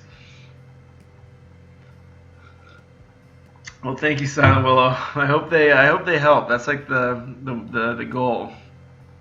The more good writing, the good stories that are out there, the happier. I love reading great stories. It's the best thing in the world. So the more people who are kicking butt at writing that are in the world, the better. So I always try to edit as much as I can for that purpose. Okay. Beats me, boy, Jacob said, but the most I've heard of on the fundraising front is just a few initial conversations.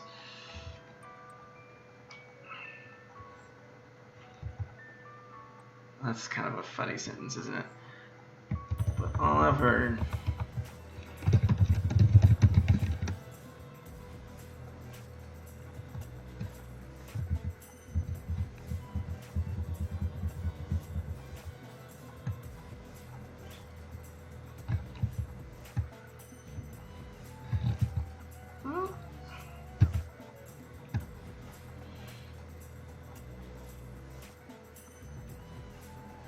Well, awesome. I'm glad it helped. It was a great piece. I mean, I think it was, yeah, it's just all part of the process. It's like just one step at a time. You just got to keep cranking. And it was actually some of the things, I think yours was the screenplay that we looked at, the first act. And that was actually it had some of those issues that this short story actually was struggling with. Where I at least had a lot of what do you say? Just like a few extra scenes, like too much, a lot of stuff was happening. I had a lot of scenes repeating themselves, so trimming it down is kind of those same things I kind of found myself having to do here in this exact story. In fact, beats me, boy. Most I've heard on the fundraising.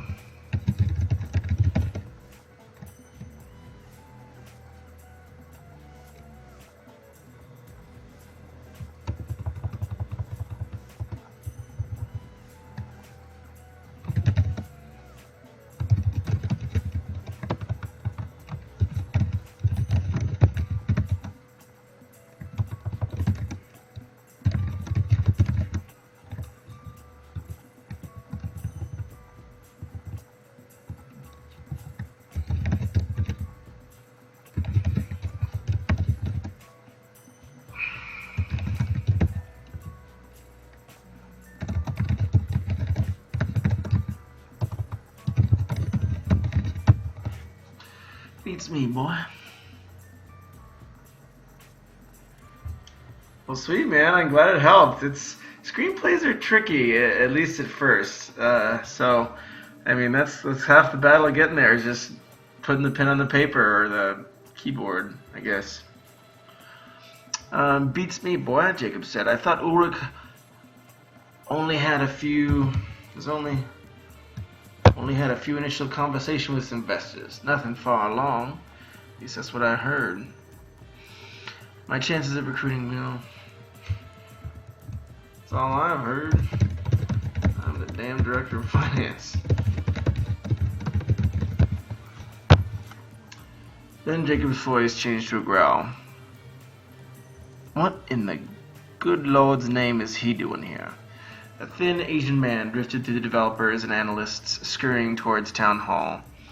A bored, cold look shadowed his narrow eyes, and his jaw was set in a permanent smirk. A well-worn jacket and slacks fell over his narrow frame like clothes on a scarecrow. His thin, bony arms... bony kind of implies thin. His bony arms struck a sharp contrast against Jacob's massive bulk. Jacob marched straight towards the man, pushing straight towards him, I think I can do at that point. Pushing chairs and desks out of his way. Walking double time. I just say running to keep up.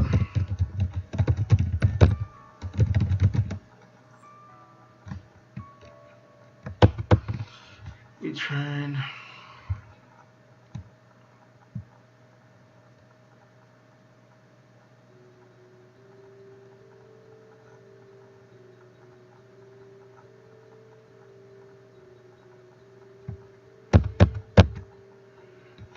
Running, we tried our best to keep up with him, but by the time we got there, Jacob was already shouting, inches away from the man's face. He still looked bored. The man still looked bored. You're not wanted here, you got that, Suming? Jacob's voice crescendoed.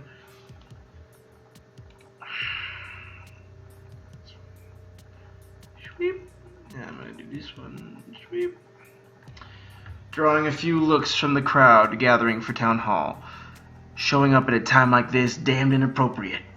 Ah, aren't you cute, Suming replied, his thin lips twisted into a sarcastic smile. It looks like they still let you run around and pretend to make decisions. Ulrich always liked his little monkey. Big words from the idiot who spent his fortune on cocaine, Jacob snapped back. I hope your wife and kid aren't going hungry these days. At least I earned a fortune. Suming turned to walk away. Suming said, turning to walk away. Oops. I didn't just profit from the efforts of my betters. You think you're real damn smart, don't you? Okay, I'm going to take out this comment because it's just making it smaller. Beep. Let me see.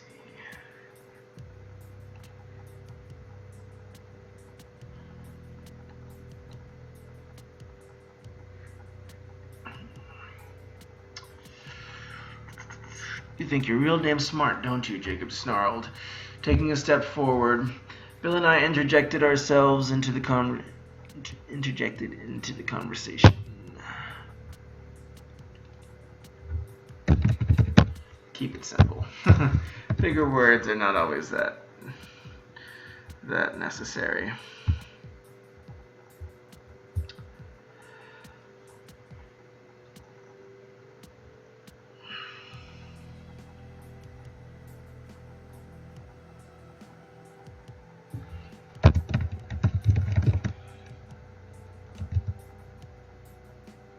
Disarm.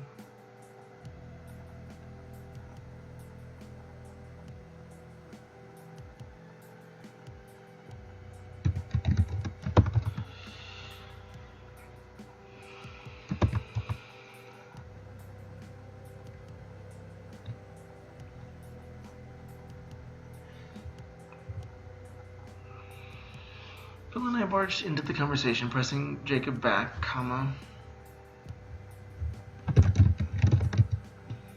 press Jacob back as I talked to Sumi. So you worked here? Jacob's voice boomed over my shoulder. Aimed more, it's a weird space, at Suming than me. Zoom in just a little bit more. Okay. He started found with Ulrich. But the wise ass mouthed off to one of our top clients and almost ended found too. The company survived, Suming drawled as he watched Bill and I firmly press Jacob back with an air of boredom.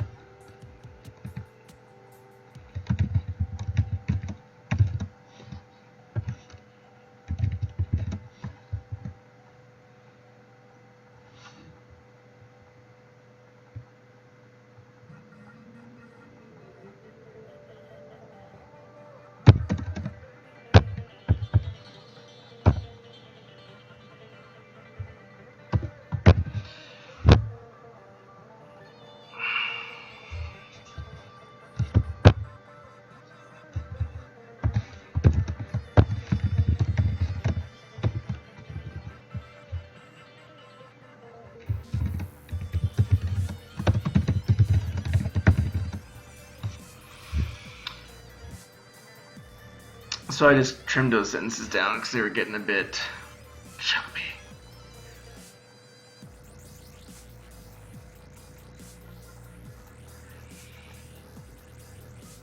Who knows? Maybe, okay, Bill and I attempted to shove Jacob back, assuming watched with an air of boredom. Who knows? Maybe an idiot like you will be able to make a fair penny after fundraising.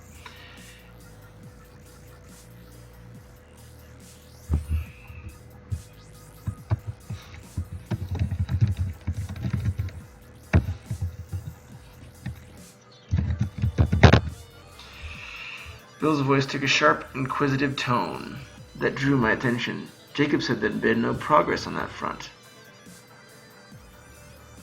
Zooming smirked, turned, and drifted towards the circle of chairs set up for town hall. He wove through the desks and discarded Nerf guns, and took a seat in the very back. In the back. That was about all Jacob could stand. He seized his laptop, muttered something about fundraising, and pushed past a few lost-looking interns. He took off in the opposite direction and tromped upstairs to the executive balcony. We listened to his steps overhead for a few seconds before he entered one of the offices, slamming the door shut behind him.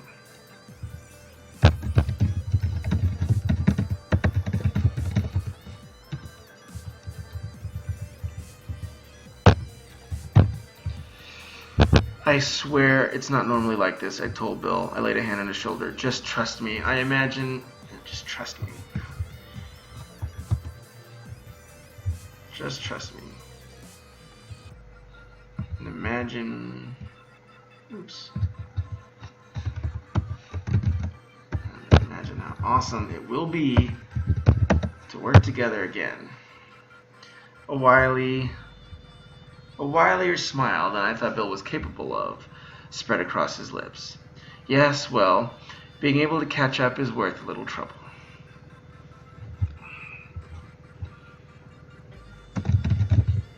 Is worth a little trouble. Just wait till you meet Ulrich, our CEO, I told him. He's brilliant. Made this place what it is today from a garage. Well, it certainly is a lively place, isn't it? Still smiling, he marched off towards the chair.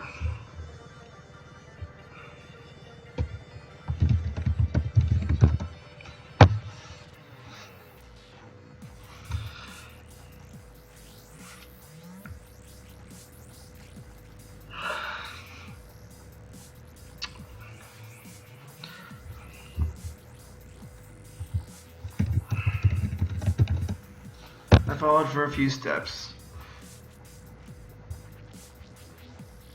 Before I turned to look at the offices above me.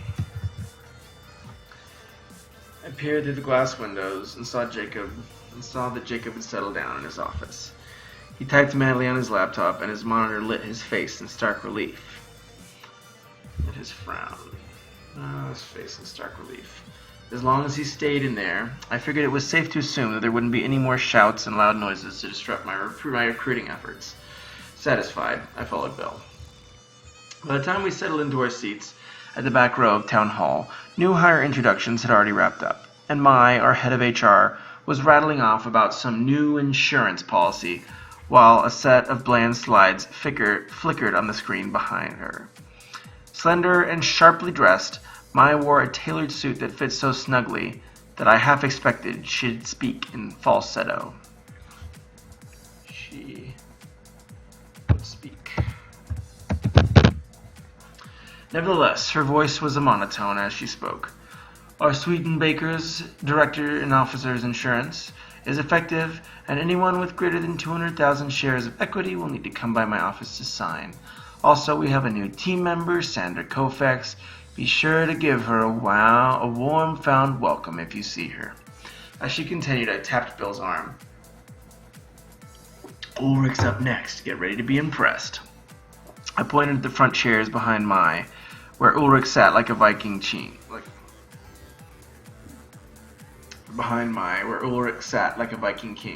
His muscular frame and broad shoulders defied his tall runner's build. It's kind of weird. His pale blonde hair curled in stylishly messy waves, as His ice blue eyes scanned the crowd with the confidence of a victorious general surveying his conquest. Despite his strong posture,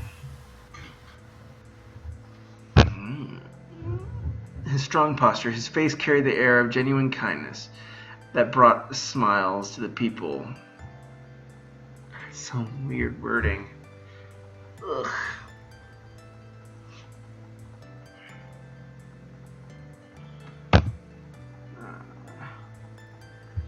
Later. Good seeing you. Take care. Have fun. Have fun at work. Hugs as well. Okay. Her voice was a monotone as she spoke. Our sweet and bitter. Be sure to give her a warm, fond welcome. As she continued, I tapped Bill's arm. Ulrich's up next. Get ready to be impressed. I pointed at the front chairs behind where Ulrich sat like a Viking king. His muscular frame and broad shoulders defied his tall runner's build. His pale blonde hair curled in stylish messy waves. His ice blue eyes scanned the crowd with the confidence of a victorious general surveying his conquest. Despite his strong posture, his face still carried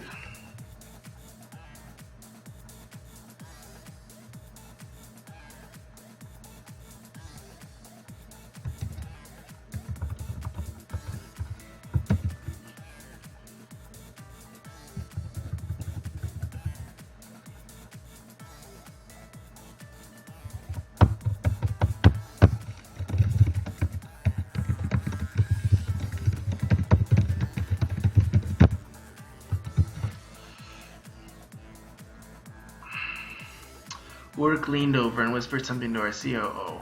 A rakish grin that could raise $1 million, that could raise millions of dollars, tugged at his cheeks. Something about Ulrich's confidence gave me hope that Bill might just forget about Jacob and Suming's argument.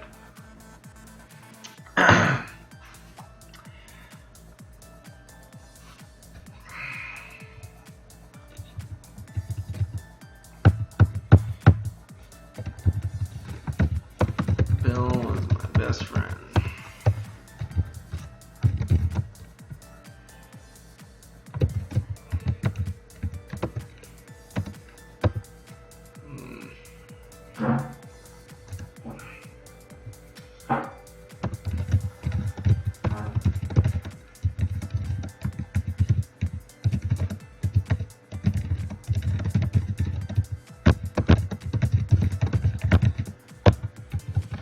Our new okay.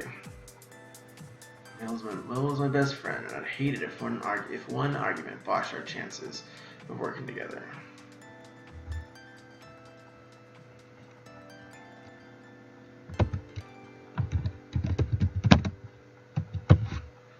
Our new sales class is starting next. Maya's voice cut off with a breathless, "Oh God," as her eyes fell on Suming. A bored smirk still drew lines across his thin face. An enormous creaking sound ensued as everyone turned to follow Maya's gaze. Maya blanched, and the rise and fall of her neat blazer doubled its pace. Everyone fell silent. Suming looked bored. Only the hum of the projector broke silence.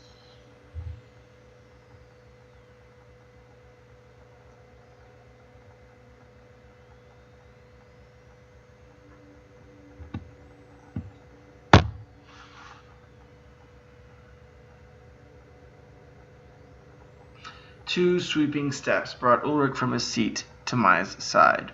One of his long arms draped over her shoulder and led her to her seat. That electric grin spread across Ulrich's cheeks. "Well, someone's happy to see you," Ulrich told Suming over the crowd. He gave Maya a playful nudge. You gotta keep in touch, buddy. We miss you like hell around here."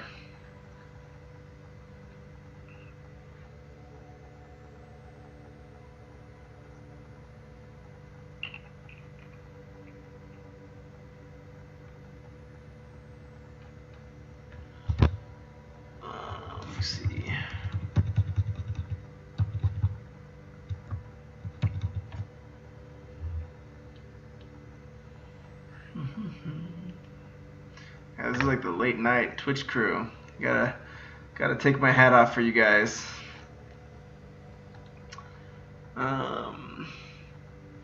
Sharp brown eyes. The engineer's seated in front.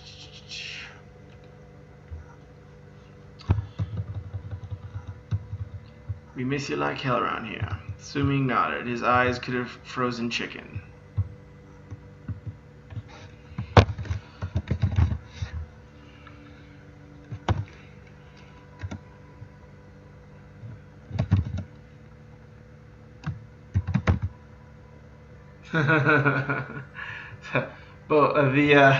Well, late night Twitcher, early morning Twitcher. That's awesome. His eyes could have frozen.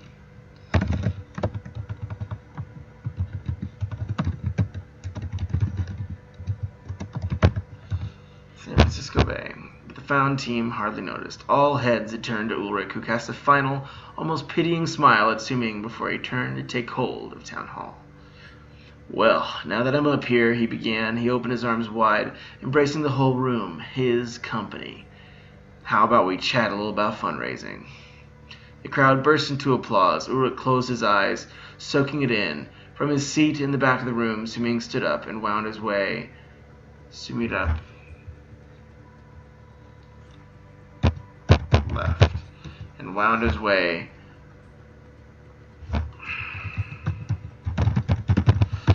Wound his way to the executive suites upstairs.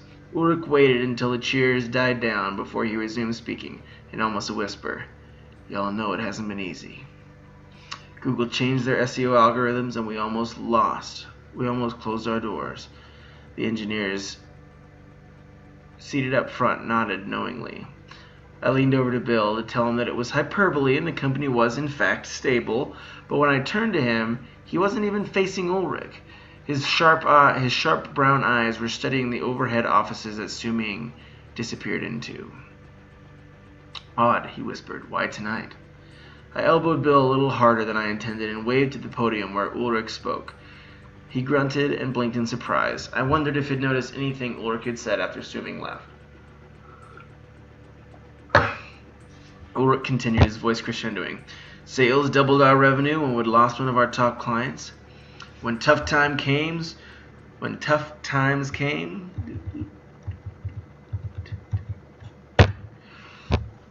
we worked through it together. We transcended everything the market threw at us, and now we're here. Department heads exchanged looks as the question hung in the air. Where were we? My hands tightened around the edge of my seat. I've talked to Sequoia, Lightbank, the top VCs in Silicon Valley because of your hard work. Ulrich boomed his grin, and I've gotten term sheets from every single one. Applause rose like a material thing from the crowd. I didn't realize 50 people could make that much noise. Whoops and cheers echoed off the brick walls. I could have sworn some spackle fell from the ceiling. There were tears at the corners of Ulrich's eyes, and he heaved great sighing breaths as he looked at his people. We smiled back and kept applauding. We were so loud that no one but Bill turned when the first gunshot cracked from the executive suite. Dun dun dun! Bill stiffened and knocked his chair over. He does that already.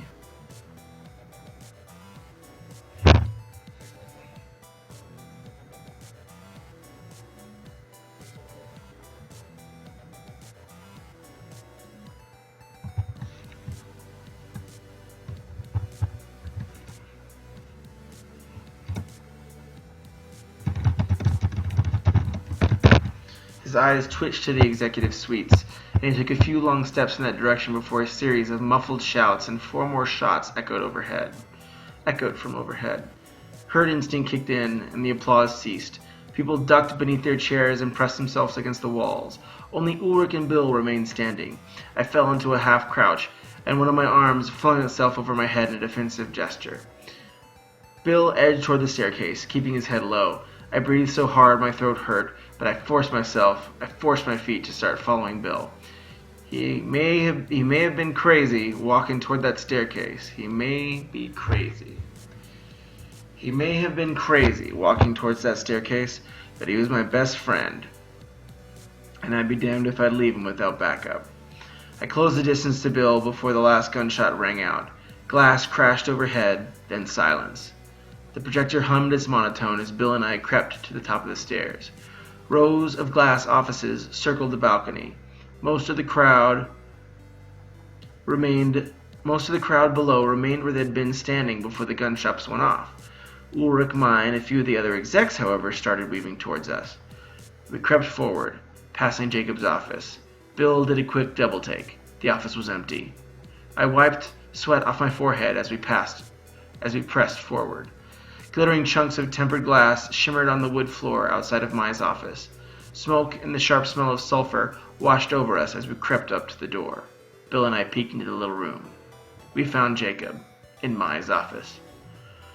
Other than the 2 bullet holes in the bookshelves on the far side of the wall, the broken hallway, and outside windows,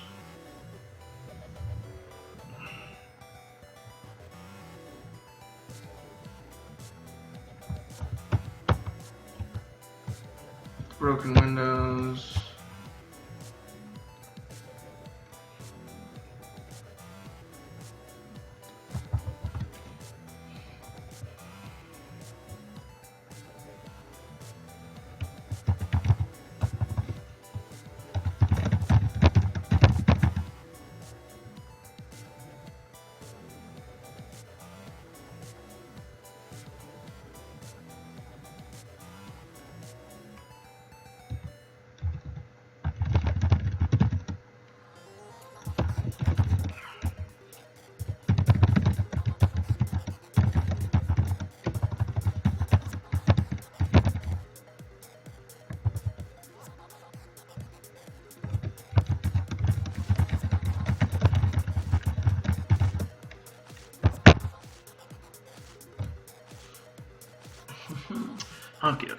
Other than the 2 bullet holes in the bookshelves on the far side of the wall, the broken glass, and the 3 bullet holes in Jacob's torso, Mai's office appeared completely normal. Her computer idled on Gmail as if she just stood up to grab her evening cup of coffee, and a handful of papers lay neatly on her desk. Nothing decorated the brick walls besides the 2 bookshelves that were freshly painted red. The hallway window lay in shards at our feet, and the sounds of traffic and commotion on the street level echoed in through the smashed outside window. Something crackled under my feet. Something crackled under my foot, and I looked down to find an army of little white pills lying across the floor. I inched forward and found the pills' source, pills apostrophe.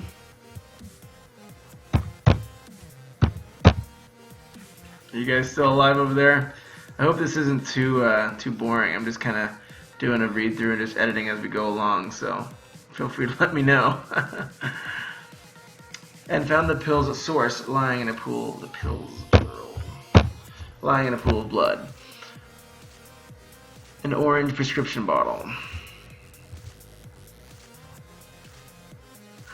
Wee. Hashtag still kicking. It's awesome. Well, yeah, if you guys see any edits or things that aren't clear, I really appreciated that note you brought up earlier. I really appreciate that note you brought up earlier about, where was it?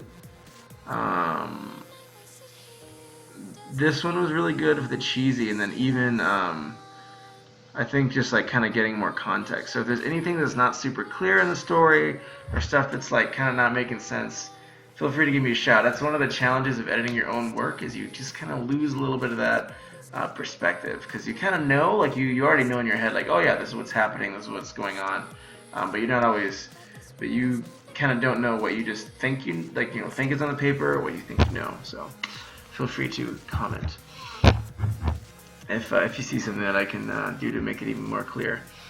An orange prescription bottle of Valium.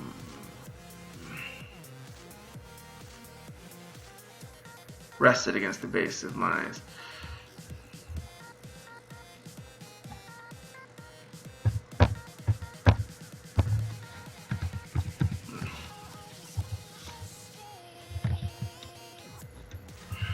Oops. An orange prescription bottle of Valium rested against the base of Mai's IKEA office desk. I spoke in an unconscious half-whisper. Bill, who the hell did this? Someone who knew where to look, he replied, pointing to Mai's desk. All the drawers were shut except one. Footsteps approached behind us. I couldn't take my eyes off Jacob. I tried to piece together what might have happened, but the only image that came to my mind was my old boss, staring shocked at the barrel of a pistol. He still looked shocked as he stared. This is a repetitive wording. Ugh.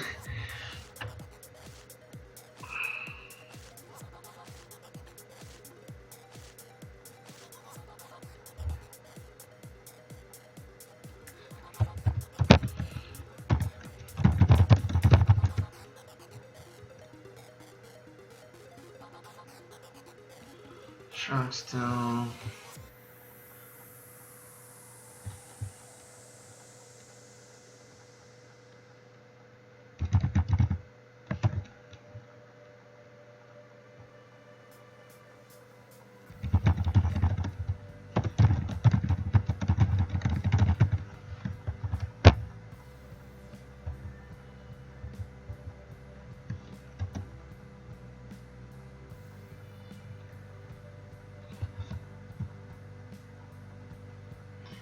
I became known as my old boss.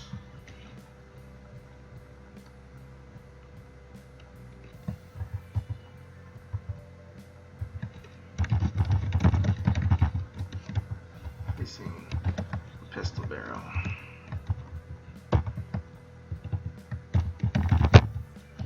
Shock still widened his glassy eyes as they stared up at the pressboard roof. I shudder to think that his hopes and dreams now painted the cabinetry. I turned away. Seeing that we were safe, Ulrich and executive team ascended the stairs 2 at a time. I watched them come for a few moments before I felt a hand grip my shoulder. I jumped back 2 feet and looked around. My heart pounded in my throat, and my eyes must have been as wide as $half. It was Bill. Damn it, man, I hissed. You can't sneak up. He silenced me by holding up his hand and motioned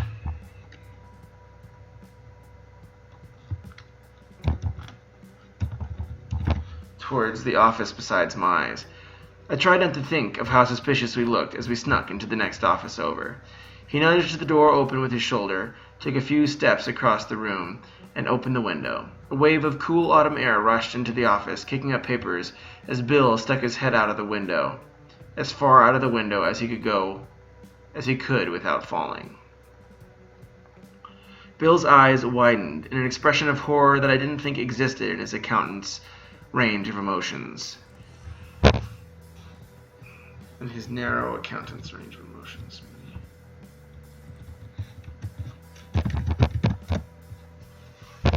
I thought about sprinting forward to look as well, but Ulrich, Mai, and the other executives reached Mai's office, and I didn't want to arouse any more suspicion than I already had.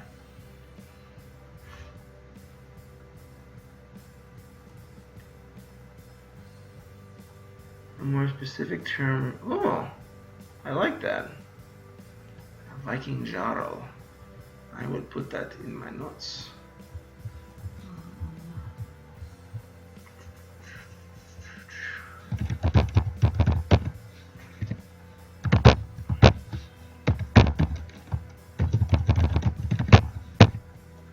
That's awesome. Me gusta mucho. Thank you for that's good, see? Thank you for the comment. That's awesome. It was Bill. Bill's eyes widened in an expression of horror that I didn't think existed in his narrow accountant's range of emotions. I thought about sprinting forward to look as well, but Ulrich, Mai, and the other executives had reached Mai's office. I didn't want to arouse any more suspicion than we already had. I'm going to make that plural because I wanted to associate to Bill. I seized Bill's arm and tried tugging him away from the window, taking me out of the office and away from the window. He resisted at first and muttered, "But why?" It took a few more brisk tugs to get him back into the hallway. He motioned me towards the window again and said, "You need to see this. The rest of the team's here," I told him, yanking his arm again. The rest of the team... The rest of the team's here. Oh. Oh, weird. A little repetition there. Oops. Oh no, I hate when that happens.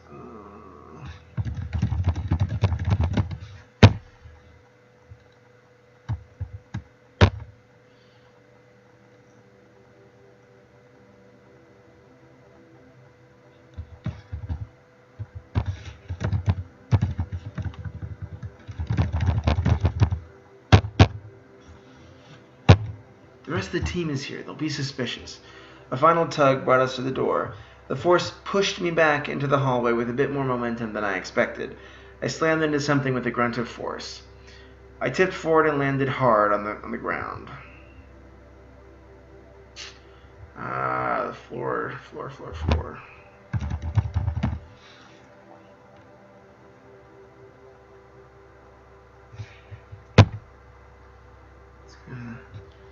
A final tug brought us to the hallway.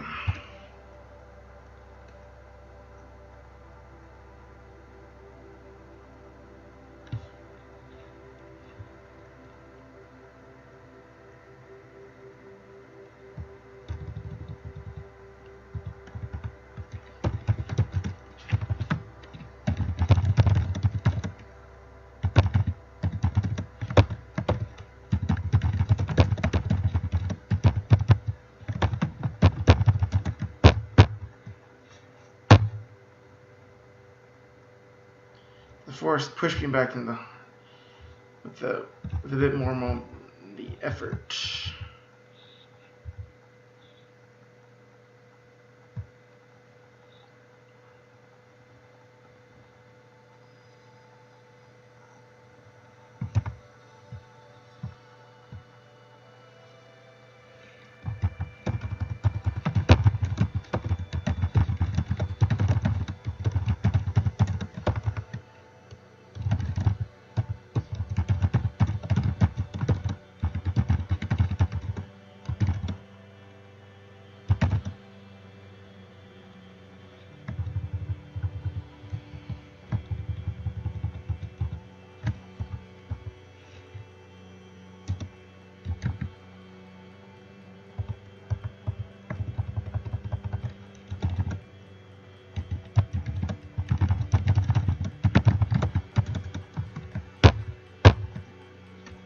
I slammed into something with a grunt of force.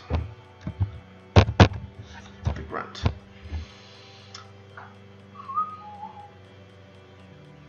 I tipped forward and landed on the hardwood floor. The person I'd run into hardly seemed affected. I looked up to see Ulrich standing over me. Crap. Suspicious, he said, mirroring the intonations I'd used when I'd said that exact word to Bill. The easy smile he'd worn during town hall had vanished. Interesting that the person who sprinted to the crime scene first is worried about avoiding suspicion. Bill interrupted and replied, "We hurried to see if we could prevent." He motioned to my office. "Well, this." Ulrich sighed and nodded. Exhaustion shadowed the lines between his eyes. Beneath his eyes, he looked with the concern of a mother down at our co-workers huddled up below. They peered curiously. They peered upward.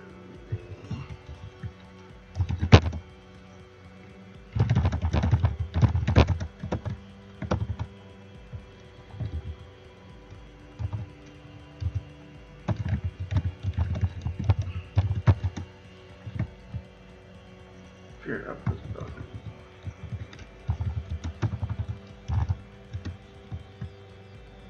Peered up at the balcony, curiously.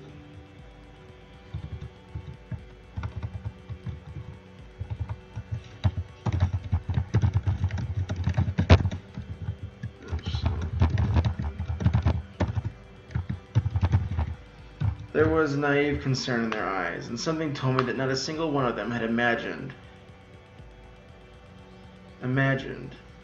that one of their coworkers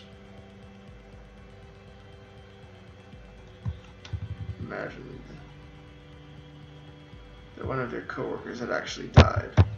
They probably assumed it was just some noisy accident that disrupted their happy announcement. Sighing, Ulrich turned his back to us and took a few steps toward Mai's office.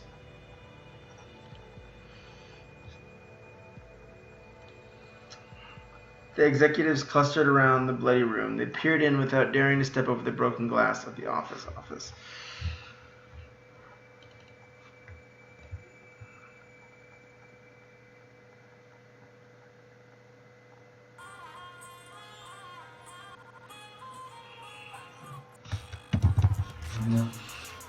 David.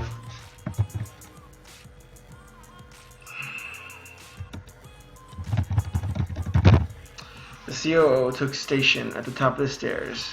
Stationed himself. At the top of the stairs, preventing any of our more curious co-workers from peeking inside.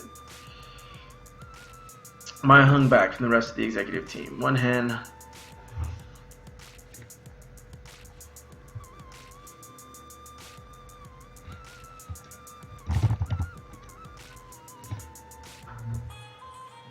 slipped back from this, unfrozen just in front of her mouth. Shock widened her eyes as she stood with an eerie stillness that was only broken by the slow movement of her breath against her business suit.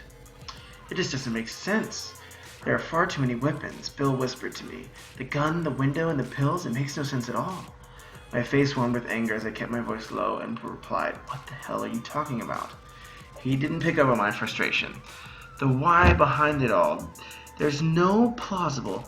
Everyone to the kitchen, Ulrich's voice cut off Bill. There's nothing else we can do. Better to keep things clean for the police. Mai stood at Ulrich's side, but didn't look once into the ruins of her office. She kept her eyes steadily focused down the hallway or occasionally looked over the balcony at the crowd below. She waved at Bill and I. "Come on, the kitchen." We started forward, but I should have kept a closer eye on Bill. A furrow of thought rested on his slightly balding forehead. As we passed Mai's office for the second time, he froze mid-step and wheeled around to the crime scene. 1, 2, 3, 4, 5, and trailed off at 6. His eyes scanned the room, but they never rested on anything. He finally turned back to the hallway and sighed, "Why Sue Ming?" I tried to cover for him as best as I could. When we emerged, I dropped my voice to a whisper. "You think he did it?" "Sue Ming?" Bill whispered. "No, he's dead on the street. Landed head first. Not pretty." "What?" I felt my gut turn. "Then who?" He looked straight at Mai, who started walking down the stairs from the executive offices. "She was at town hall," I whispered under my breath as I followed.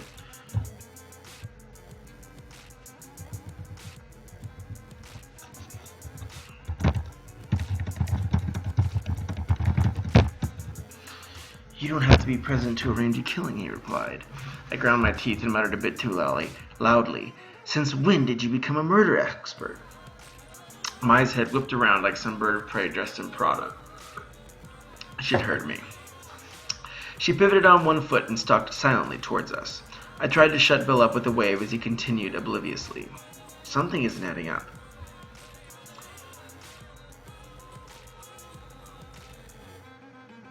Bill must have been in deep thought because Mai was nearly standing over him before his eyes widened and he let out a startled gasp. Goosebumps rippled up my spine as she spoke. "There is something that doesn't add up. You." Red nails that were filed to a point wrapped around Bill's thin arm. He jerked instinctively. That's too many. He jerked back instinctively, but her grip only tightened. Her voice could have cracked ice as she spoke. "I also noticed you at town hall." "I also noticed you at town hall. Brown slacks scream corporate. What are you doing here? Someone else's dirty work?" Bill glanced down at his pants as if just noticing them. He peered up at Mai and frowned thoughtfully. "Yes, I'm a bit out of place, I suppose. Never been much for fashion, but I just don't understand why it happened in your office. I'm sure your cellmates will be intrigued by your theories when you're in prison."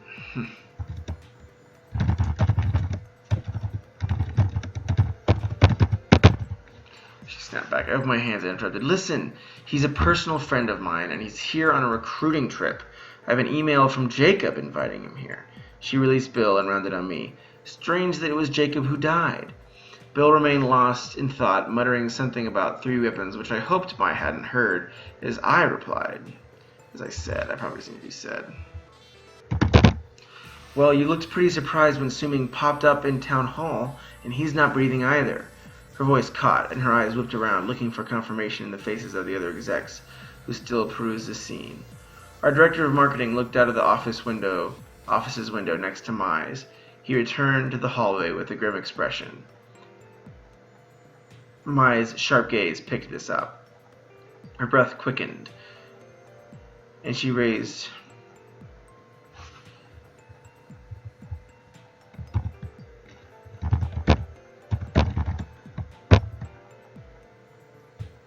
She sighed and raised a hand to her lips as if to mask a shout.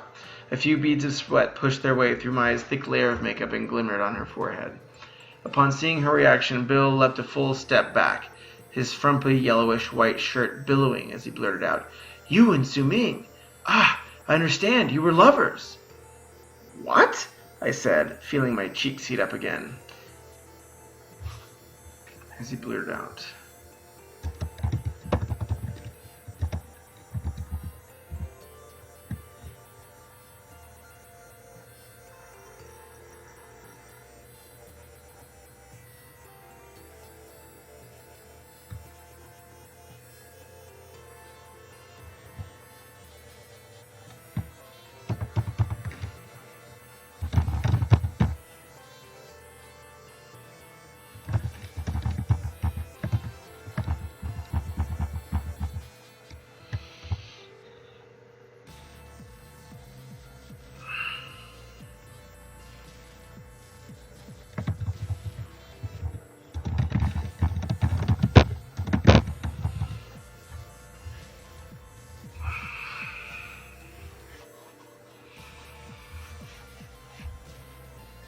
"Isn't it obvious?" he said, turning his raised eyebrow to me as if I'd missed an easy question on a finance exam.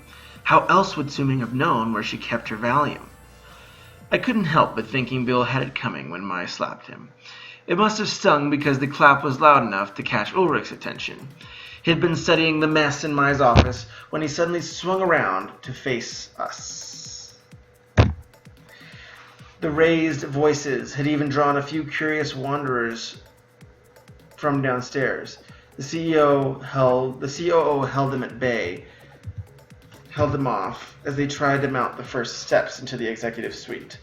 As Ulrich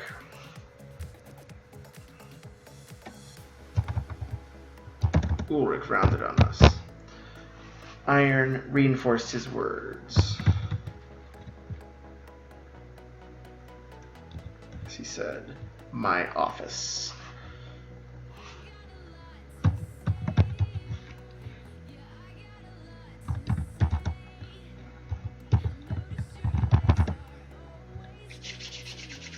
Whew. Almost there, over half. Should be done. Not too long. How long have I been streaming for? I've been streaming for like, good gracious, 5 hours.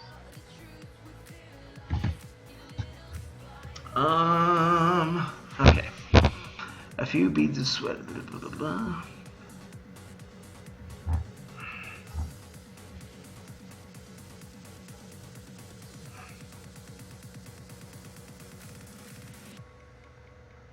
He took off at a brisk pace down the hallway, circling the executive floor. I looked at Bill, trying to hide my nerves and give him an encouraging smile.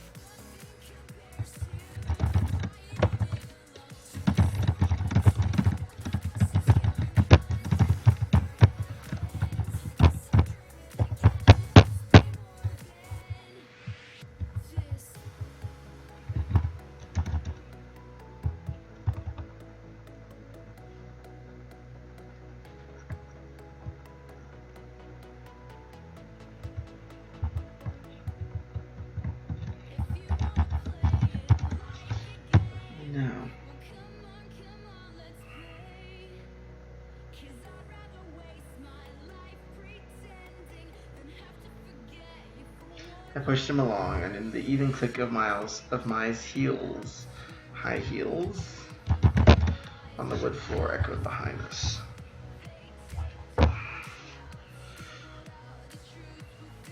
We followed Ulrich's long strides past empty conference rooms and offices towards a narrow staircase leading from the second story to the third. The brick walls hugged the stairs so tightly that even my shoulders brushed against them as we ascended. Finally, we came upon a thick wooden door, and Ulrich pushed it open. The easygoing, cool demeanor Ulrich wore around the office never entered his workspace. Optimized elegance lay in neat rows.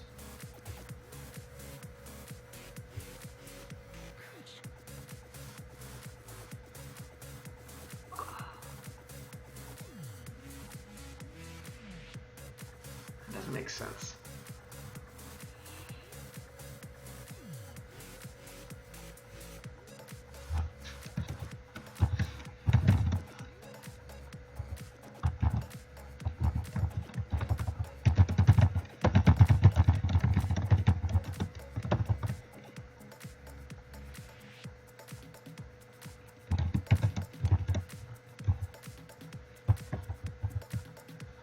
Neat rows.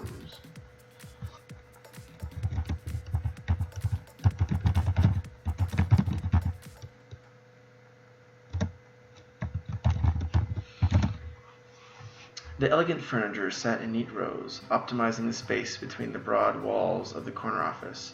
Two I-beams rose from floor to ceiling, giving the office an industrial look, and framing the massive window overlooking the glittering Bay Bridge. The musty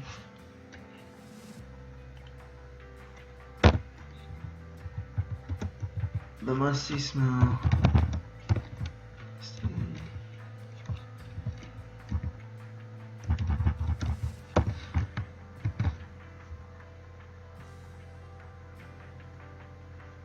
Sounds good, Silent Willow Nord, of course.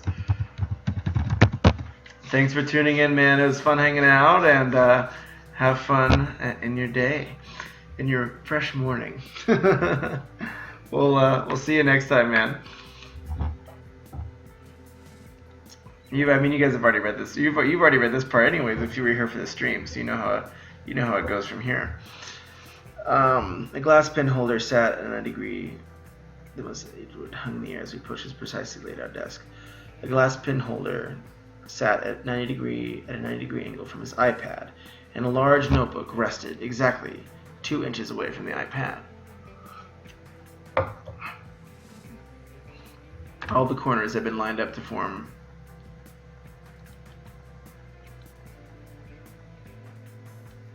corners. Well, thank you for hanging out all this time and tuning in. I hope it was fun. Just chilling and doing some writing. Well, yeah, take it easy, man. Have a good, I can't say night, but have a good day. All the corners. Ciao. Ciao, bella.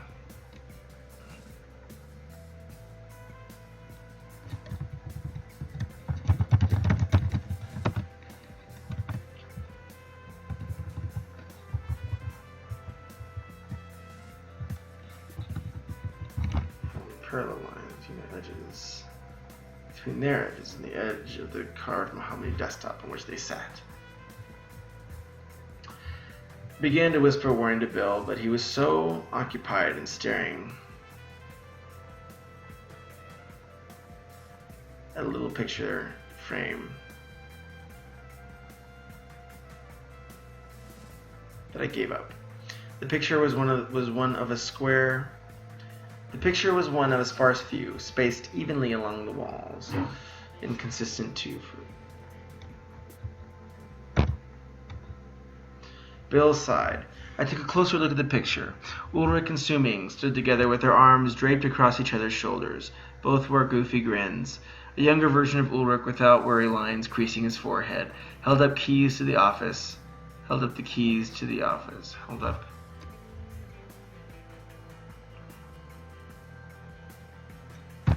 Keys to his new office. Like a boxing champion. The found logo wasn't on the door behind them. There were no desks. There were no desks, no boards of no desks, no board of directors, and no foosball tables. Laura consuming smiles seemed a bit more naive, but much more genuine. I checked the date on the photo, March 3rd, 4 years ago. 8 years ago. That was the day they received their first Series A funding. Things change, don't they? Bill murmured as he turned to face. Ditch dweller, it's just you and me, bud. Almost done. We got about a little bit more left, and then I'm going to head to bed after this. Things change, don't they? Bill murmured as he turned to face the older Ulrich, who had assumed his post behind his massive mahogany desk. Pale city lights framed him, turning his broad figure into a shadow falling across San Francisco.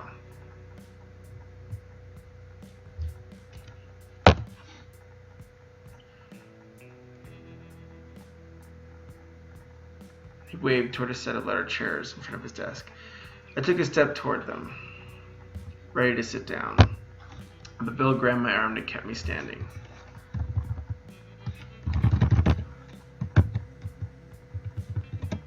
He shook his head. Ulrich acted like he didn't notice, but he stiffened as he said, "Enough. What is this about?"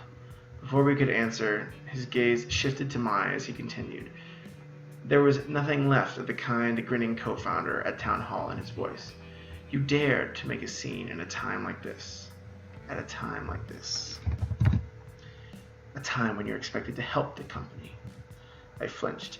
Mai's shaking hand covered her mouth. Her voice rose to a higher register. I would never jeopardize what you built. She pointed to Bill. This man accused me of being Su Ming's lover in front of everyone. Ulrich replied in a tone that almost mirrored Su Ming's cold, cynical drawl. But you were lovers. After he was married, no less. He leaned over his desk and I took a half step backward. I can hardly grasp how someone mentioning your past would drive you to put my company at risk. Mai fumbled for words and uttered a few half sentences. Bill stepped in. She was surprised, I think. I guessed it from the scene. The Valium bottle belonged to her, and it didn't look like Su Ming had searched very long for it. I turned to Bill. And it couldn't have been Jacob? He could have taken the bottle any time, Bill replied, tapping his chin with his finger. It's only logical that it was Su Ming. He was the new variable in the equation. A deep laugh echoed across the desk. Echoed from across the desk. Ulrich's grin returned, and he nodded pensively. Yes. Who else but a lover would know where to find someone's stash of Valium? Precisely, Bill said.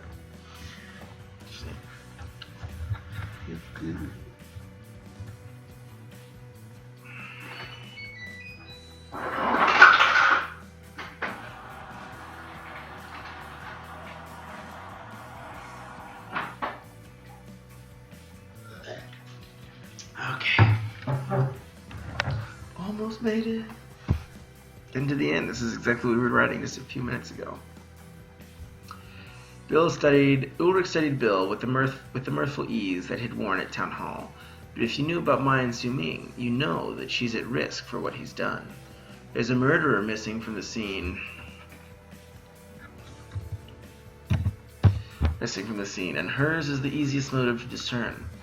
When the police come, I'll have no choice but to hand her over. My jaw dropped. Still holding her hand over her mouth, Mai's eyes shut. Tears formed at their corners. I pushed forward. Jacob and Su Ming. I pushed forward. I was saying. Jacob and Su Ming killed each other. Plain and simple, I said.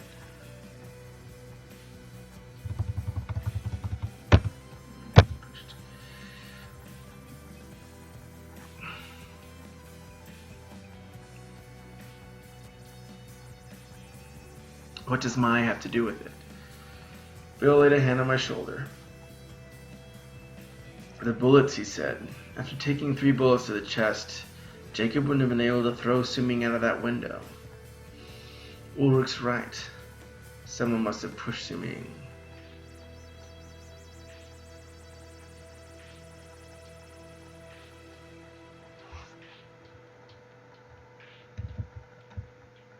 Push Suming after he killed Jacob. Though it still feels off.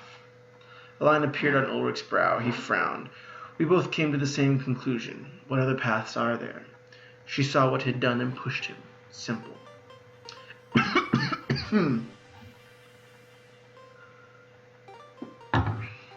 Bill chewed on his lip and replied, "There were 3 weapons, too many for such a simple scenario." "Since when does a gun count for 3, I asked. "The gun is 1, yes, but then there's the window and the Valium," Bill replied.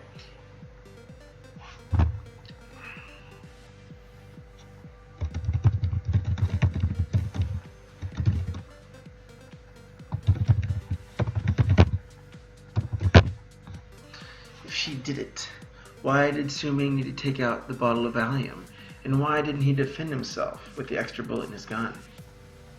"Surprise, I assume," Ulrich replied, spreading his hands.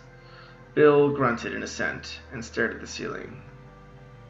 Then he pushed his chair back and turned to Mai. "Was it you?" She shook her head, glaring at Ulrich. Calmly, Bill nodded, turned to Ulrich and said, "It wasn't her. The evidence is still against her, no matter what she says."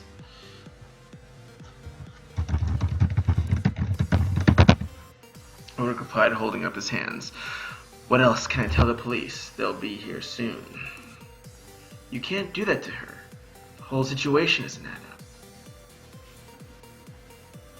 "Who are you to tell me what I can't?"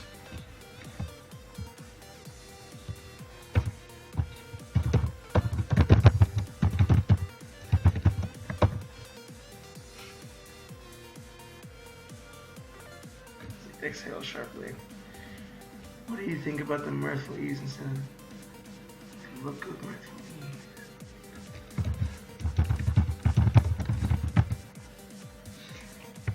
"Oh, I think that's..."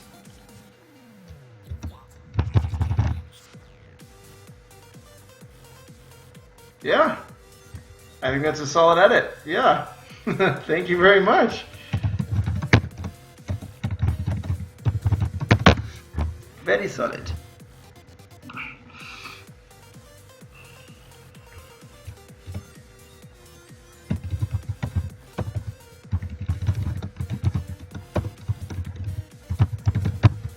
"Can't do that to her. This whole situation doesn't add up."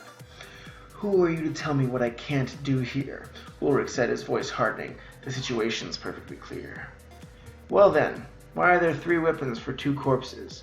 Why would Suming open a bottle of Valium and take what we would guess as a fatal dose, only to be pushed out of the window by Mai?" Bill grew more animated as he continued. "Why did Suming bring a gun tonight if he was only going to town hall? Was he expecting trouble?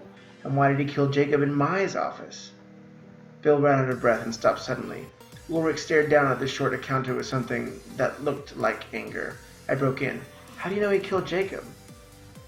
"He took the gun out of the window with him," Bill said, breaking Ulrich's gaze and turning to me. I saw it beside him on the pavement. "You still haven't given me a better explanation," Ulrich said, his eyes drilling into Bill. Bill gave him a cross look, nodded, and slumped into one of the leather chairs in front of the Ulrich's desk. We sat in silence for a few moments. Ulrich tapped his stainless steel pen against his knuckles. The room grew colder, and the musty aroma became overpowering. I noticed Bill fiddle with his cell phone. Given the situation, I thought this wasn't the best time to be texting friends. But Bill had always been a bit different. We stayed quiet for so long that the sound of traffic grew. We stayed quiet for so long, the sound of traffic grew faintly audible. No sirens yet, but they were coming, and Mai was going with them. Bill spoke to Ulrich. His voice sounded strange after the long silence. Why was Suming here tonight in the first place? It was Mai who answered. Even facing unjust imprisonment, she resumed Her stern composed, she had resumed her stern.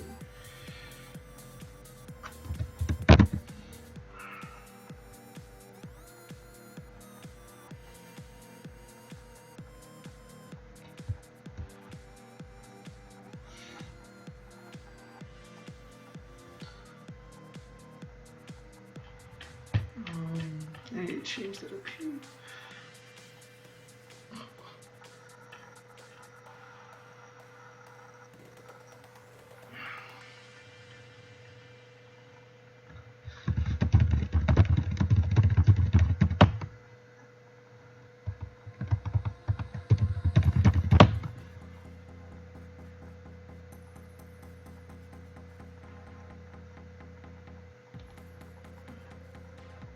Oh, I did. Yay.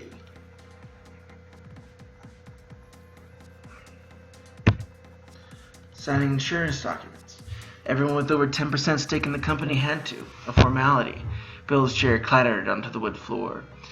He stood rigid, his mouth moved silently, and his eyes were wide with strange excitement. Swimming was included in the directors' and officers' insurance? Bill asked, talking faster. Oh, and with a company your size reporting an estimated annual revenue of $30 million, that would be... Ah, I see now. It would... Ulrich stood as well, overshadowing Bill by at least 2 feet. It would amount to the exact sum of our last fundraising. A gun... of our current round of funding. A gun clicked as it loaded. The city lights reflected off a polished pistol gripped tightly in Ulrich's hand. He ran his free hand.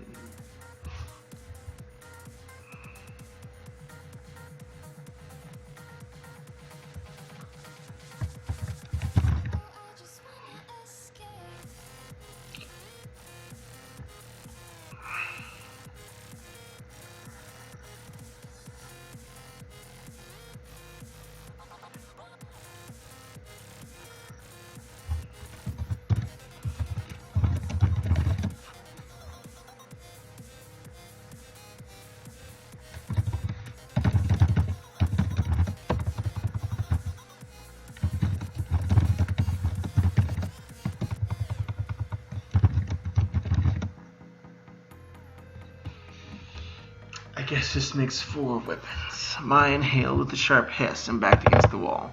My mouth fell open as the phrase, "Good God, my boss is pointing a gun at my head," played in repeat inside my skull. I took a tentative step towards the door. Maybe I could make a run for it. Bill seized my arm, detaining me. My eyes were wide O's as I turned to my captor. He looked nervous but composed. I turned to him.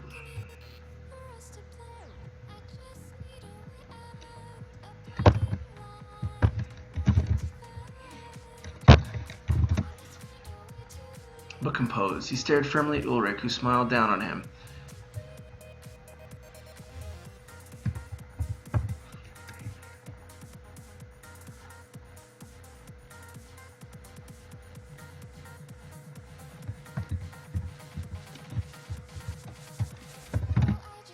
That kind of implies condescension, so I guess it's okay. Bill's voice shook slightly as he addressed Ulrich. "One big insurance scam, is it? That funding you talked about at Town Hall, you'd planned this whole thing. That's why Suming tried to kill himself with Valium before Jacob interrupted him." "Once I had the money," Ulrich replied, tightening his grip on the pistol, "it would have been easy enough to mask its source. Some new angel investor that came in from nowhere." My heart beat in my throat, but I couldn't help asking, but why would Suming agree to die for a company that had been fired from? That had fired him?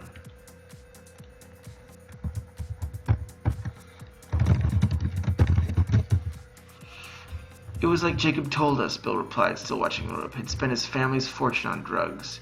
He didn't want to let his kids starve." "Yes," Ulrich replied, smiling like a lion sitting over a fresh kill. But even he couldn't sit by and watch his company die. We put everything into this company. People depend on us to keep it going no matter the cost. So we found the most expensive directors and officers insurance we could, and did what we had to." Bill shook his head. I felt my hands shake. So there's no funding? It's all some fraud to save your damn company. It's not just a company. It's a home. Think about the people down there, and you must know that this is something more.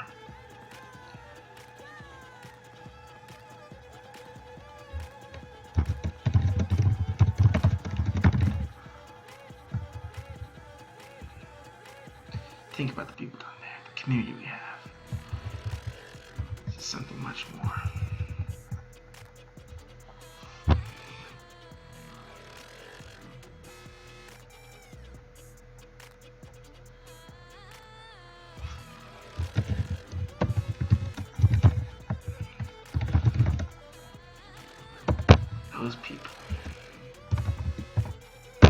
Those people believe our vision, believe in our vision. They believe in what we can accomplish together, and I refuse to let anything or anyone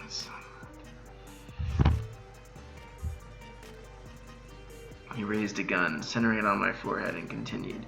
You see, I'm going to give the police their 3 murderers. They attacked me in my office after they killed Suming. Then, our head of HR, my Blanche, as he continued.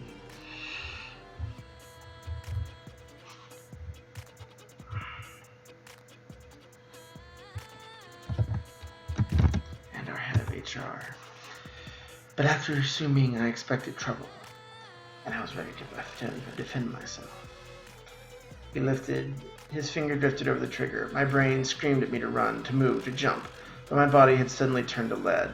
I felt some horrible heavy lethargy spread over me.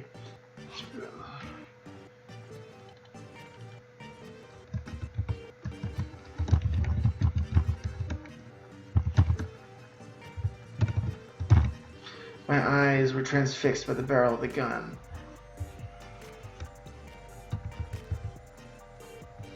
And the city lights smoldering behind Ulrich's broad frame.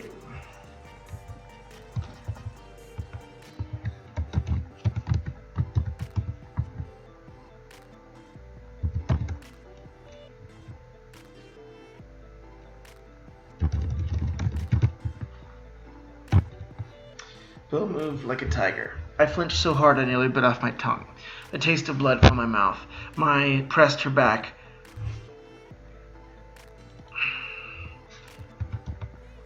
Pressed back against the wall.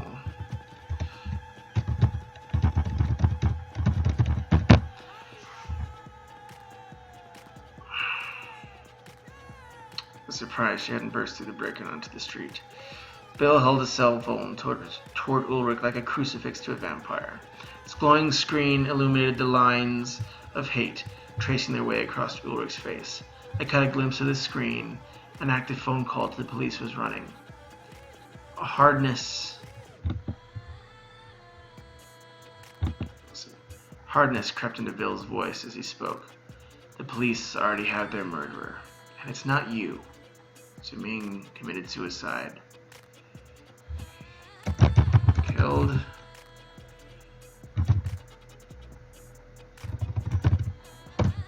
Jacob.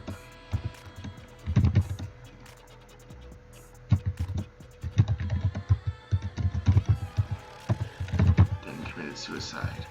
Don't make them put you down for murder as well.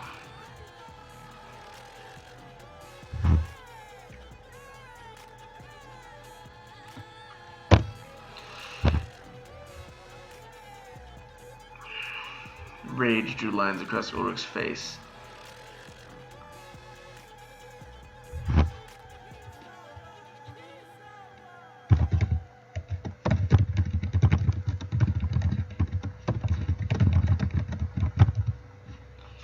He still held the gun at Bill's head. The barrel started shaking. His voice was a growl. You've ruined this company.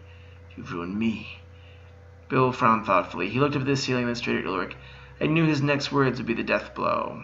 As he said, I liked that picture, you know, of you and Suming opening the office. Starting a fresh company, created something new. The gun wavered. It dipped slightly. Mai's nervous gaze switched to Bill as he continued. This company might survive.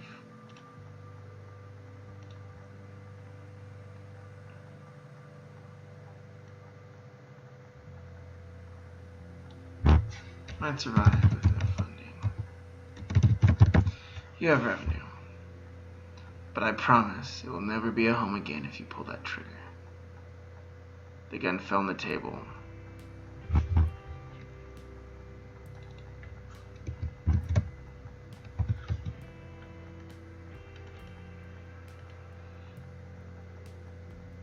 And Ulrich slumped back into his large leather chair,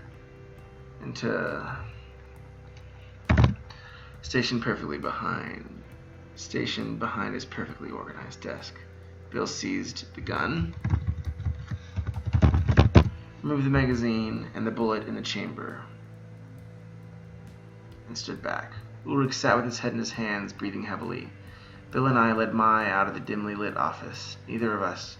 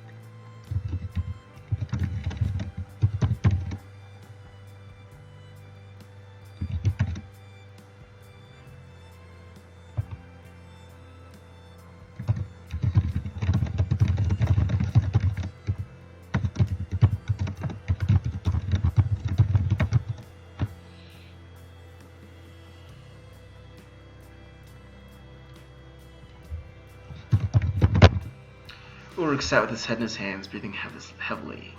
A bone-deep weariness seemed to weigh him down.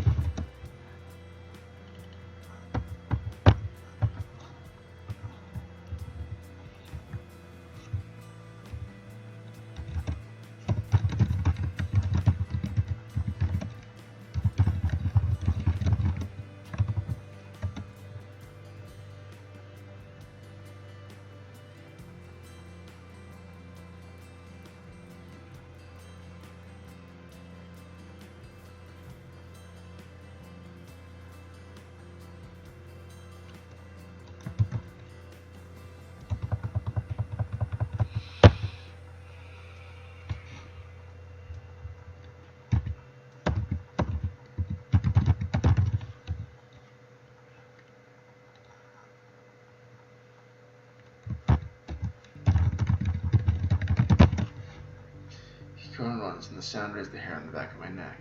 Then he fell silent. Bill and I led Mai out of the dimly lit office. Neither of us disturbed Ulrich. As we descended the staircase from the executive offices, the howl of police sirens rose to meet us. A young officer wearing a fresh trimmed uniform strode up to us, and the questioning began. It took a few long hours of explanations, statements, and cross-examinations before Bill and I were finally allowed to leave. They took down everyone's information in case they needed to speak to us later, but Ulrich and Mai went in.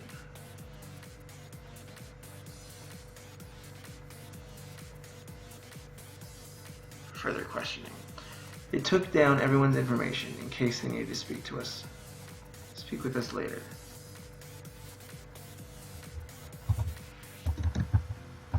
Ulrich and Mai went in for further questioning. I pushed open the front door.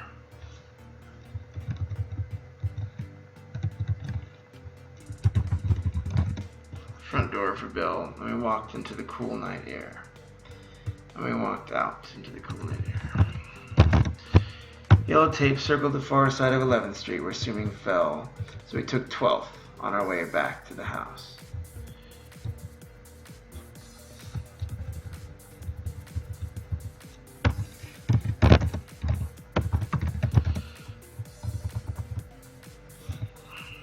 On our way back to my house. Well, Bill said as a small smile.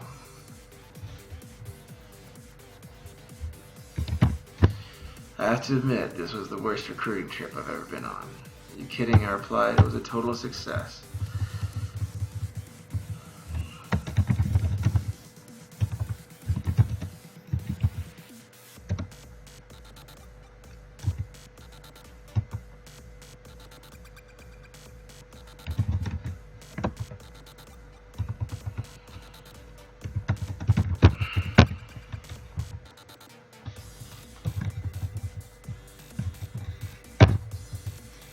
It was a total success. I'm applying to Ernst & Young next week.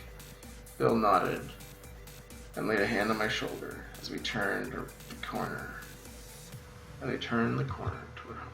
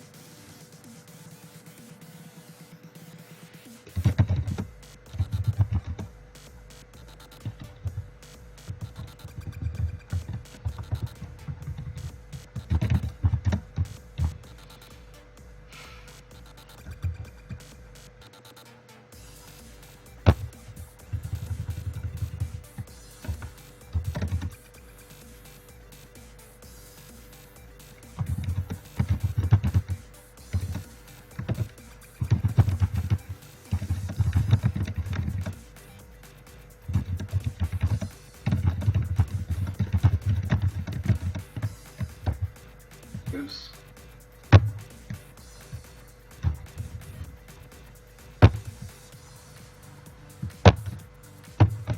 Are you kidding? I replied, staring back at my office. The tall building cut a dark hole in the foggy air. It was a total success. I'm applying to Ernst & Young next week. Bill nodded and laid a hand on my shoulder. We quickened our pace as we left the office behind us and turned the corner toward home. The end. Yay! Yay, yay, yay, yay. Well, it's 2:30. I'm going to bed. This was a lot of fun hanging out tonight with everybody. I don't know if anybody's even still, oh yeah, this dweller still hanging out. Well, thanks for hanging in. Thanks for hanging in there till the very end, my friend. I hope you enjoyed it. Yeah, and that's the startup murder mystery and its completion. So I hope that was a fun story, and we'll be tuning on next time. As always, if you have anything you've written that you want us to actually edit here, feel free to shoot me an email. I'm sure it's in the comments somewhere. But I'm heading to bed, man. Take care, and it was fun hanging out.